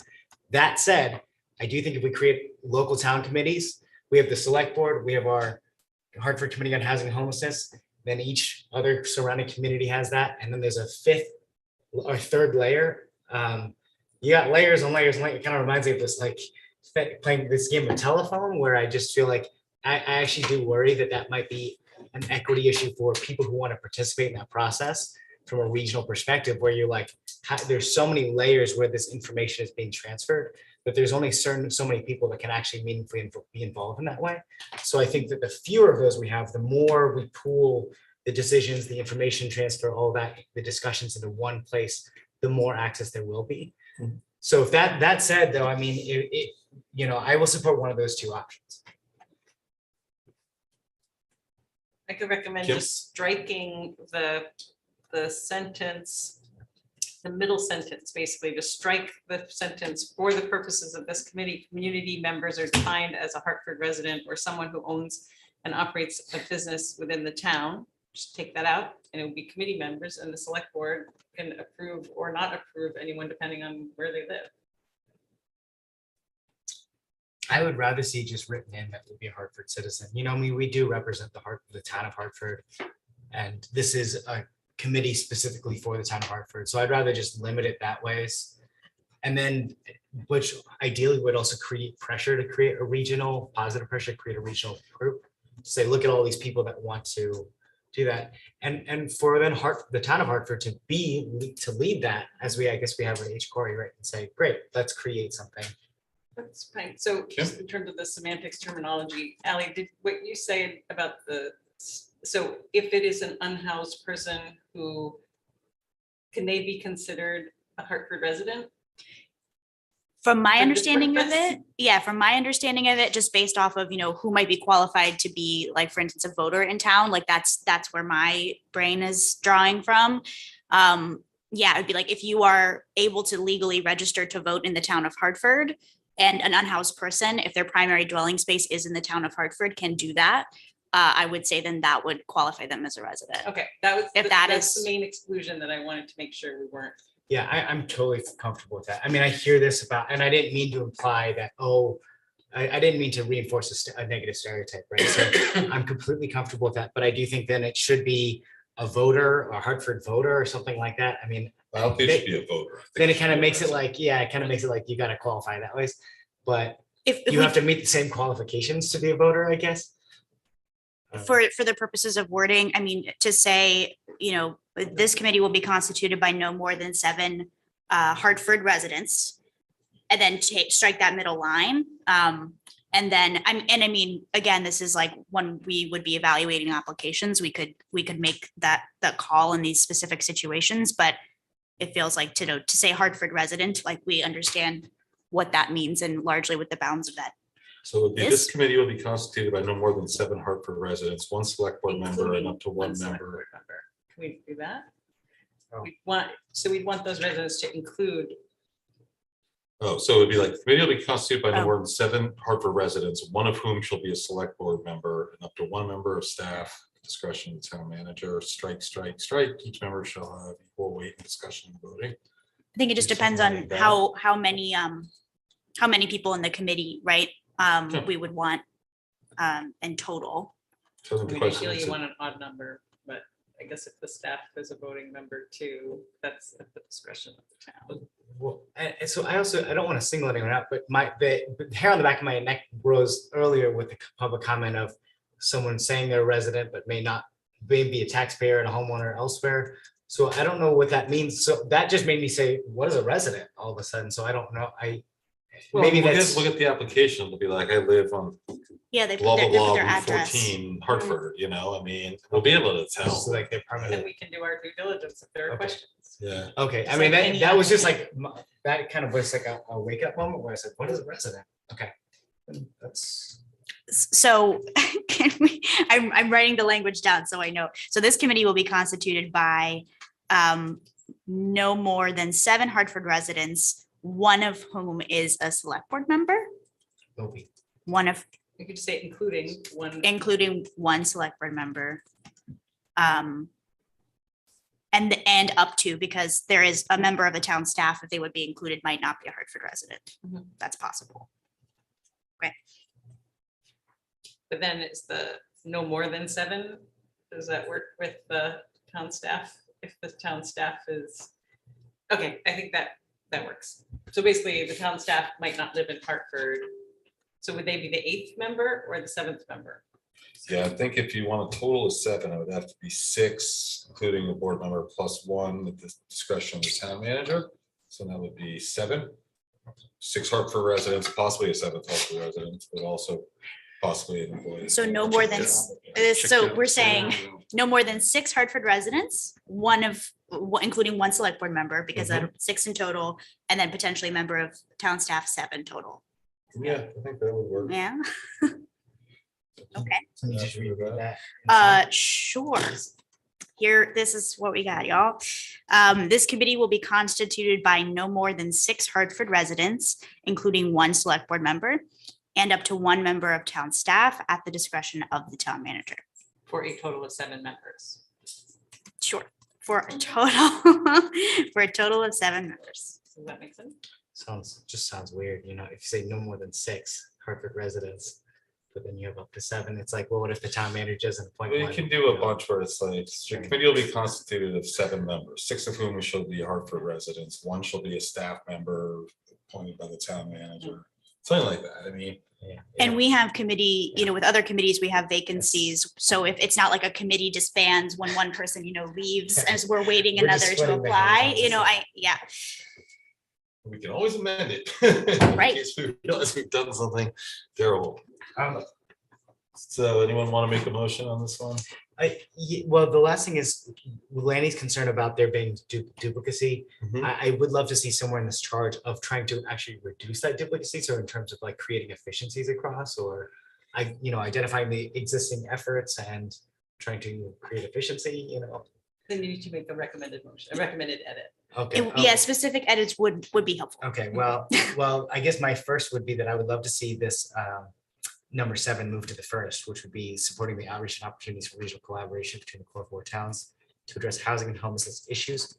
I would love that to be the first part of the charge, because to my knowledge, there's no one yet that does that. Who takes that on. Okay. The second would be pursue, with respect to the charges that follow, identifying the work and supporting the work, or creating efficiencies between the pre-existing work of different departments and organizations across town that are consolidating Like, the efforts. if some other, I don't know, I'm not too worried about this, like there's duplication. I don't know, it just doesn't bother me all that much. It just feels like if really someone noisy, puts out a you know? report on like housing in town, like, or something specific, like some other group does, I mean, this group probably would be like, okay, great, we'll take that and we'll build off it. I don't think they're gonna like, just do the exact same thing. I don't know, I don't see that as a particularly big concern in my mind. I would fight harder on COLA than on this. So. Happy to. You entertain a motion? I would entertain a motion. Mr. Chair, I move that the select board approve a standing committee for housing and homelessness in Hartford with the charge as presented with one amendment to the Constitution regarding the members be all Hartford residents with the exception of a possible town employee member. We'll be listening to the tape at this point. Anyone feel like seconding? Do I have a second? I'll second. Okay, Larry, second. All right, discussion. Lanny? I'm gonna vote no on this. I cannot, in all good conscience, allow this to go through or with my vote because of the redundancy in there. I don't feel the need for this committee based on the fact that we have such resources in the town. We need less government. Okay. Dan?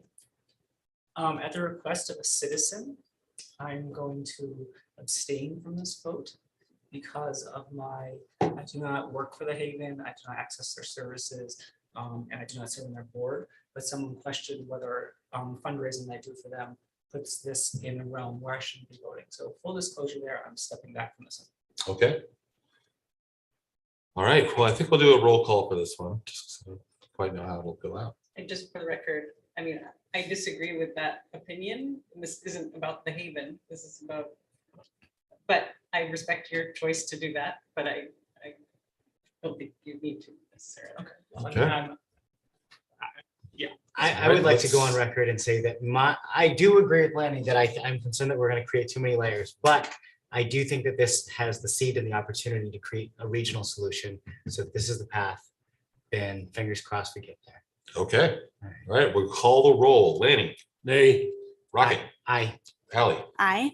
Mary? Aye. Kim? Aye. I will vote aye. Dan will abstain. So I believe it ended up being 5-1. Lanny voting no.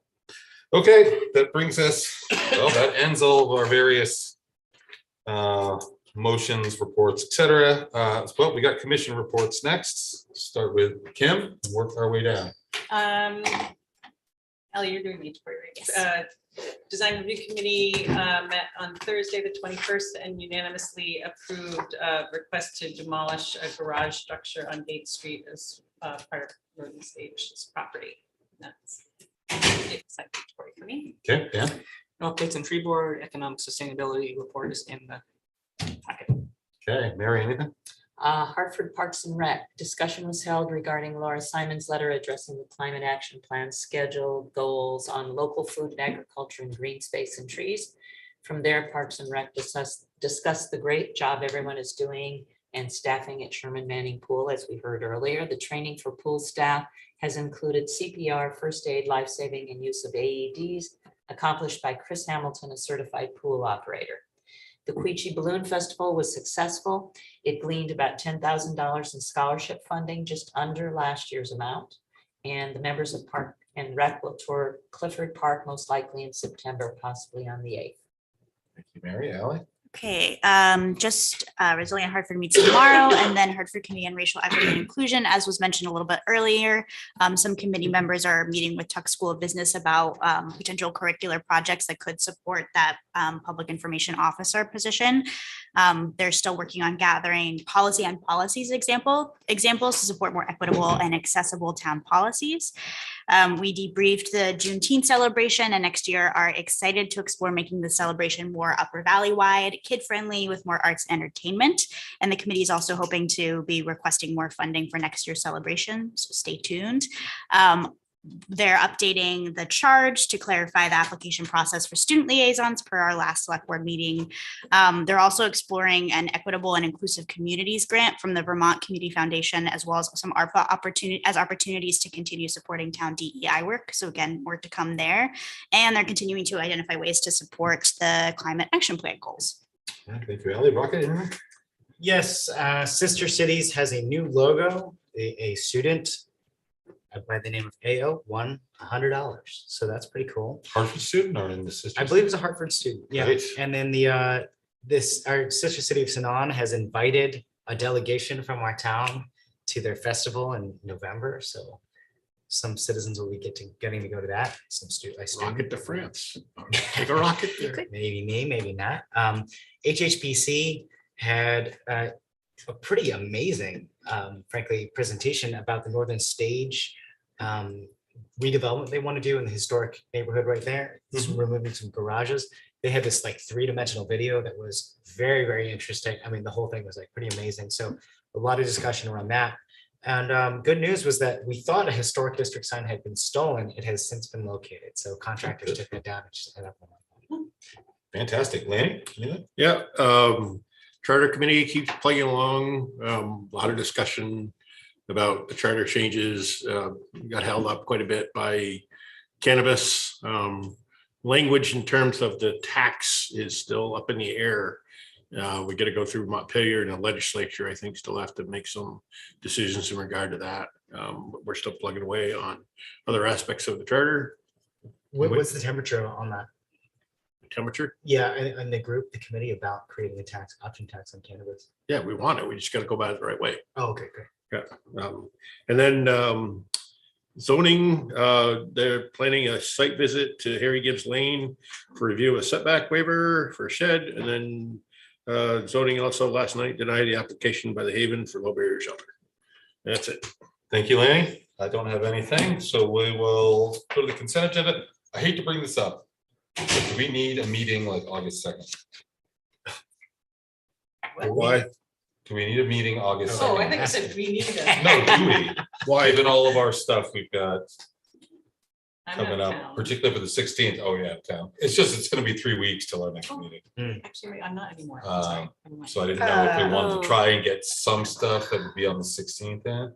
We would have to make a decision and warn that to Valley News by 10 a.m. the day after tomorrow, and it's 10:30 on Tuesday night. So Fair enough. Okay. I'm fine. I just I didn't was know if there like, was like clamoring whoa. for it.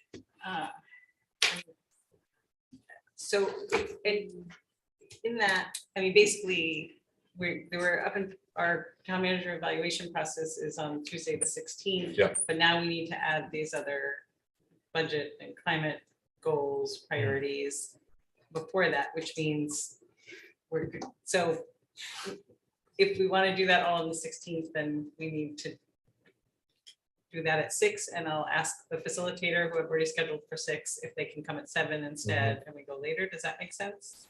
Yeah, it's gonna be a long meeting. It's gonna be Does a an long hour night. give us enough time to? I don't know. I couldn't tell you.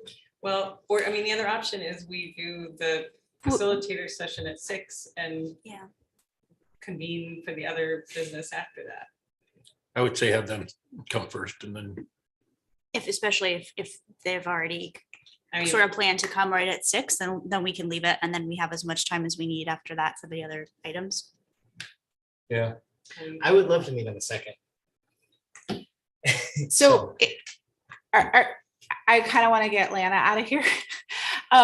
So are you all still If that- discussing if having that an be- additional meeting? if Because you that- also can, we also can, like, you all can do a scheduling email, and that's totally on the Yeah. up and up. yeah. All right, Okay. well, we'll figure it out. If there's an appetite for that.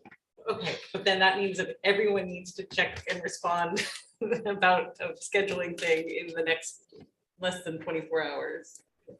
Well, it wouldn't necessarily have to be the Tuesday, right? I don't know what people's schedules are, but what if you get it like on Thursday? You get them a couple extra days before you have to warn it. right? Thursday's not good. Yeah, this may just not work out. And we're gonna have a long meeting the 16th. We have a long meeting the 16th. We had a long meeting tonight. you But know, can do we, that. can we agree as staff and board that we do the facilitated session at 6 and other business after that? Yes. That's fine with me. I would like some sort of commitment on a hard line, because we will have Dana here on that night, and I don't want him kind of hanging out for like 3 hours. So I would like you to have some sort of possible ballpark on when he could come, because that's a hard thing for staff to do, and I'm just trying to not have that happen to us again like it did in the past. 8 o'clock? Because I mean, we're anticipating that the evaluation would take about 2 hours. And again, you all can have this conversation by email. It's totally on the up and up to have scheduling conversations. I know, but having us all in the room together, I Okay. want to get out here too. 8 o'clock. So, I mean, and if Dana's here around 7:45 and we get out earlier, great. That's totally but fine, yeah. it Doesn't mean he has to wait for an hour, but I think, I think the earliest we will get out is 7:30. And this is a session just with the board and the facilitator. This is not, you don't have to be in on that part. And I can talk to you about that more later if you want. Okay, hold on. Okay. You are not having an additional meeting before the 16th. Doesn't sound like it's gonna work. We're having a meeting on the 16th. It will start at 6 p.m. With Yeah. with the facilitator, which is an executive session. At about 8 p.m., we're going to open that up with the climate action plan, fiscal year 24 operating goals. We're also going to address the board first session of the board guidance for FY24. You also want to discuss the police COLA adjustment. We should have a meeting on the second, I think. Don't you think? Because we also, what about the buggy doors? We need these buggy doors. So at this point too, I want to bring up that you're backing staff into an issue because the packet for August 2nd would be due Friday morning to you all, to Lana to put together. So we're now, we're backing into things that we don't have time to prepare. Melinda doesn't mind staying until 11 o'clock, I'm sure. Would we, because we're having our communications training on the 15th, right? Yes. Would we be able to have, I know that is not, doesn't have to be publicly warned, but have a publicly warned meeting on that day when we know to discuss one or two agenda items? That would be too much to pack in on Tuesday. She sounds like a fairly That sounds decent great. idea. That's a We great think of idea. it as a retreat. Yes, a retreat with just a little bit of work. Just a couple little items that we think will go fairly quickly, right? That sounds Same great. thing, they're expecting 6 o'clock. Yep. So I feel, I mean, like, we've been jumping through hoops to get these scheduled, so I think if we can not change our facilitators. I think we should preserve those at all costs. And then, but we are gonna have, I mean, to avoid an 11 p.m. finish on the 16th, we're gonna have to figure out an alternative date, right? Which we could do by email. It sounds like second is off the table, maybe the 15th, maybe after. Let's just figure it out. right now. Let's plan on the 15th. 15th. At what time? 6 o'clock communications. 8 o'clock or maybe prepared for 7:45 with, do you want to do COLA or what? I mean, I guess could it kind of. We can discuss, sorry, Tracy. No, I think at this point, right, like, I don't want to speak to any of my staff, asking them to come on a date that they weren't expecting it. So at this point, I will take the hit and suggest that we do the board operating priorities and we can have that discussion with the 8 of us. So that way nobody's switching their lives up when we've said it's looking like you're going to go on the 16th and now we're saying the 15th. People schedule these in pretty heavily. Dan? Mr. Chair, I'd like to make a motion. We approve the payroll ending 7/23/2022, approve the meeting minutes of 7:15, 7:16, and 7:12. Wait, Back up. 7:12. 7:12. Why do we have 7:12? Should be 8:12? The minutes. Oh, are minutes, 12. sorry, meeting minutes. Oh, sorry, okay. So, okay. Let me start over. Okay, approve the payroll ending 7/23/22, approve the meeting minutes of 7/12/2022. Approve the AP manifest of 7/20/22 and 7/26/22. We already have meeting dates approved of the 16th and the 23rd, and now we're gonna add in the 15th. August 15th. 15th. Should we just bring sleeping bags on the 15th? Oh, you have a second? Second. Any second? All right, all those in favor say aye. Aye. Opposed? No. Okay. We have an executive session scheduled. What are people thinking? What are they feeling? Get done out of the way. I think we could do it later. We can sign our paperwork and. And hit the road. Everybody sign? Yeah. Everybody but Kim, unless you. Yeah, I can do it on the way in. Are we able to adjourn the meeting so that? We don't need Lana here to adjourn the meeting. Right, we're good on that. So I'm going to move that we go into executive session. Mr. Chair, I move that in accordance with Vermont's open meeting law requirements, I move that the select board enter into executive session to discuss the employment, appointment, or evaluation of a public officer under the provisions of Title I, Section 313(1)(3) of the Vermont statutes. Second? Anyone? A second. Any seconds? All those in favor say aye. Aye. All right, we are going into executive session.